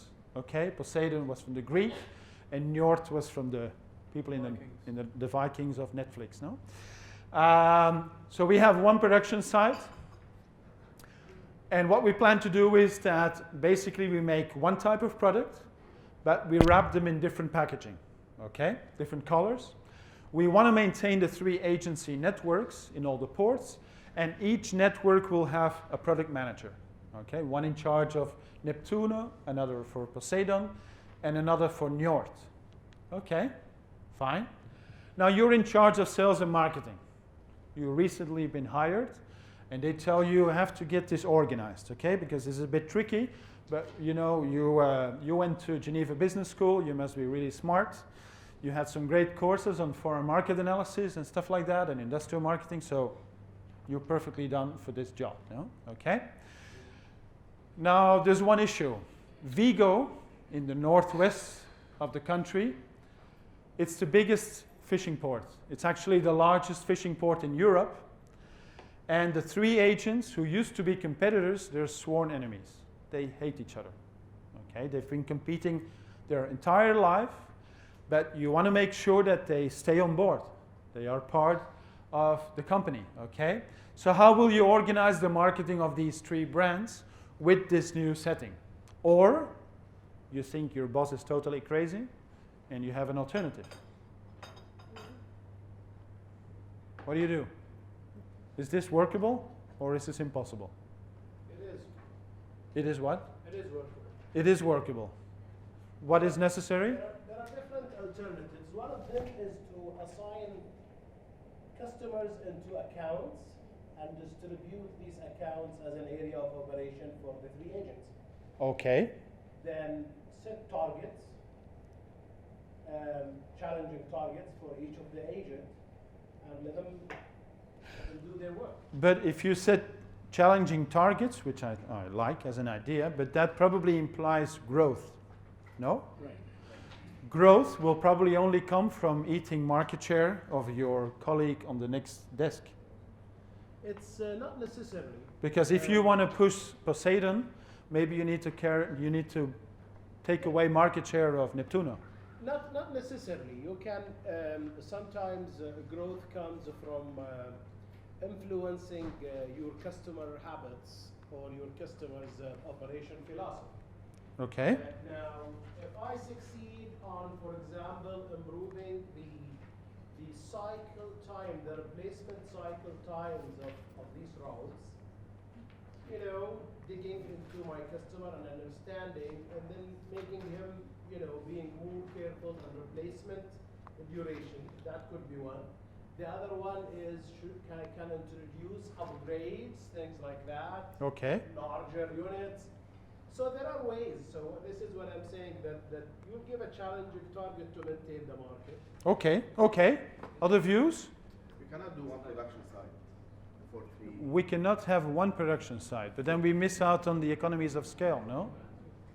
For the 3 products. Yeah. To have the challenging areas where. Right. But that's what the boss has already decided. So you're saying the boss is crazy? It's not crazy, it's out of mind. That's more polite. That's better to maintain your seat, no? Okay. If you don't say tough things. Yeah? I'm working on an investment company called Ziani Investment. They are a holding company for many automotive brands. They have a BMW, they have a Jaguar, Land Rover, Rolls-Royce, Ferrari, all competitors. Each brand competing the other one. Right. Now we have a plan for each brand. So we have different So similar situation. Exactly similar situation. Okay. And you're in charge of that? I'm in charge of the whole group. Good luck. Yeah. So, but when I sit with the marketing people, usually they have different customers. Like BMW customers are totally different from Ferrari. Okay. Segmentation. Yeah. So we have to focus on segmentation in the beginning. Then, if we have a common customers, now it is their assignments to convince him to buy it. In the end, it is a challenge, as he said. We have a challenge target. So you actually end up competing with, I mean, the guy in charge of BMW will be competing with Jaguar, no? Yeah. In-house. But we have totally two different marketing departments.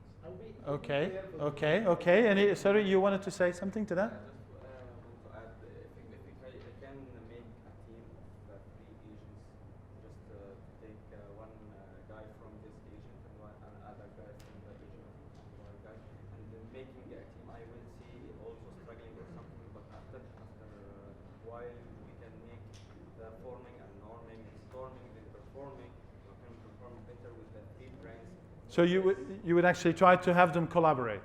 Collaborate and make a business plan for each one of the Okay.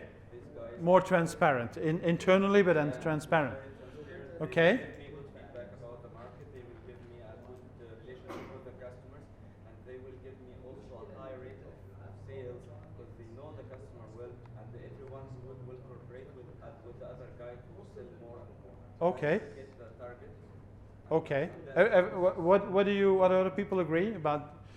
Some people go more for the sort of the competition, others go more to collaboration. Actually, I'm confused between these 3 agents and the 3 agents of the beginning of the slide. Well, what I was saying before is that you have the agency network. Each factory had its own network, meaning they have agents in all the major ports. Okay. Since you buy the 2 other factories, you also, let's say, acquire these networks. Okay. Meaning that before the acquisition, the 3 agents in each different ports were competitors, but now you need to have them in the same family, because what you want to avoid is that if you upset one of those agents and you say, I don't want to deal anymore with these guys in Barcelona, they start calling around in other countries and say, who can supply to me fishing wire rope, okay? And you invite actually foreign competition, which you want to avoid. Because since there are only 3 offers for now in the market and you buy the 2 other ones, you indeed want to try and control the whole market, okay?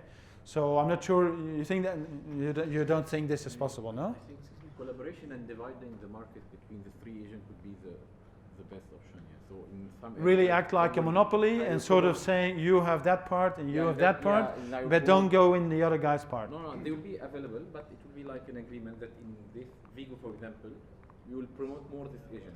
Okay. You will compensate the other in other ports. Okay, so you're going to say to the ones that you don't want to promote, so to say, sit down and we'll take your customers. Okay. Okay. What is the conflict between them? Okay. What do you want to? First of all, I think they are not enemies anymore because they are one family, right? But what we Right. have to do is each agent in each area has to create a satisfied, customized product to this specific area, not to lose the agency. At the same time, not to compete with the other agent. Right.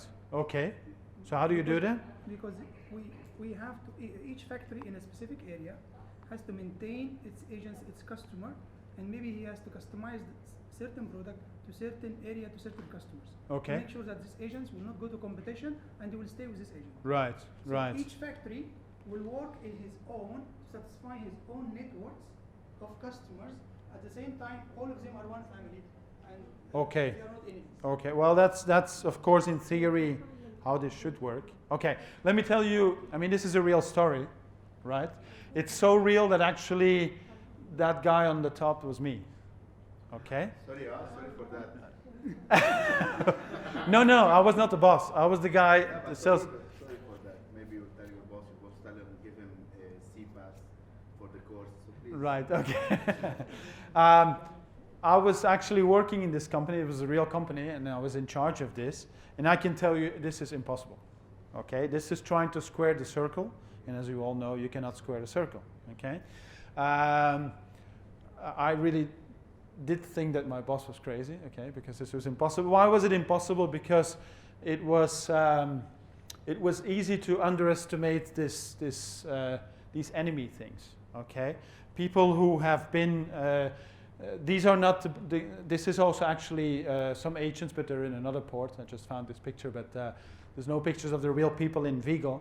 But Vigo is huge. There's a lot of business. As I said, it's the biggest port, fishing port in Europe. So it's a lot of business. And as usual, what I sort of gave maybe the impression when I talked about 3 factories and 3 agency networks, what I probably gave as an impression is that there are 3 equals. And that, of course, is not the case. Okay? There's always going to be one who's more dominant, and there's going to be one who's going to be the weaker, and the one in the middle. No? And maybe in Vigo you have one sort of predominance of one brand, and in another port it will be another one, and all this. So that's the reality. That's the way it works. No? You can have a company that is successful in one country, and another country they're much weaker, and all this. No? So that's typical. No? But the fact that they were such sworn enemies, particularly in an industry that is, I mean, the whole fishing industry is a little bit like farming, but on the sea. Very stubborn people, okay? They do things like they did it their whole life, and you don't change them from one day to the other, no? The collaboration thing, in theory, that's what we tried, and also the family sort of thing. We organized conventions, which was a very tricky thing, to have all these guys under the same roof without hitting each other, okay? But the problem was that in practice, and I think if you imagine this a little bit in any business that you're active in, if you put this in practice, bear in mind that also what I'm sort of implying with this story is that all prices are the same. That's also not true. Okay, there's probably one of these brands that is traditionally a little bit more expensive, the leading company, okay, another was a little bit more cheaper. But the problem is that we decided to manufacture in one site the same product with a different wrapping. It didn't take a long time for people to realize that you take away the wrapping and what's underneath is the same stuff. So why would one be more expensive than the other? Okay? It just took a few of wrong deliveries, a mistake by the logistics company or whatever, for people to see that, okay, and say, why do I have to pay more for this other thing? No? It got more complicated with other things that I didn't on purpose mention here because I knew it, otherwise the discussion would go into that direction, and that was not my intention. That company was also trying to save costs. Okay, that's one of the reasons why they bought the other companies, to have economies of scale. But they went so far by firing people in the factories that even in our own site, quality started to suffer. Okay? So we got a bad reputation in the market for quality. And once you have a bad reputation for quality, it's very hard to turn that around. Okay? And then we had one more thing to make it totally impossible. Okay? And that you're going to probably, you're probably going to think that I'm making this up, but believe me, that I was about 27 years old at that time, and it was better than any MBA, trust me, that this was real life. This was really tough. One of the 3 product managers, 2 of the 3 product managers were sort of older people, end of career. They came from the 2 factories, okay? They were sales managers for those companies, and we acquired those companies. So they, first of all, from being a sales manager, they became a product manager, which was already a little bit against their pride, okay? But anyway, we in their business card it said sales manager, but they were not. They were product manager for us, okay? There were people sort of around their 60s. I repeat, I was 27, so that was not easy to manage, and they were not easy to be managed, okay? But the problem was particularly that one was a sort of really end of career. He was looking forward to his retirement, whereas the other one, every morning he woke up, he looked in the mirror, put a knife between his teeth, and he said, here we go, okay? And he wanted to conquer the market. He went actually so far as he knew very well the market. He was really very professional. He knew a lot of stuff that was going on. He knew the new tendencies. He knew everything was going on. But he was so greedy that he actually, in parallel, he was selling foreign competitions wire ropes. Okay? We were paying his salary.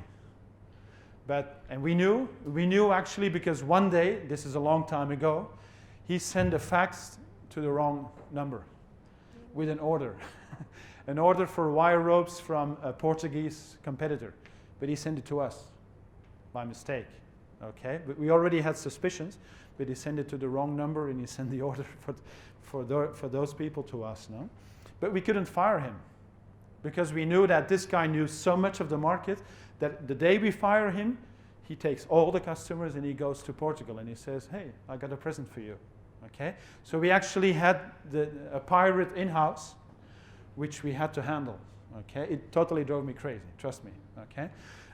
It drove me so much crazy that I became a rebel inside my own company, and I don't have any problem in admitting that I got fired at the end.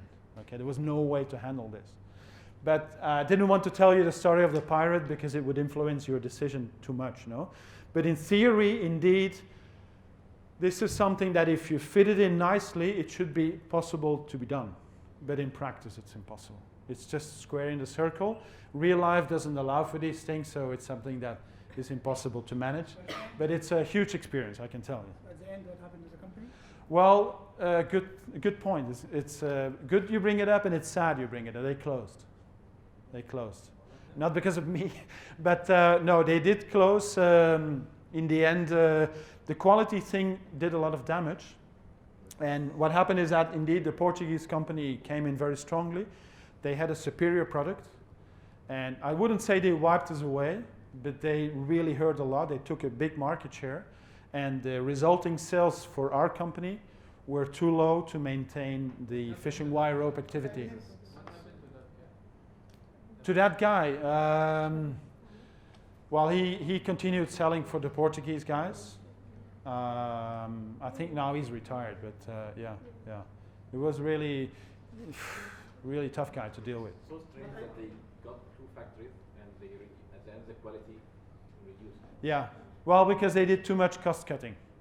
They reduced, I think at our factory, when I started working there were 500 people. And when I left, there were 150 people. So they rationalized so strongly production that at the end, quality also started suffering. And we had a lot of complaints, quality complaints. It was terrible, really nightmare. This scenario will not be repeated again because of the changes.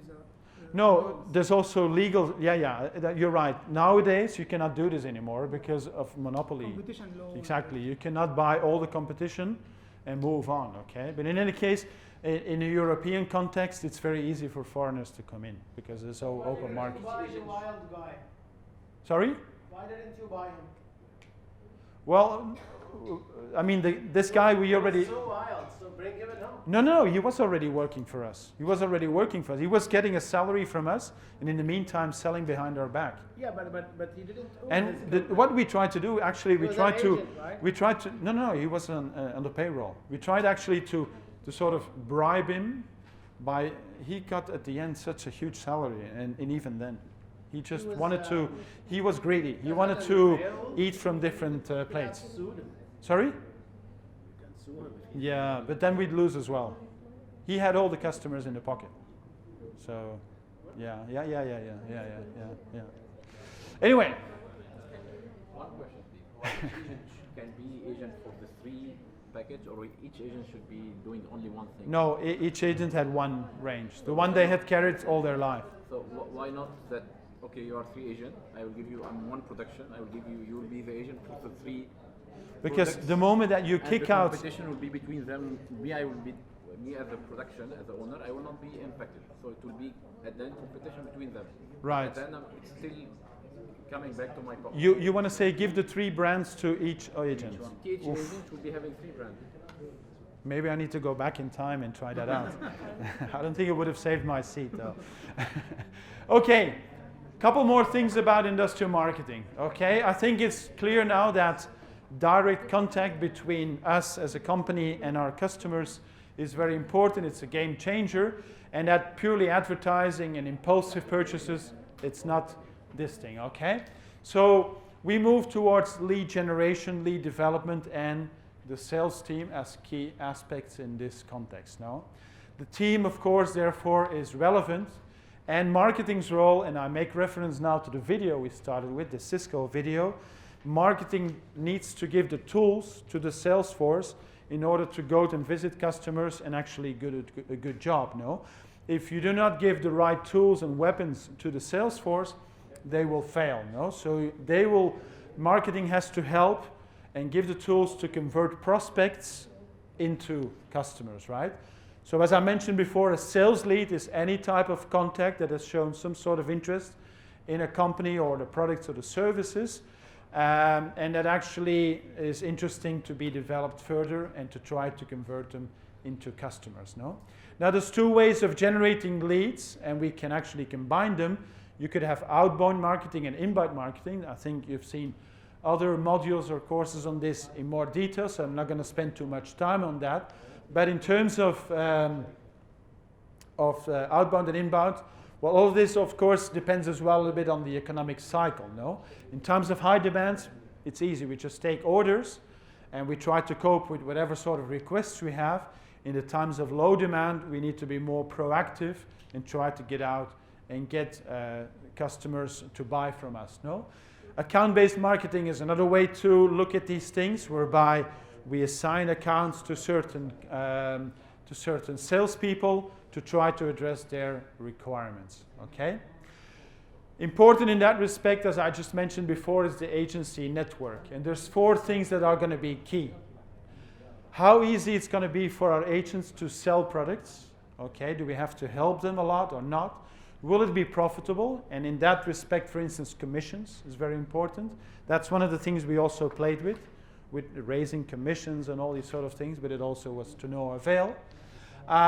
What can we actually add to their business, and what sort of service do they expect from us? No training, after-sales service, warranties, any sort of things that are going to be necessary. No.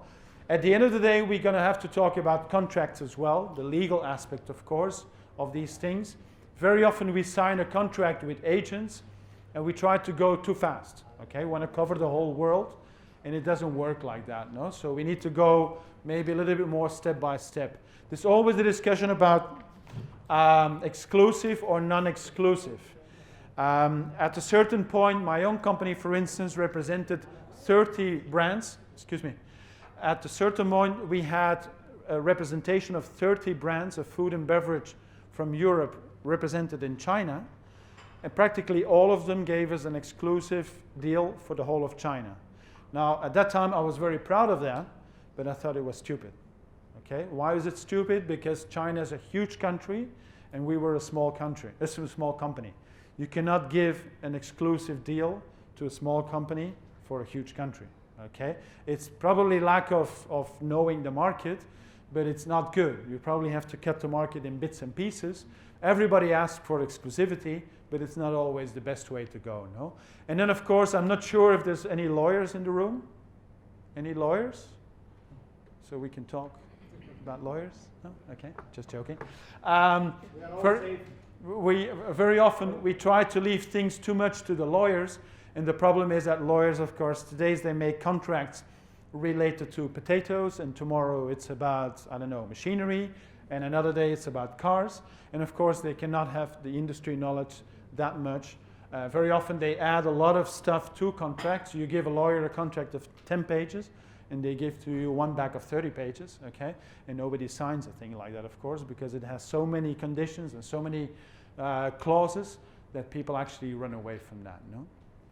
Communication in terms of industrial marketing, basically we don't want to depend on price, okay? That's going to be the worst thing that we want to do. So our message has to be focused on education and training, on assisting and trying to be a partner of our customers and try to help them reach their goals. And that's again one of these messages that we saw in the Cisco video, how marketing has to help our salespeople, that they can really give the impression to our customers that we're trying to help them to reach their goals, right?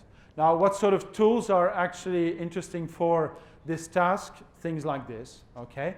So videos, demonstrations, blog posts, tutorials, trial periods, all these sort of things are useful to communicate in a B2B environment. But the key is brand, okay? Brand image is always going to be the key here, how to generate that, how to transmit it. These are just a couple of examples of brands. We have to show that we're the best at what we do, that we can actually obtain better results than the competition, and try to get that message across. No? So that's the basic thing here. No? Little mentioning as well of crisis management, okay, because sometimes things go wrong. And a lot of companies are not able to deal with that things. We mentioned yesterday Samsung, but also in the B2B industry environment, that's also relevant. Sometimes an event happens and we need to have a contingency plan, okay, to stop this bad vibe about us. And a good example in that respect used to be BP, but some people call it now Big Problems, which is still BP, but it's not what really the name stands for. In this case, Big Problems, no? But they didn't really handle this thing as well as they should have done, no? And then we put this all together and we tried to make an industrial marketing plan based on these 4 parts, no? And this is actually putting a little bit together some of the things that we've seen in these 2 days. An analysis, objectives, strategies, and then the plan, no? What do I refer to? Well, obviously the internal analysis has to consider what do we have and what can we do with it. So we focus on a number of topics like our products, what sort of customer segments are we dealing with, where are we dealing with them, and again, I cannot insist enough on that, what sort of sales channels are we working on, okay? Also, what is sort of the origin of our current revenue? So we look at this in terms of the type of products, where are we really making our money, and where are we not doing this? In terms of ABC customer segmentation, I'm sure most of you do that in your activities. You have your A customers, okay, the really ones that pay the bills for you, the B that kind of are promising, and the C, the laggards, okay, the ones that are really not helping us at all. They are the ones that are creating the problems, the ones that come with the complaints. They don't really give us a lot of business, no? And then, of course, we need to decide on how to organize ourselves. What do we have in terms of sales agents and distributors? From an external point of view, what are we up to in terms of the market evolution, the market structure, what sort of products fit in and what do not fit in, and needless to say, what is our competition? What are the main players? What are their market shares? How are they acting in terms of technology? What sort of initiatives do they take to compete with us? No? I'm not going to go in more detail in terms of SWOT. I think that's clear by now. But it's time to define some objectives then, both qualitative and quantitative, okay?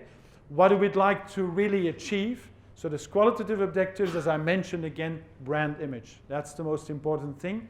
I know these are not really industrial brands, but it's just to give you an idea. Brand image is the most important thing that we have to bear in mind as qualitative objectives. And then, of course, there's the rest of it is the quantitative objective, the number crunching, okay, that we also have seen already before.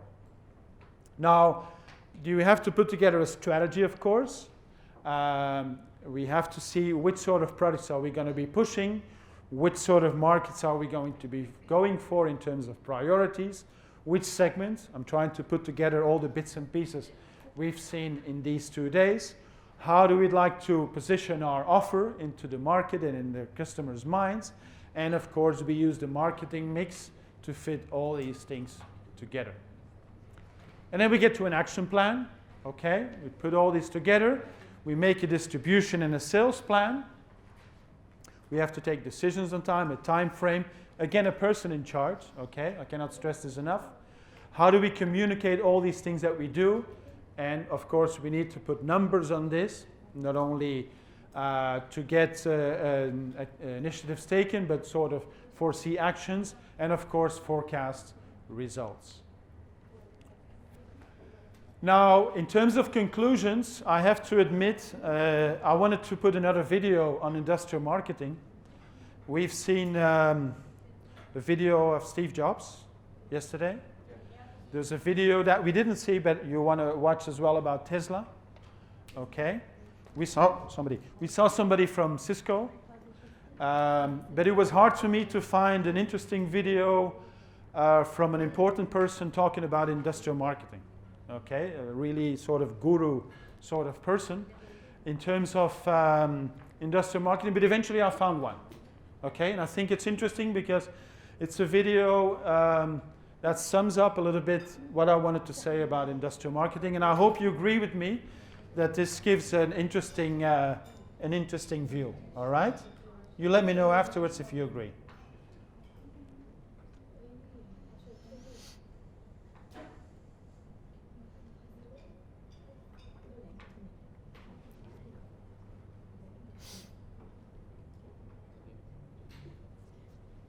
it's a common perception that in the business world, consumer marketing is, let's say, more fancier, cooler than industrial marketing, which is kind of normal because it's close to us. It's basically a lot of products and services that we buy basically every day.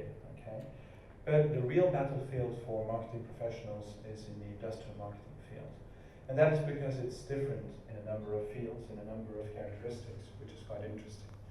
Products are usually much more complex. Okay, the market segmentation is also more difficult because very often we need to find a specific niche, which can be small at first sight, but it can represent a huge turnover for a company. Also, if you sell, for instance, capital equipment, the decision makers could be CEOs, which be, let's say, top people in a company. So that requires a specific approach. Now, all this requires the same sort of intuition as we could use in consumer marketing, but there's more skills required, maybe technical skills, other skills, a specific mindset. And all this is not so easily found. All this requires, for instance, a specific preparation, and that is not everywhere available. Oops. Anyway. Me trying to get rid of this.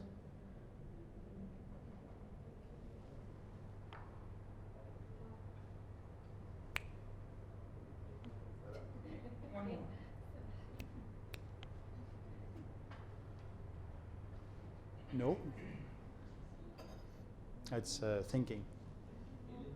Anyway, I thought if I ask you to make a video, I might as well also show a video. No? That should be the fair thing. There we are. Okay, good. Now, it's just it's a joke, another joke, because it's a little bit of a wrap-up.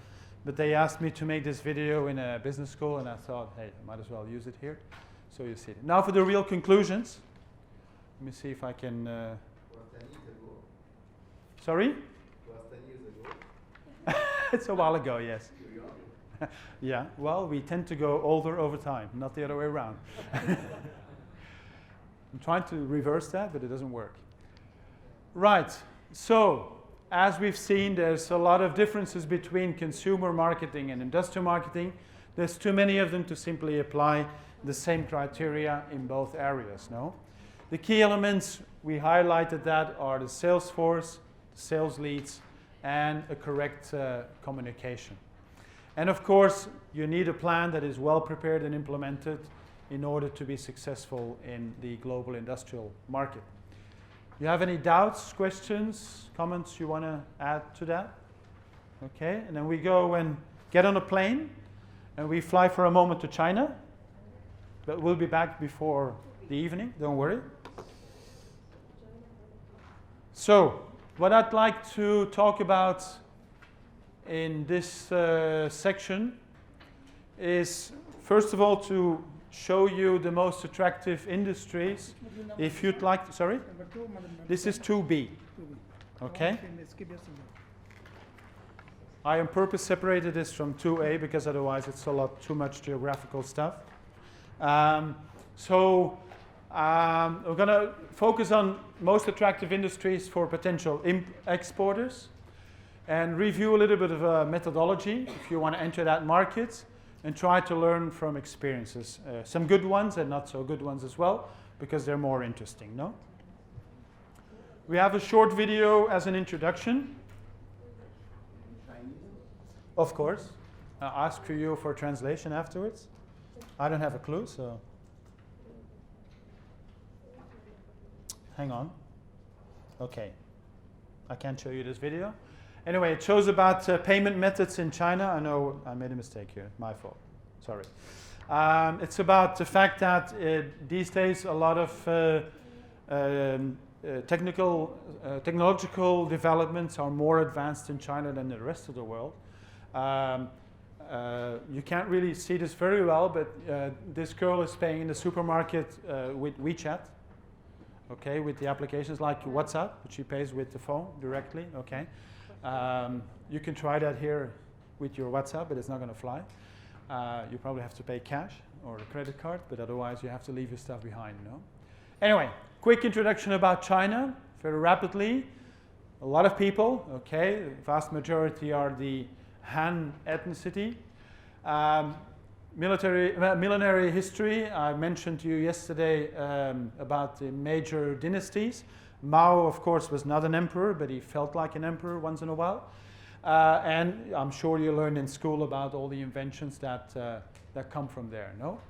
We do a fast forward to the beginning of modern China, 1980 more or less, thanks to this gentleman. All right, let's hope this goes okay.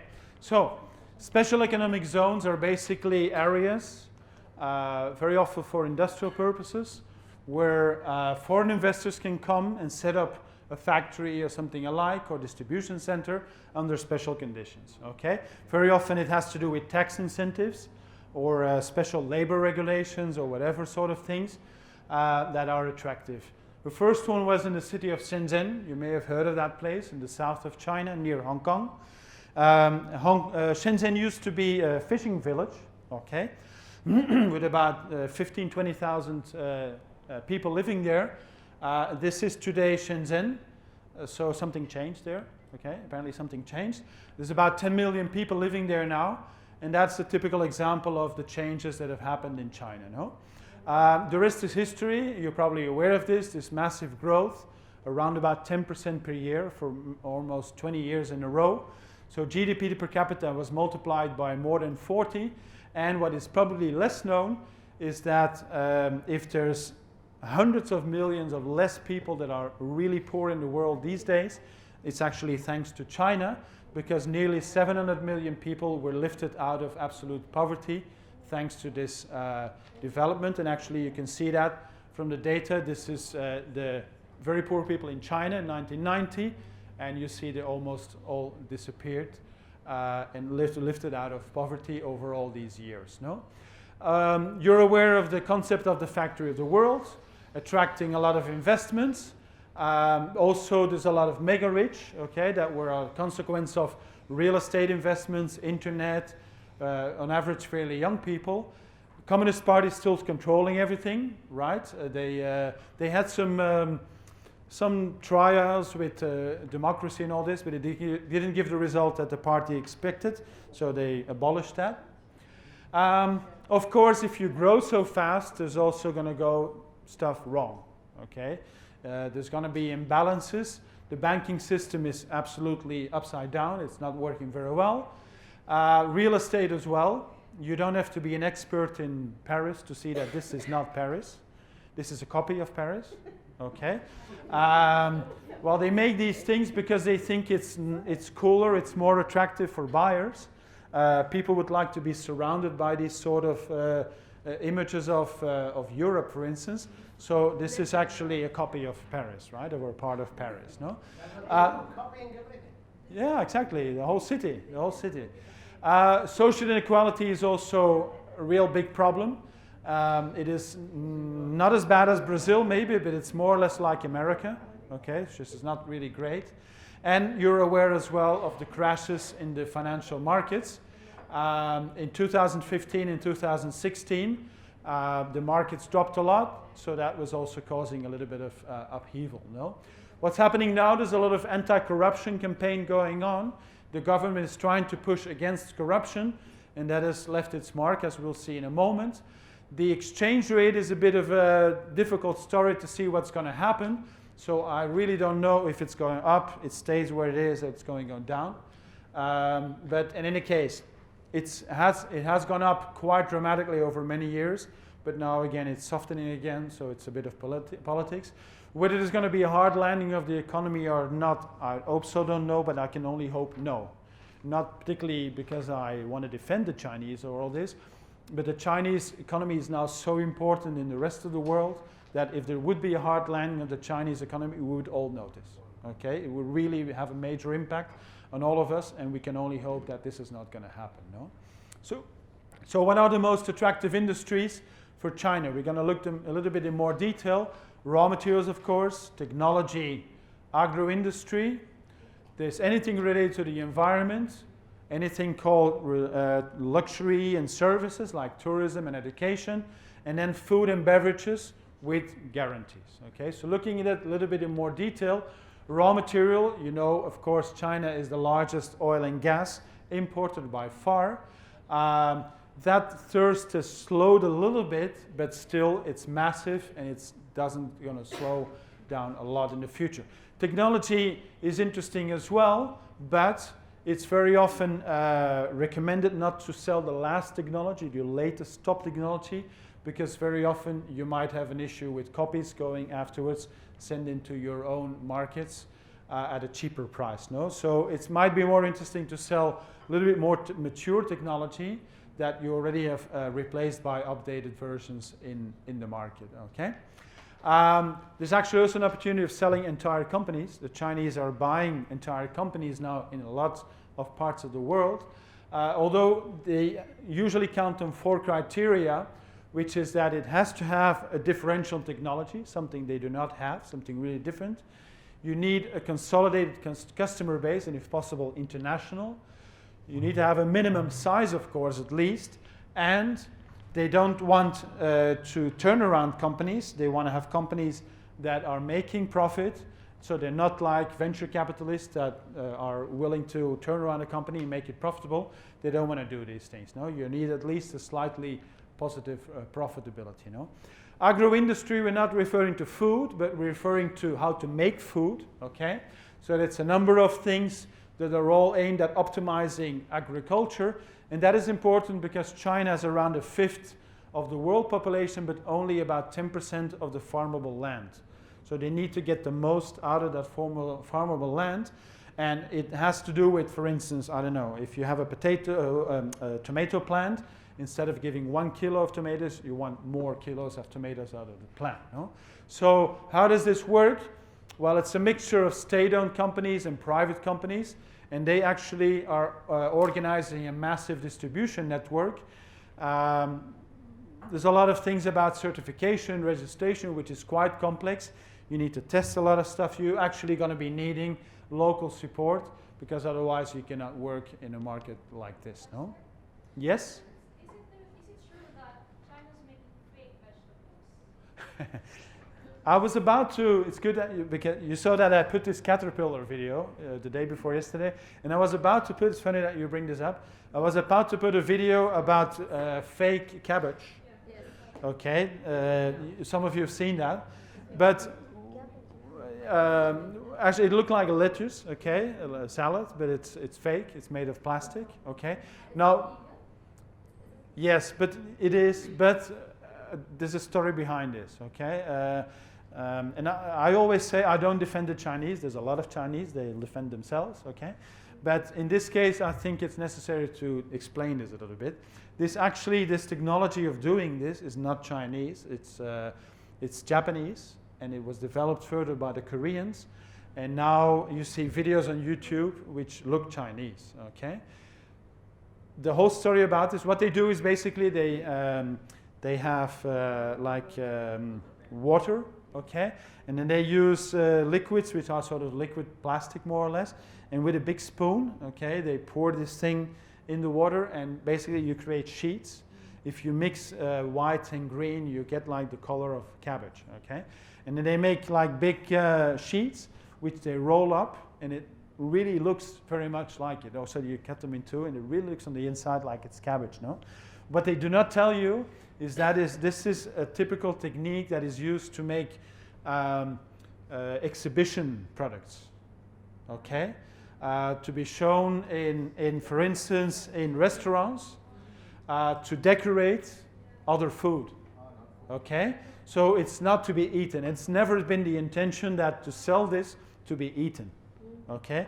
But it's used actually for demonstration, right? And therefore, it obviously has to look as much as possible like the real stuff, okay? But I did a little bit of investigation about it, because I know there's a lot of stories about all these fake things and how illegal and how toxic and all that. Of course, I mean, you can't eat this. This is plastic, okay? But I know it's a good point, okay? Anything related to the environment is big in China, okay? Why? Because the pollution is on an unprecedented scale. This is an image from the Beijing Marathon, okay? People run a marathon with a mask.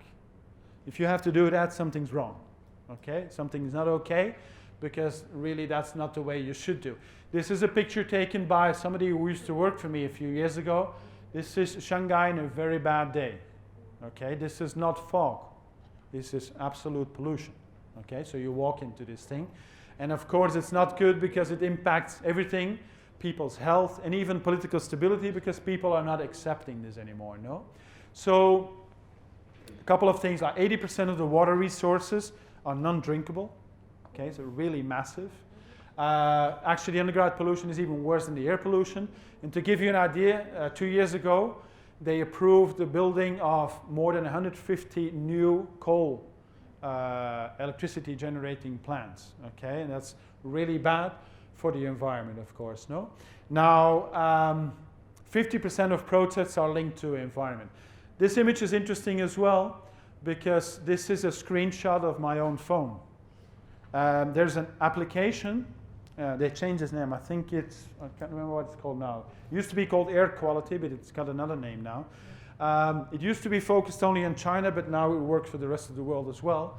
And you can follow up the air quality in where you live and in other places. Okay, like you were looking up the temperature, the weather in another place. No, at that time it was only for China, and it gave the pollution indication for Beijing, Shanghai, and Guangzhou in the south, plus the city where you are by geolocation. Okay, this image is interesting because, first of all, as you see in Beijing, that day was beyond index. So worse than actually the measurements go, right? What does that mean is if you click on that, you get to a more detailed information. But the one I want to particularly highlight is what shows under the 553. And you probably cannot read this very well, so I'll explain it to you. That's one of the measurements. It's PM2.5. PM2.5 are the very finest particles, okay, that actually penetrate our lungs and can cause lung cancer. Now, PM2.5 is made by combustion for heating and by diesel engines, okay? The World Health Organization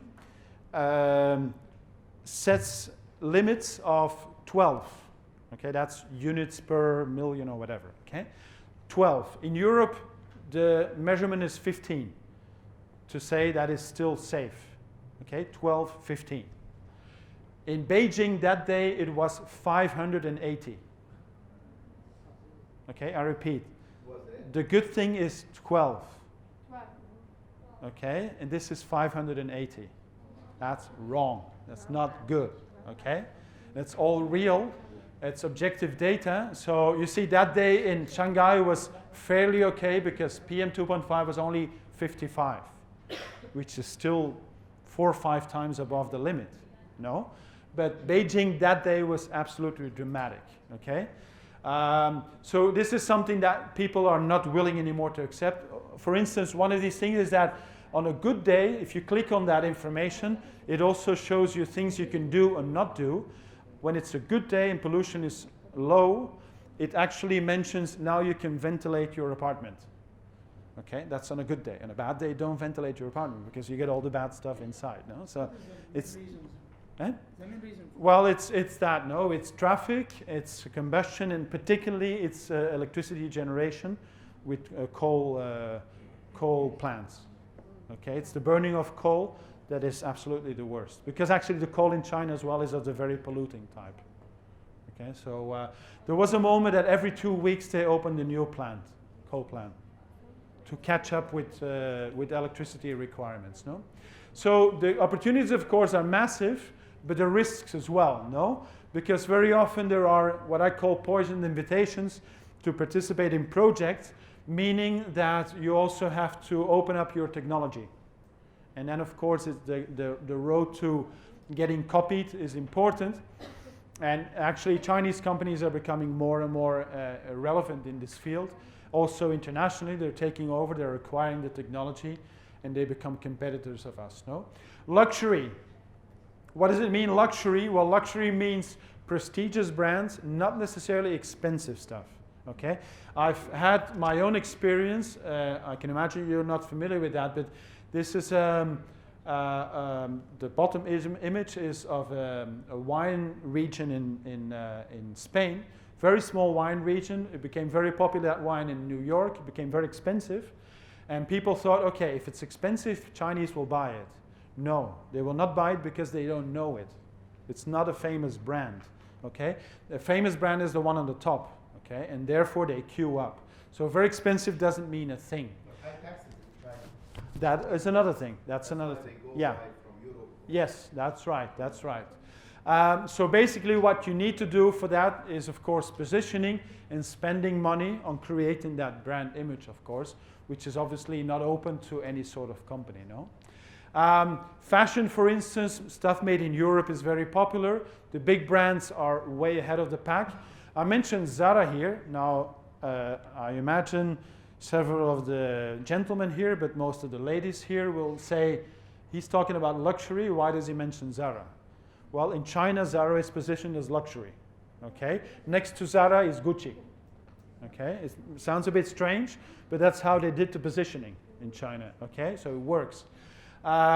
Still, if we are a small or medium-sized company, there's opportunities with corners in department stores, shared spaces, and above all, go to secondary cities. All of us would like to say that we sell in Shanghai, but don't try it, okay? The whole world thinks that, to try to sell in Shanghai. So a city like Shanghai, regardless how big it is, it's absolutely swamped with a lot of people trying to sell there, no? Tourism is very interesting as well. For instance, the European image is very positive overall. It's sometimes based on stereotypes, like for instance, the image of Spain is dominated by bullfighting. A lot of people are not happy about that, but that's what happens. And very often football, okay? Chinese are crazy about football. It happened to me that I would visit a factory almost at the end of the world in China, and I give my business card, the same one as I talked about yesterday, and they see Barcelona, and they go, oh, Barcelona! And they don't only say Messi, because everybody knows Messi. No, they don't only say the whole team, they see actually the reserve players as well. Yeah. Names that I haven't even heard of. Okay, they know them all. They're all really crazy about football, no? But that helps a lot with a positive image, of course, of countries, no? Sorry? Yeah, that's right, yeah. Yeah, tomorrow, I think. Anyway, this consultancy is dedicated to helping cities to become more Chinese-friendly and stuff like that, no? Education is interesting as well, about languages. Connection with other business, other countries is also a big incentives in that respect, no? Anti-corruption is important, okay? When the current president, we saw him earlier in the picture, took power in 2012, one of the first things he did was to start an anti-corruption campaign, which is probably necessary because China is a fairly corrupt country, but it had a major impact, okay? It had such an impact that actually in Wikipedia there's a special item under that particular topic, and you can actually see the list of all the people put in jail because of this, no? Now, that campaign is going, in typical Chinese symbology, is going after the tigers, meaning the big party officials, and the mosquitoes, which are small sort of fry, but they also go after that. What does that mean? That in the old days, and I'm not going to say that I'm proud of this, but as they say in Rome, do like the Romans, we also had that issue sometimes with documents and stuff like that. So what do? You bring a bottle of wine or a bottle of olive oil, you go to the ministry and it's fixed, okay? Nowadays, that's not possible anymore, because the small sort of fry officials, they do not want to be seen anymore with these sort of gifts because they know they end up in jail. Okay, so there's a lot of pressure, and it is changing a lot of things, no? So in the past, there was a little bit more of a culture of exchanging gifts. Very often that was imported goods, luxury items, and all sort of things. And one example that is showing how important this anti-corruption campaign is this one, okay? In China, they have a number of products which are liquors, which are digestive liquors. And this brand is one of the oldest one of the most famous ones, and that was bought by Diageo. Diageo is a big multinational, important multinational based in London. They bought in 2012 this company in China for 275 million pounds. Okay, let me repeat that. 275 million pounds. That's a nice shopping, no? Because it was really a very important company. 2013, anti-corruption started, and the sales of that company dropped by 75%. Why? Because actually the majority of the sales of this product were not for people to consume. They bought it to go and talk to their local party official, give it as a gift, and get maybe a license to build a new house, maybe to get a new car, maybe to get a business approved or whatever. Not for consumption. Sales dropped 75%. Diageo could do only one thing, and they went into their books, their accounting, and they made a write-down for 274 million pounds. Okay? So this investment in the books of Diageo is only worth 1 million pounds anymore. It's basically writing it off. They bought an empty box. Okay? So that gives you an idea how strong this campaign is, no? Also banquets and all these things. Macau is another example. Chinese are crazy about gambling. Okay? Macau is very strong in gambling. And to give you an idea, you see on one side Las Vegas, and the other side Macau, you see 2012, 2013, something happened here. Okay? Why is that? Because for a mainland Chinese to go to Hong Kong or to Macau, they need a special permit. They need a sort of a domestic visa. Okay? Because it's all China and it's not China. Of course, very often the people who were going to Macau for gambling were party officials going with illegal commissions to play. Now, if you are a small-time sort of small fry official, you do not dare going to Macau anymore because people will tell you, where do you go with your small salary? Why do you go to Macau? So they go, okay, don't worry, no? So don't go, no? Food and beverage, you have olive oil, for instance, which is interesting. People don't exactly know what it's used for. Some people put it on their face directly. They don't like the price of it. There's a lot of competition, but they do know about Mediterranean diet and stuff like that. So it does have an interesting perspective, no? There's an interesting thing about infant milk powder. You may have heard about scandals in the past. That is because local production, a number of manufacturers mixed it with glue. Okay, people died, kids died. So there's a big scandal, and of course people started buying it abroad, imported brands. But it goes so far that this is a picture I took myself one day. You cannot read a thing about it, but you can read the numbers 1 and 8, right? 1.8. Those are signs in Hong Kong on every border sort of pass, meaning in the airport, in the railway station or the ferry stations. You have these boards in English and Chinese saying that per person you can only take 1.8 kilo of milk powder with you because people were taking as much as they could, leaving the market empty. Okay, this is to defend actually the interest of the local people. Penalties for that are up to 2 years in jail. It's really serious. Okay, they were really taking a lot of infant milk powder away because the local production could not be trusted. No, and there's a lot of miscellaneous stuff. No, that can be imported. I'm not sure if you recognize this.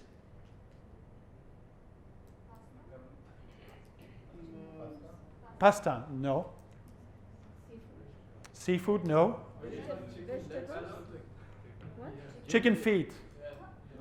Not chicken wings, okay? There you have to go to Kentucky Fried Chicken. No, chicken feet, right? This is a delicacy in China. Okay, it's actually something that they eat more and more because it's expensive. They eat it in a variety of ways. You buy it in the supermarket. Next to it, you have Oreo cookies. Okay, it looks a bit strange, but next to it, okay. And this is a massive market, and China does not have enough production, so they import. I challenge all of you to find me available chicken slaughterhouse wherever you want, okay? I challenge you, you will not find it. They're all committed to selling to China, okay? And probably 1 or 2 year contracts. This industry is so big that about 10 years ago, I made a back of the envelope calculation about the imports with the data that I had, and I came to the conclusion that imports were around about 70 containers per day. Per day of this stuff. And there's a lot of chicken feed in one container. Okay? That's a lot of chicken feed. 70 containers per day. It's big business. Okay? Big business. Sorry? How they eat it? Well, with chopsticks. With chopsticks, and they clean it with the teeth and they spit out the bones. They eat it cold in summer, cold snack like this, and in stews and a lot of things. Yeah. And in case you wonder, no, I never tried it. Okay? Not even if they pay me.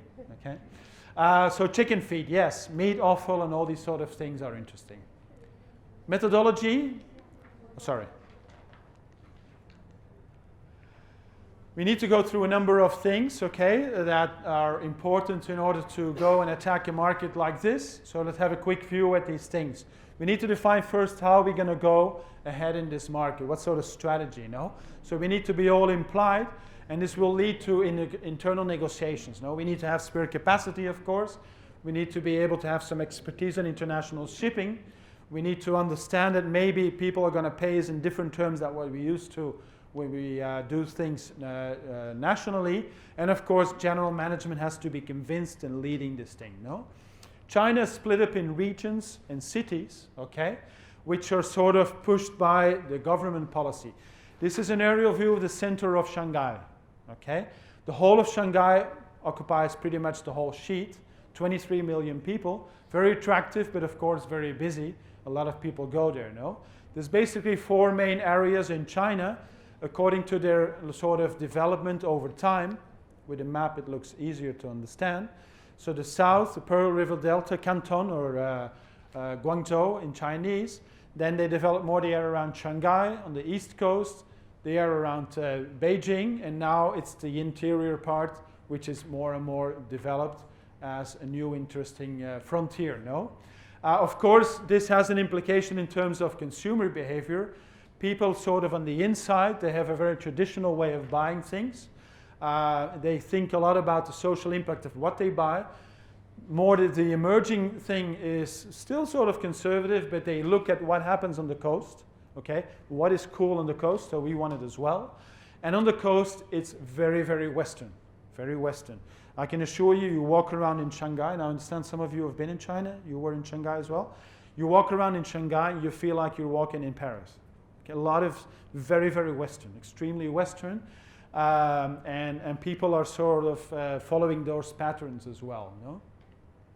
Cities, as I mentioned, are classified in different levels, 6 levels actually, according to size and administrative control. Tier 1 cities are only 4, and they depend directly on the central government. Okay? Tier 2 are very attractive because they're a little bit smaller, still more than 5 million people. And Tier 3 is actually an interesting next frontier, 2 million people or more. And as you see, there's quite already a lot of those. The 3 of them together are about 120 cities that people can choose for to go ahead. What sort of resources do we have to need for that? Well, marketing, of course. Do we have the info? Can we do that with internal means? Do we have the right people to do this job? And of course, do we know about Chinese protocol? Because that's quite a challenge sometimes for people to do now. And it's something important to take into account. This is an obvious one. You all know that. Give the business card with 2 hands, right? Don't put it away immediately. Read it, okay? A lot about it is about avoiding conflict, okay? As I mentioned already, harmony, face, not creating sort of a bad impression. If you're talking to a team of people, don't make the boss look bad in front of the rest of his team. That will not help you at all.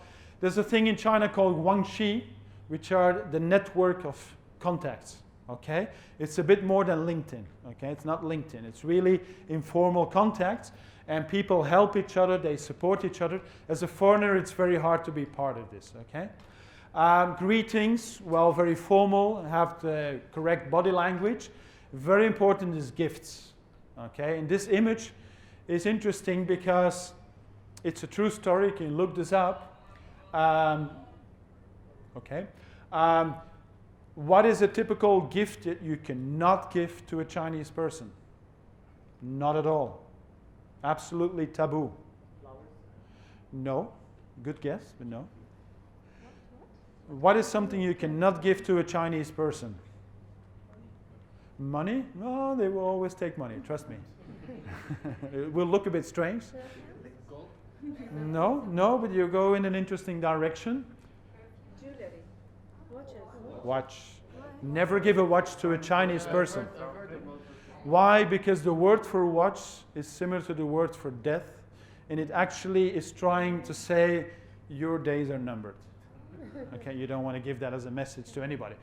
What is this picture about? Well, this person on the left is, well, at that time, the British Minister for Commerce.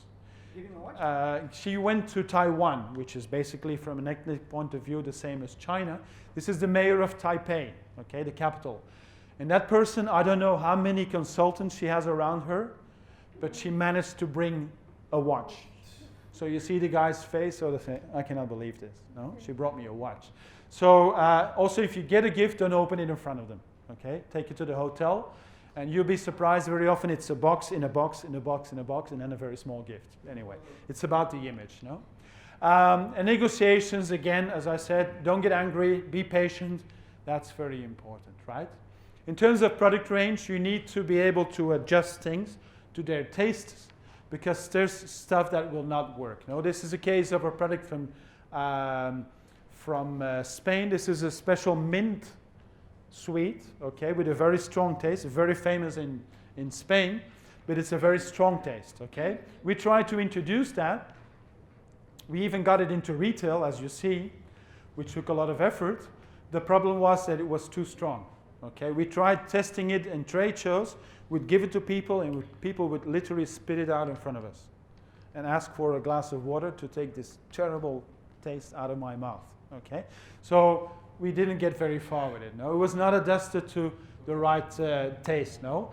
Another thing is nougat, for instance. In Spain, it's very often sold in big blocks, and people would cut it in little pieces around the holidays. That's something that cannot be sold like that in China. Why not? Because in China, putting a big knife on the table is like if we would put, I don't know, a gun on the table. Okay, people would say, take that away. Okay, people will always bring smaller portions to the table. That's why, because they eat with chopsticks, of course. They don't have a knife on the table to cut, no? So how do you sell these things? In individual portions, okay? Small portions, that's an option, no? Well, what you need to do, of course, is spend money. Big bucks, big cannons. It's not a recipe for success, but not spending money, I can assure you, will be a recipe for failure. But competition is ferocious. This is one of the main shopping streets in Shanghai. A lot of publicity. If you go to a hotel next to reception, there will be a small video with publicity. You've seen that, I guess. You go towards the elevator. Between the elevators, there's publicity. You get in the elevator, there's publicity. You get to your room, the TV is on, and there's publicity. Okay, so people spend a lot of money on publicity to move things, no? Yeah, we need to stop, no? Oh. Okay, okay. I will finish when we get back, okay? All right? About communication in China, it's a big issue. Yeah, exactly. We'll talk about it more afterwards, okay? We have a short break, and then we continue. We're almost done. All right? Don't walk away. Okay, shall we continue? We have just a little bit left. And then we're done? Okay.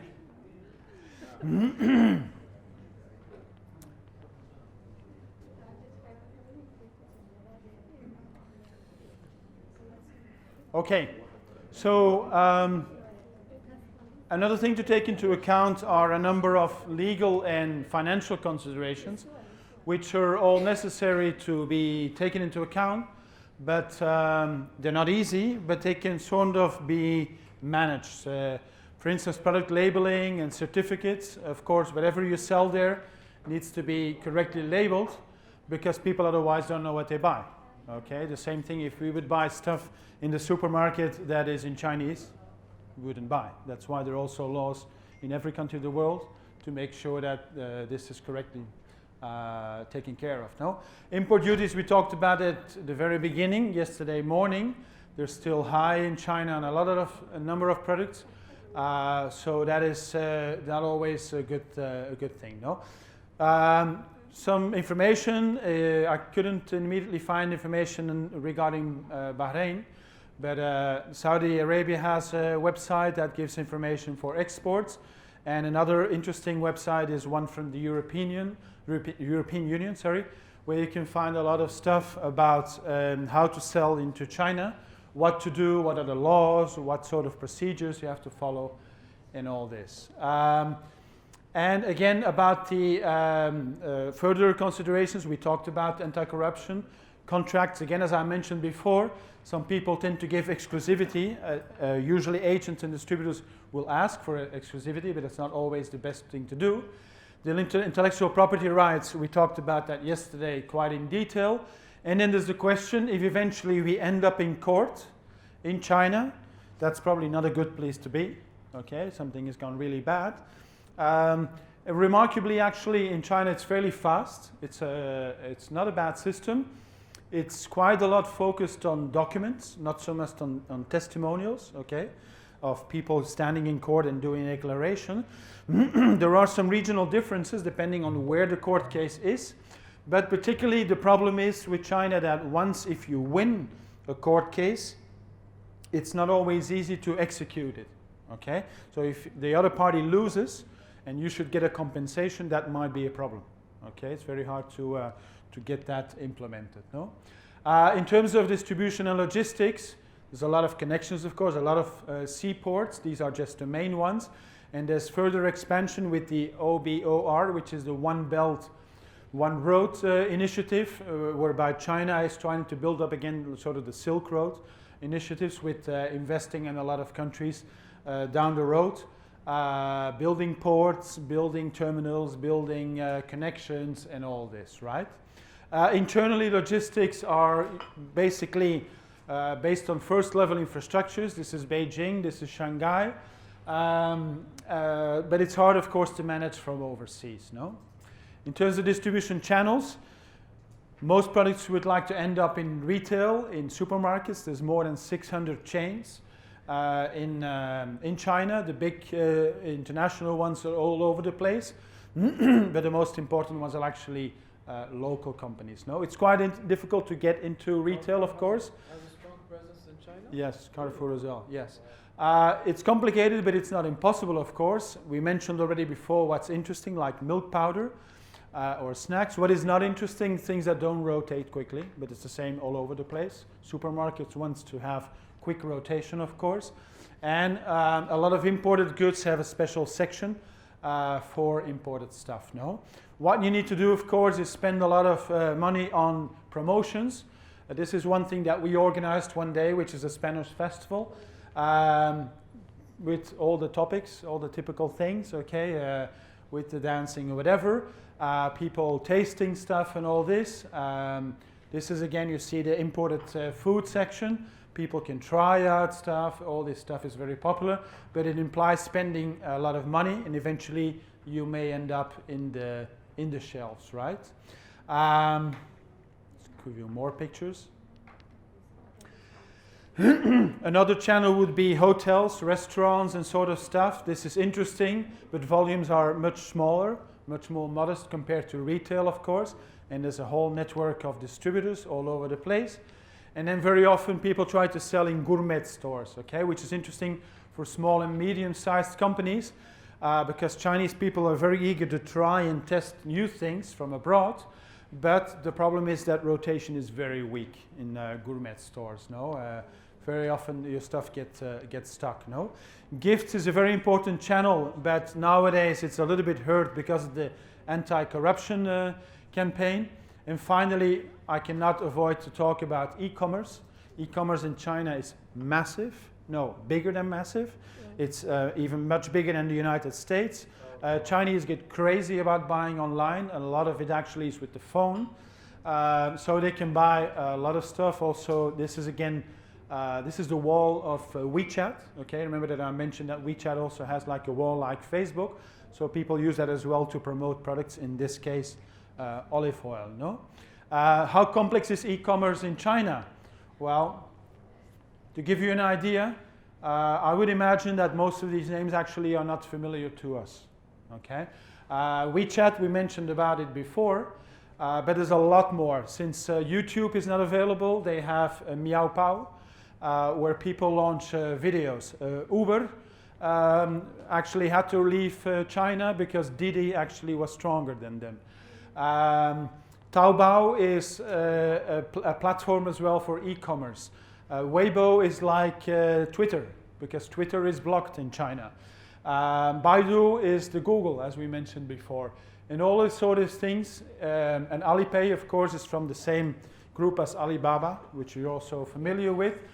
This is a way to pay on, as well online or directly with your phone. So all of this is happening in this whole cosmos of e-commerce in China. No? To finish this part about China, I think by now it's clear there's enormous opportunities in a lot of market segments. Showing a little bit of commitment is of no use. You either go for it or you don't.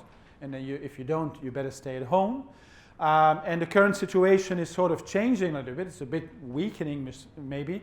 But on the other side, some segments are actually strengthened. For instance, the e-commerce as an example. No? That's questions. I move on. Okay. We move on to the last part. Well, it's a good question. Where do I see China in the future? It's hard to predict, of course. A lot of people spend a lot of money on trying to predict things and make failures. Quite honestly, I think, well, first of all, I think in the room there's only one person apart from myself who's been in China, no? Well, I would actually, and trust me, I don't make any money on that. I get no commissions on that. I would really recommend you to go there, okay? Even if it's just a week, even if it's just a tourist trip, whereby you don't see a factory at all, but you do the classic things of maybe Beijing, Shanghai, maybe Xi'an, you know, the terracotta soldier, something like that. But I promise you honestly, and you will remember my words if you do, you will come back with a different view of the world. I promise you, okay? Everybody comes home for the first time with a sort of bafflement, sort of, I cannot believe this. Because a lot of people still think that everybody's on the bicycle there, you know. Well, that's gone these times, no? Okay, it's all cars all over the place. Everybody with the smartphone. Unbelievable infrastructure. I mean, better than whatever you've seen all around the world. Fast trains all over the place. And a lot of stuff is, of course, still the older China, but it's being substituted, okay? And that brings me to a tricky point, and to answer your question partially, is how did this happen, okay? It's hard for me coming from Western democracy to say that what China has done is good, because I don't also agree with it. But it is true that for the country it was, the only way to do this well was in the way they did it, okay? With a very sort of planned system behind it, meaning that maybe if there is a certain neighborhood, but it would be better for development to put a highway in the middle of that neighborhood, well, they put the highway in the middle of that neighborhood, okay? Whether you like it or not, it's going to be a highway there, and it might actually be in 6 months there, okay? That sort of policy is hard to understand for the rest of us, but it is the way they have done things, and they have been very successful, okay? Sometimes making a lot of mistakes, but still. And to answer your question even more, where do I see this? I probably already see it much more advanced than most of you actually see it, okay? In a number of aspects, and not only in e-commerce, China is already way beyond the rest, way beyond. And actually China is also, in a lot of aspects, beyond the pure copy thing. Think of Huawei and other companies, technology companies. They have massive technology campuses. It's not only purely innovation, but there's a big drive behind this to say, okay, we can do this thing ourselves. We don't need to depend on copying. Of course, there's still a lot of copying.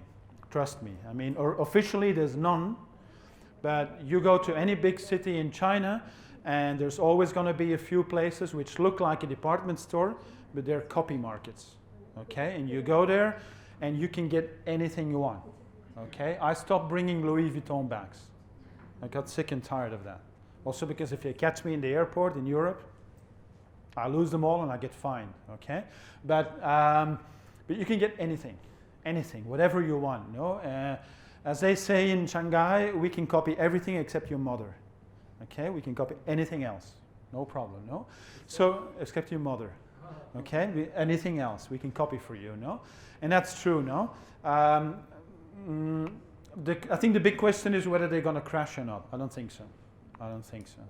I think they have it too much under control, although there's a lot of imbalances.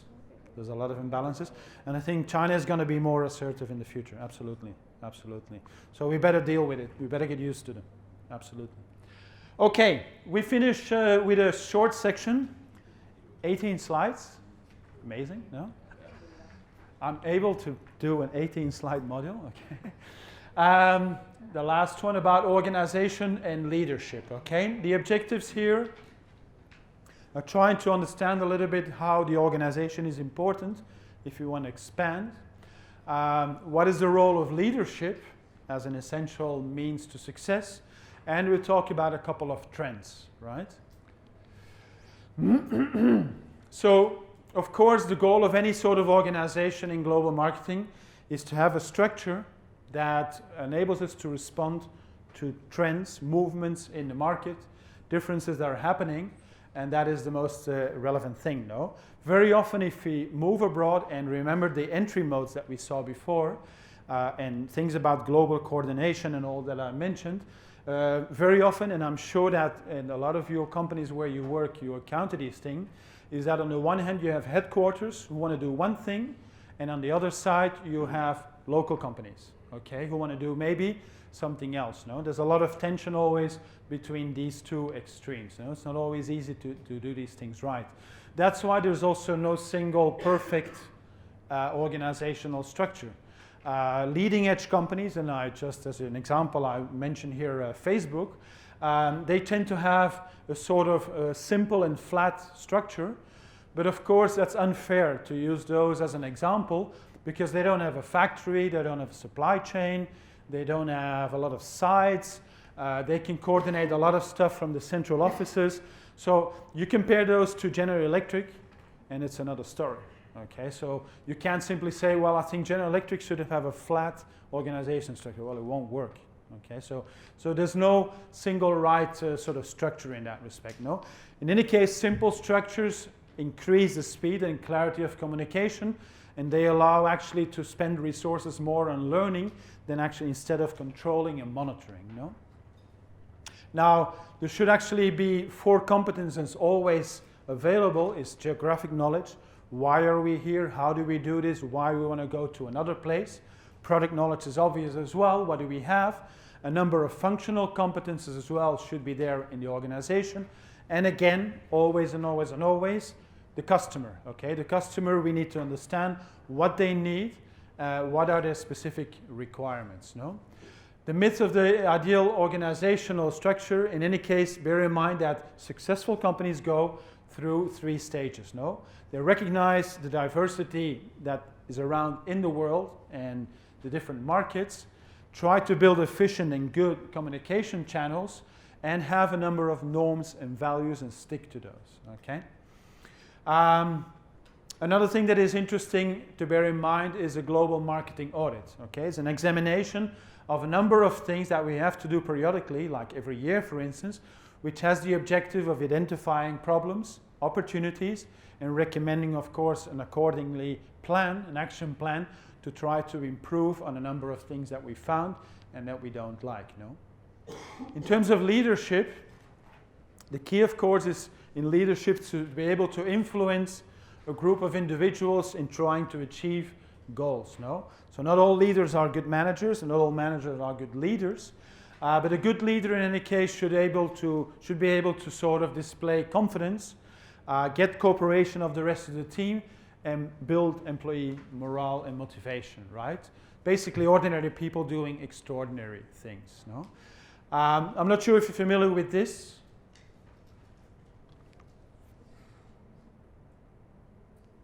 You are? Where does this come from? I'll give you another hint. Rings a bell? No. Steve Jobs, no. It's a little bit before Steve Jobs.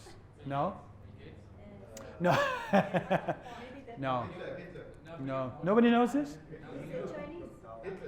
No, Hitler also, no. No, but you go in the right geographic direction. China, yes. Sun Tzu, Art of War. Okay, there's a little book. It was written by a Chinese general centuries ago, but it's very often still mentioned, and you'll see in a moment why I mention it. But it's really true, no? It's important that we know ourselves and that we know the market or our competitors to be able to be successful, no? We only know a part of it, we will not get very far, no? We see that in the context of negotiations, no? Which is a very sort of fundamental business ritual, which can be sort of relevant in terms of products, prices, things that we have to negotiate, and therefore it's important. We can only negotiate well if we know ourselves, but we also know our counterpart. No? So that's why I mentioned it just a moment ago. No? The future of foreign market analysis and global marketing. A couple of things here. I think global markets for most companies will remain a source of profits and a protection, of course, against what they have in maybe slowing home markets.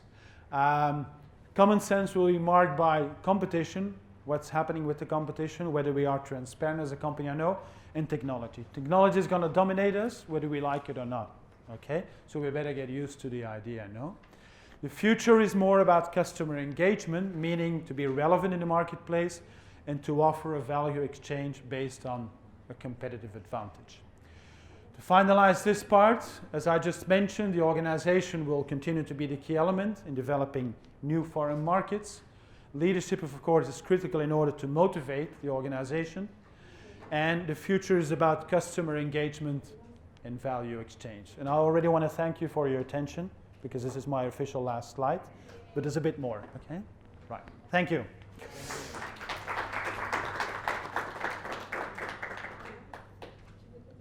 I suggest we first do the final assignment thing, and then we finish more relaxed. Whoever wants to see the videos still, we'll see the videos, okay? Okay, so the study material, is there other questions about the study materials? Yes, please. Some of those questions are put there entitled as group discussion. Yeah, we should change that. They're not, no, they're only for yourself. Yeah. Because some of these things originally I discussed them in class, but then I couldn't finish on time. So what we'll do, we'll answer them? Yeah, you answer them individually. Ignore the fact that it says group discussion. Okay? The study materials you have to submit as well at the same time when you submit the final assignment. No, individual. Everything, that's individual. Yes, everybody individually. Regarding the last page, it should be a presentation of this one, so we ignore this, right? Yes, that is, you ignore as well. Yes, that's in Saudi Arabia. It's not here. There's too many of them. Can we get a discount? No. No. Not in the mood for discounts.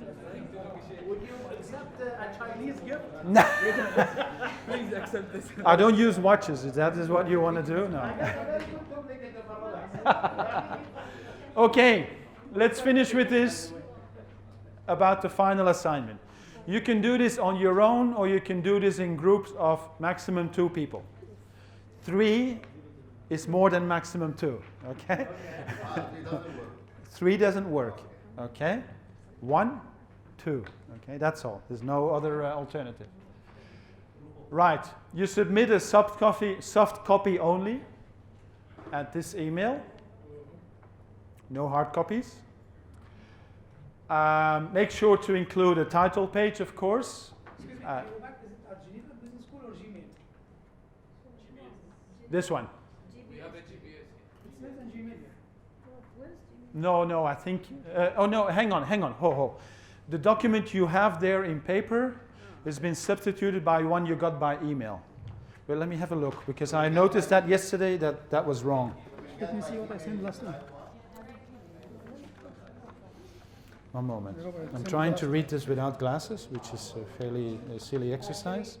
Yeah, this one, the one you got in paper, is not correct. But you got the right one by email, okay? We got the email, but it's missing the attachment. Oh, Today. oh, all right. That you have to see. Well, we'll see that with administration. Okay. But yeah. That's tough. That's tough. Yeah, that's way back in time. Yeah. Okay, so you put a title page with your name and all this, right? And what you're doing. Number the pages sequentially, of course. And Harvard reference is important, okay? You have to reference well whenever you use, you refer to a book or a file or a document or whatever, you mention that in the text and you have a final list as well at the end of your document, okay? If you put a graph or a picture or whatever, and you took that from somewhere else as well, you underneath, you already say what it is and where you got it from, and in the end as well, you make a list with all these different references. All right? There is a website that will make this very easy. Yeah. Referencing. Exactly. Work to be submitted. A Word file of please maximum 20 pages. If you submit 21 pages, it's no problem. 22, 23 is no pages. But no 40 pages, please. Sorry? A little bit more than 20 is okay, but not 40. I need to read these things, please, okay? Do that for me, not 40, okay? If you all submit 40, it's not funny, okay? That's going to be a tough call, I think, to get it in 3 pages. Okay, 18 May, right? This year, okay? Not 2018, 2017. This year. This will count for 80% of your total assessment. The learning objectives is to understand the scope and challenge of what you've seen now, today and yesterday, analyze the international environment, and understand the main tools that we've seen and implement principles and concepts on products and services in a marketing plan. I explain you here the marking rubric because it shows you how each individual part, individual chapter has a different weight, okay? Which doesn't mean that you should forget about some parts that are small, but just so you know which are the big chunks and which are the less ones, no? The first part should be an executive summary, but obviously, in case you don't know, that's the last thing you write. Okay, you cannot start with an executive summary because you haven't done anything yet. Okay, so this is the last part that you write, but you put it on top in the first part of your report. Okay, it explains clearly what should be in all the paragraphs. Okay, an executive summary. I mean, I will go the work completely, but I should suggest. As a sort of acid test, what you have to do when you finish this, you give your report to somebody else, your wife, your husband, your friend, or whatever, and you ask that person to read the executive summary and know if they understand what you've done. Okay, that's an acid test. If they say, well, it looks kind of interesting, but I have no clue what you did, do it again. Okay, it's probably not clear. All right? That gives you 10 points on 100. 10%, okay? Then comes the introduction, the real body of the report. That explains as well sort of what you have to put here, background, objectives, the scope. It's sort of, you can read this for yourself, it all explains what needs to be done, and you get again 10 points for that, if you do that well. Then there's a country of destination. I will explain you afterwards what needs to be done exactly, what's the topic. So you need to explain in detail the main characteristics of that country of destination. I've chosen that already for you, so you cannot choose that. And it's not random. I already will tell you what it is, okay? And what sort of obstacles you can find in that country of destination. You have to evaluate the potential of the market, right? So you have to look up a couple of numbers, probably on the internet, the potential demand, sorry. And I would like to also to suggest an alternative market. You do not have to go into a lot of detail about that market, so you don't have to do a complete analysis of the competitive market, but, and it's not the case, but it's just as an example, if the market would be Brazil, an alternative market could be Mexico or Argentina, okay? What I'm trying to say with my example is that if the target market is Brazil, don't say Norway, because that's comparing apples with lemons, okay? So it has to be something in the area, and that is for some reason or another sort of comparable, okay? So you explain a little bit, you say, well, okay, the teacher told me to do, I follow my example, Brazil, but if I could have chosen for that product made in that country, I would choose actually an alternative. And you explain a little bit why, okay? But that, as you will see, is just a small thing. Don't spend too much time on that, but explain it a little bit why, okay? The potential is more important, and of course the country of destination, 16 points, that's a lot, okay? So you have to really spend some time on explaining a bit about the country of destination. So you can choose the alternative market. The alternative market you can choose, but I would like to insist that it should have some certain logic, okay? Determination of the targets, okay, there you have to use a little bit what we saw about segmentation, targets. What would you think, bearing in mind the product that I assign you and the country of origin, what sort of segments would you like to analyze, and which are the ones or the one that you actually would like to target the product to? And then you have to describe the strategy based on the 4 Ps, okay, and what sort of marketing initiatives you would do. You see again the relative weight of each of these things. To be clear, the strategy description of 4 Ps, that's 4 points per P, okay? 4 points for price, 4 points for product, 4 points for place, meaning distribution, and 4 points for promotion. So you have to describe these things well, and then you explain a little bit what sort of marketing initiatives would you actually take.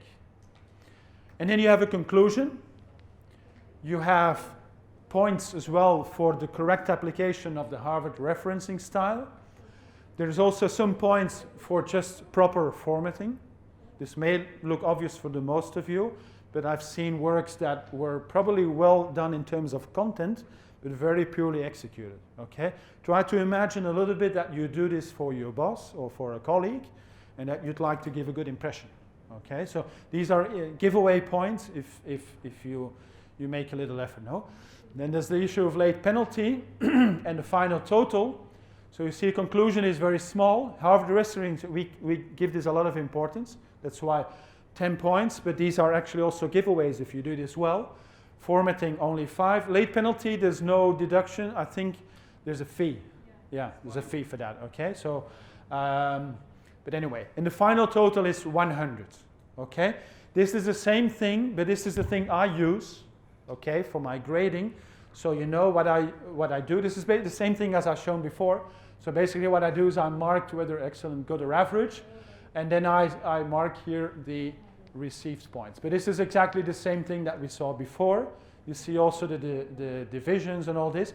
By the way, country of destination, it explains you have to give some main economic figures, and you have to do a short SWOT analysis on that particular country for your product.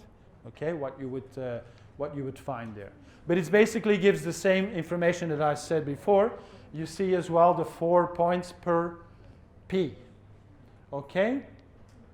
Now, what exactly I'm waiting for, expecting from you, and that's why the thing you got in paper is not correct, okay? We have a habit of changing the assignment in each class, okay? This time, and it's the same for everybody, okay? I would expect you to elaborate a plan to export high quality cookies, right? Made in Germany to be introduced in Japan, okay?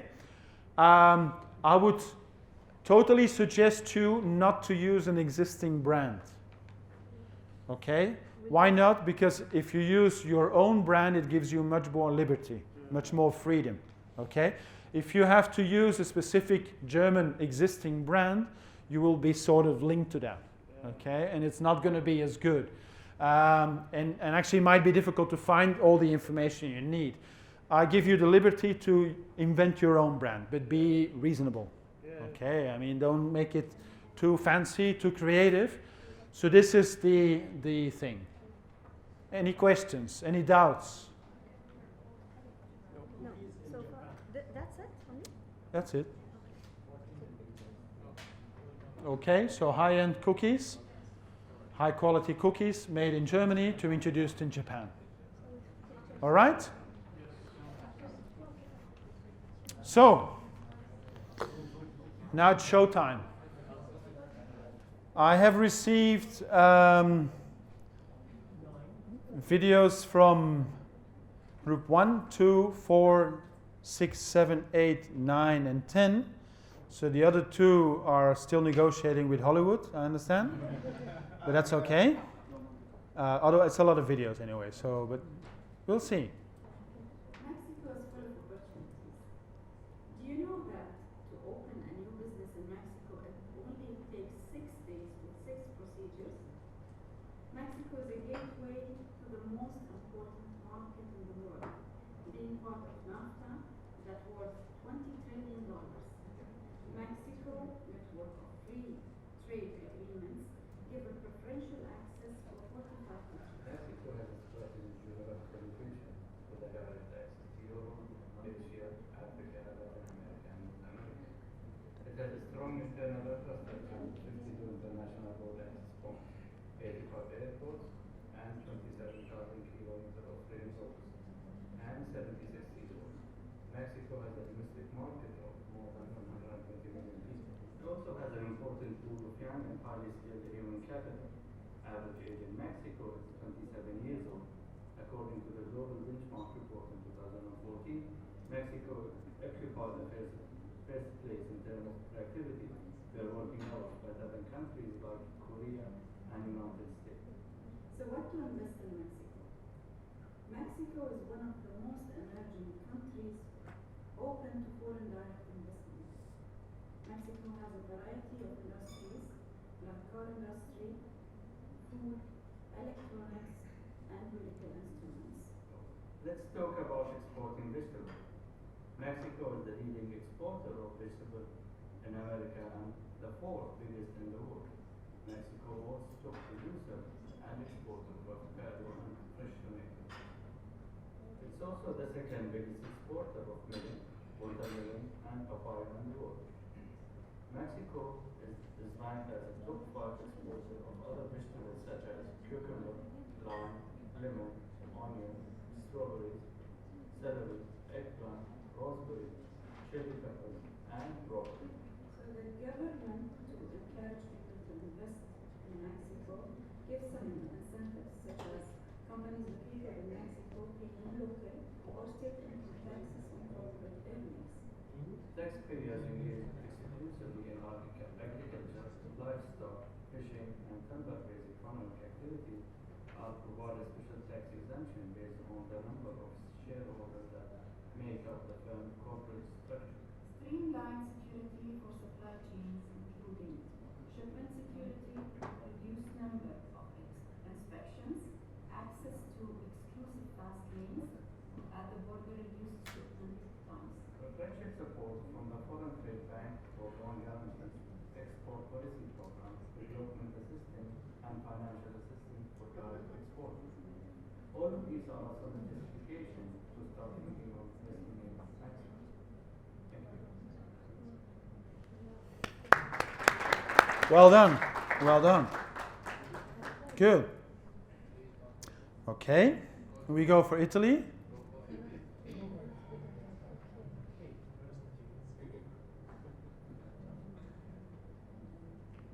Good afternoon. Italy is one of the most preferred tourist destinations. The country's vast history as the capital of the Roman Empire, that's visible in every corner of every major city country-wise. The Mediterranean, sunny, warm climate, and the thousands of shores surrounding it make that surrounded catalyst in the tourism industry. shared as an indie product, and the other industry upstream to it are naturally enjoying respect. You may agree with me that the unmatched quality of arts catch your attention once you are in Italy. They have remarkable achievements in fashion, beauty, and internal design. Furthermore, Italy has maintained its advanced position in the world map as an industrial nation, building on its richness in human capitals, especially advanced engineering. And now, with no doubt, the Italian missionaries represent icon of super performance in the world. Isn't that what you need for building unique, highly desired yaks? Would that explain capturing 40% of the world yaks demand and over 2.5 billion euros of annual revenue? I count on the fact that being ranked 50 out of almost 190 in terms of ease of doing business. Does that mean a lot to you? You have the value the Italian government attract foreign investments by taking several measures like cleaning up the formal process, offering tighter incentives, and advancing industrial zones. Actually, the government is even executing on a strategic plan that was put in 2015 to stimulate and grow the marine industry by 15% annually for the next 5 years. Let's not forget to highlight Totem Rush. It's a very strategic geographic location that enables easy access to target markets like Middle East and Gulf countries, also other Europe countries and UK, where the demand of such products is growing fast. So I invite you to do the further investigation and conduct the due diligence to explore the sizable businesses opportunity waiting for you. Thank you. Also very good. Okay, let's go to India. Oh. Oh, hang on, I haven't showed it yet.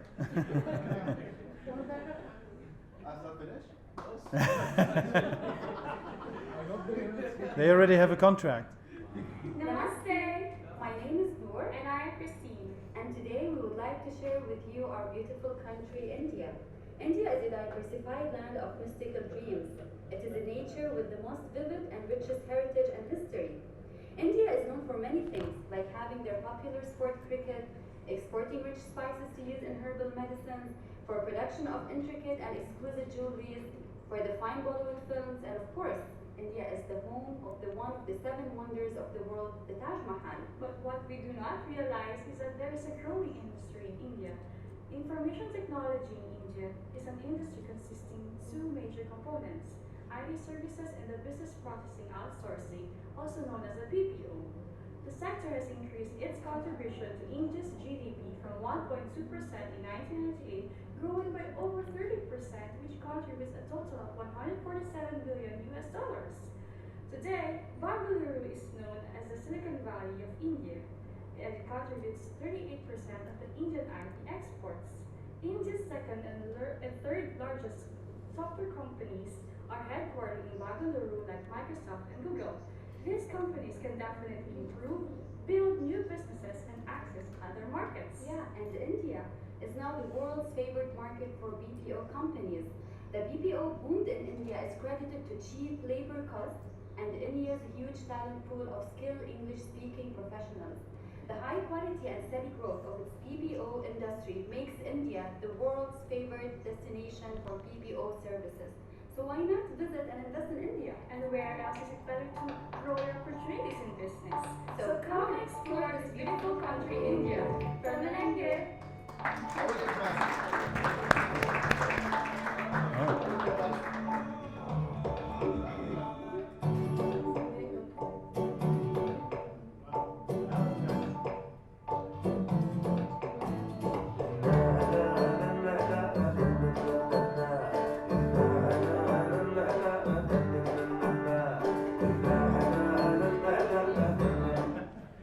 Very good.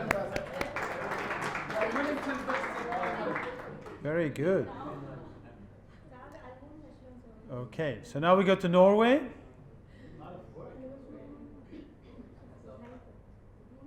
Okay, let's see. Welcome to Norway. Are you ready to try something unique? something different. Aren't you bored with these generic tourism places? How about you join us in an experience once in a lifetime? Maybe you want to try it. You want to have the happiest adventures on the happiest country on earth. Did I say happiest country on earth? Well, yeah. Norway is known to have one of the most artistic productions of nature, from the northern lights to the fjords. Did I say fjords? Well, how about it? How about my colleague tells you more about the fjords and what you can do in it, since I'm sure you'll come to Norway with smiles. How about you do the various activities that our tourists prefer by hiking through our high and beautiful mountain ranges? If you're hungry, go ahead, surf the water and do some fishing. What if you have an inner daredevil in yourself? Go for a biking experience that satisfies your adrenaline rush. As my dear Norwegian told you, we are a country full of blessing and happiness. The fjord Norway reveals a stunning scenery with deep blue fjords, flowing waterfalls, and sharp snow-capped mountains. These beautiful scenes have been formed since the Ice Age. How do you enjoy our beautiful fjords? There's one simple step. Visit fjordnorway.com and book an accommodation according to your preference. Maybe you're a nature lover and likes to hear the birds chirping, or want to watch an eagle's egg hatching. We have the perfect camping sites in the most beautiful forests found in Norway. Or you might be a fishing lover and want to spend some quality time in the gym. We have the perfect fishing cabins just suited perfectly for you. Or you might be a luxurious lover. For that, we have the most beautiful resorts and the most amazing suites available in one of the best hotels in Norway. Out of all of this, all I can promise you is one thing. You will be leaving with a smile and with an experience that you might never, ever, ever forget. Very well. Very good. So, we go to Turkey.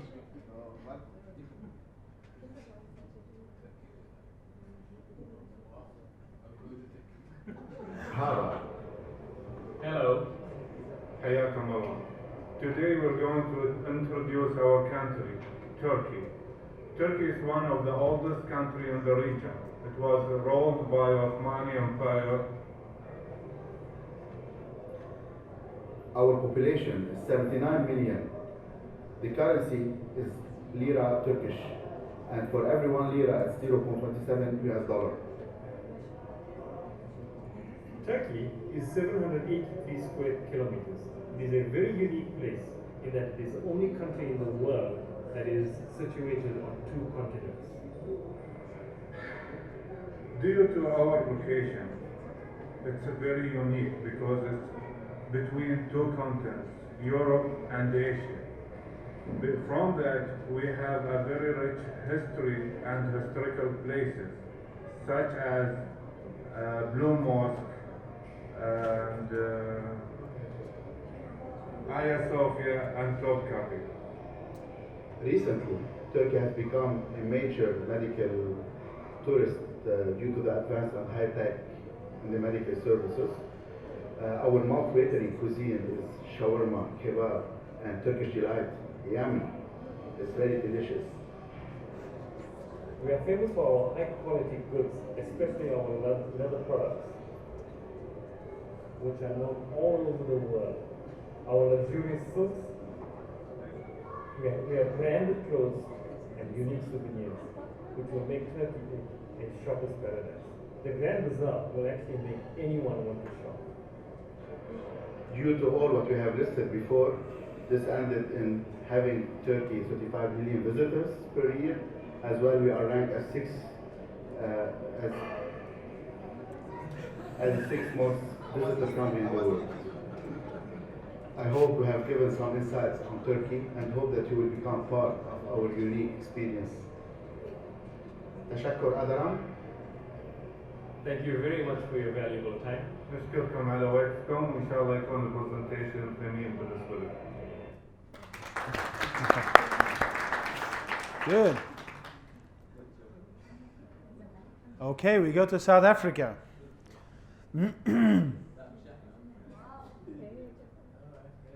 Oh, it's a long one.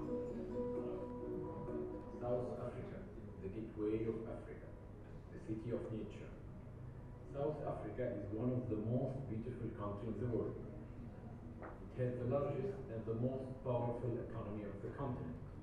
It represents 35% of the GDP of Africa. It is ranked as the number 52 worldwide in terms of economic growth. It has a population of 52 million, and it is known as the Rainbow Nation due to the diversity in language, culture, and origin. There was a recent political change, stability, which is leading to a high and rapid economic development and high potential investment opportunity.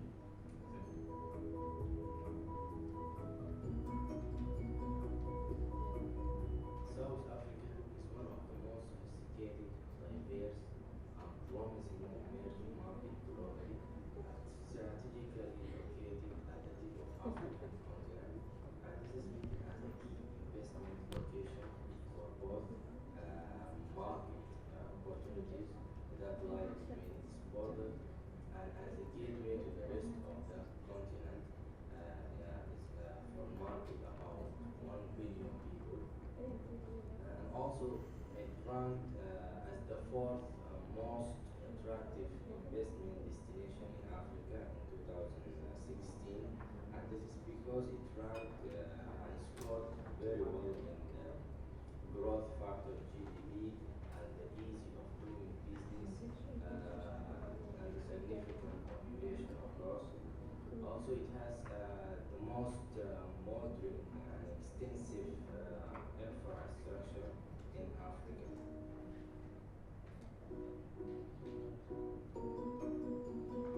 To open a company in South Africa is very easy choice because we have a very, very simple visa to do and very, very simple company to open. For the visa, you have two types, either a business visa or an IFP, which is Independent Financial Permit Visa, which is very easy and most of the people do it because it's no need for any minimum investment, no need for any business plans, no need for any employment obligation. So most of the people who want to invest in South Africa, they use the IFP permit visa. To open a company, it's more simple because simply in 11 days you can have a name for your company and you can register it in the CIPC, which is the Companies and Properties Commission. Then in only 1 day you can open a bank account. In 8 days you can register in the taxes and the VAT. In 5 days you have your insurance and for your company. So maybe less than 1 month you can open a company and you can have it stable and up and running. So believe me, in South Africa, less than 1 month you can open your company. Thank you.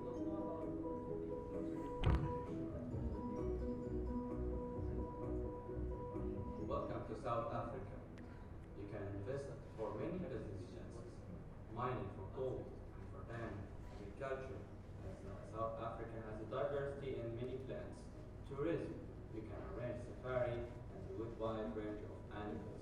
You can also go for logistics. You have a Durban port and ships coming from the east to the west. Welcome to the South Africa Center.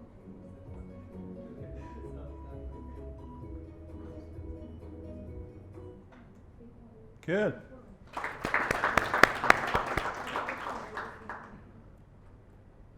Okay, then we have Japan, and I want to make a special mention here because he's just left now. This is made by a one-man team. Okay, it was supposed to be 2 people, but there was some issue. I don't know exactly what happened, but so this person did it on his own. He's just left. I don't know why he left. I'm not sure if that is a bad sign, but anyway. So so that's quite interesting.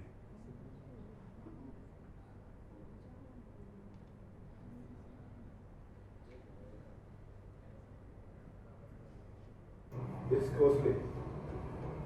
It's costly, whatever you purchase. See, the whole material when you purchase, you can add the purchasing payment for the money, how much you pay for the quality materials. You can add all those things what you produce for the product. Now for example, I have on mobile with me. I have 2 sets with me right now. That is Samsung Galaxy Note 5, which is recording right now. We can see over here. And other one is the BlackBerry Passport. I can show you right away. This is the one. This is the one. This is the one. See, over here, the entrepreneur who is having BlackBerry shop, he knows that, the factory and all. I'm not interested in all those things because he knows it. Most more of the world, nobody is there who doesn't know about phones. So that I'm not telling much.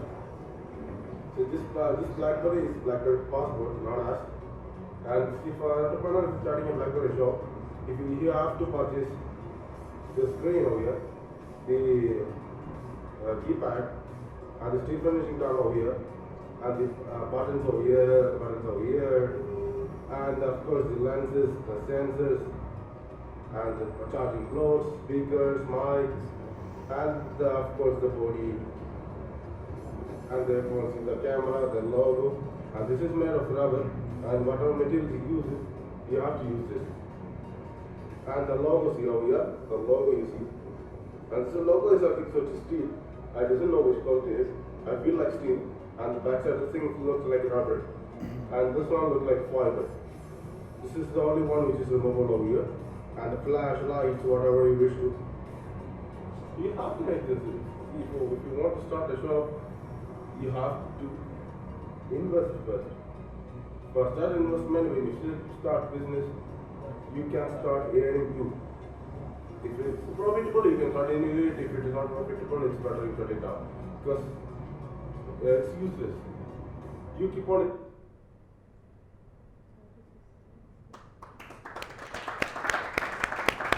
Okay. So, we have one left. China?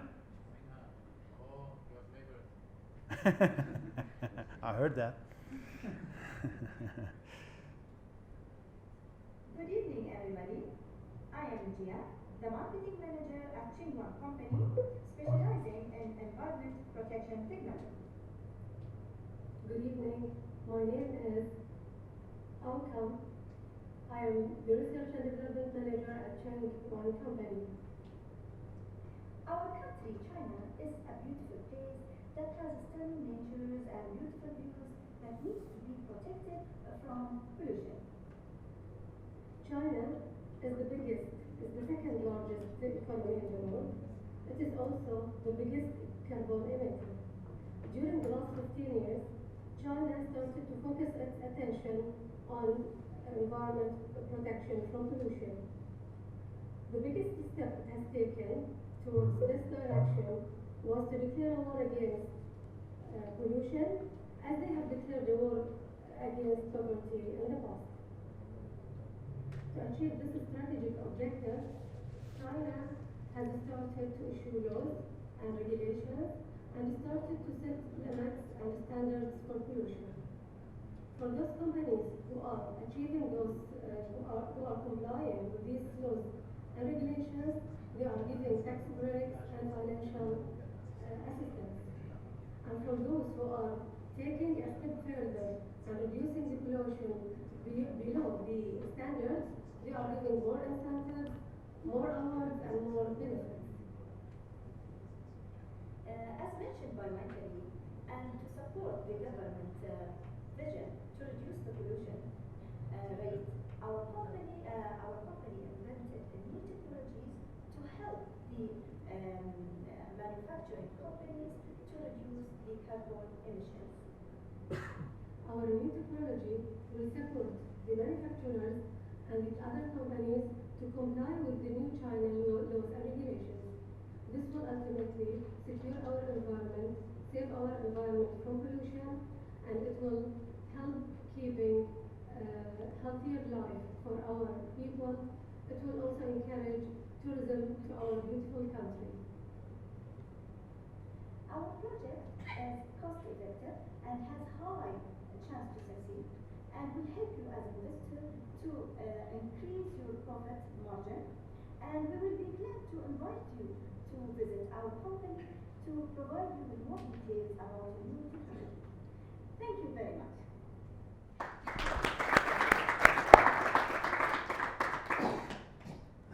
We're done? Okay. I know this may sound strange, okay, but I've done this project with the videos in several classes. And I absolutely have to admit that today the level was by far higher than I've seen in other classes, so congratulations on all of you. Nice effort, very good, and keep in touch, and I wish you all the best. Good luck. Thank you very much.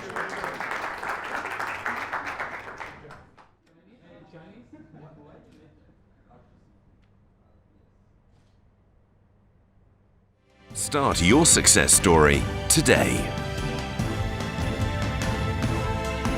Geneva Business School. Real business, future leaders.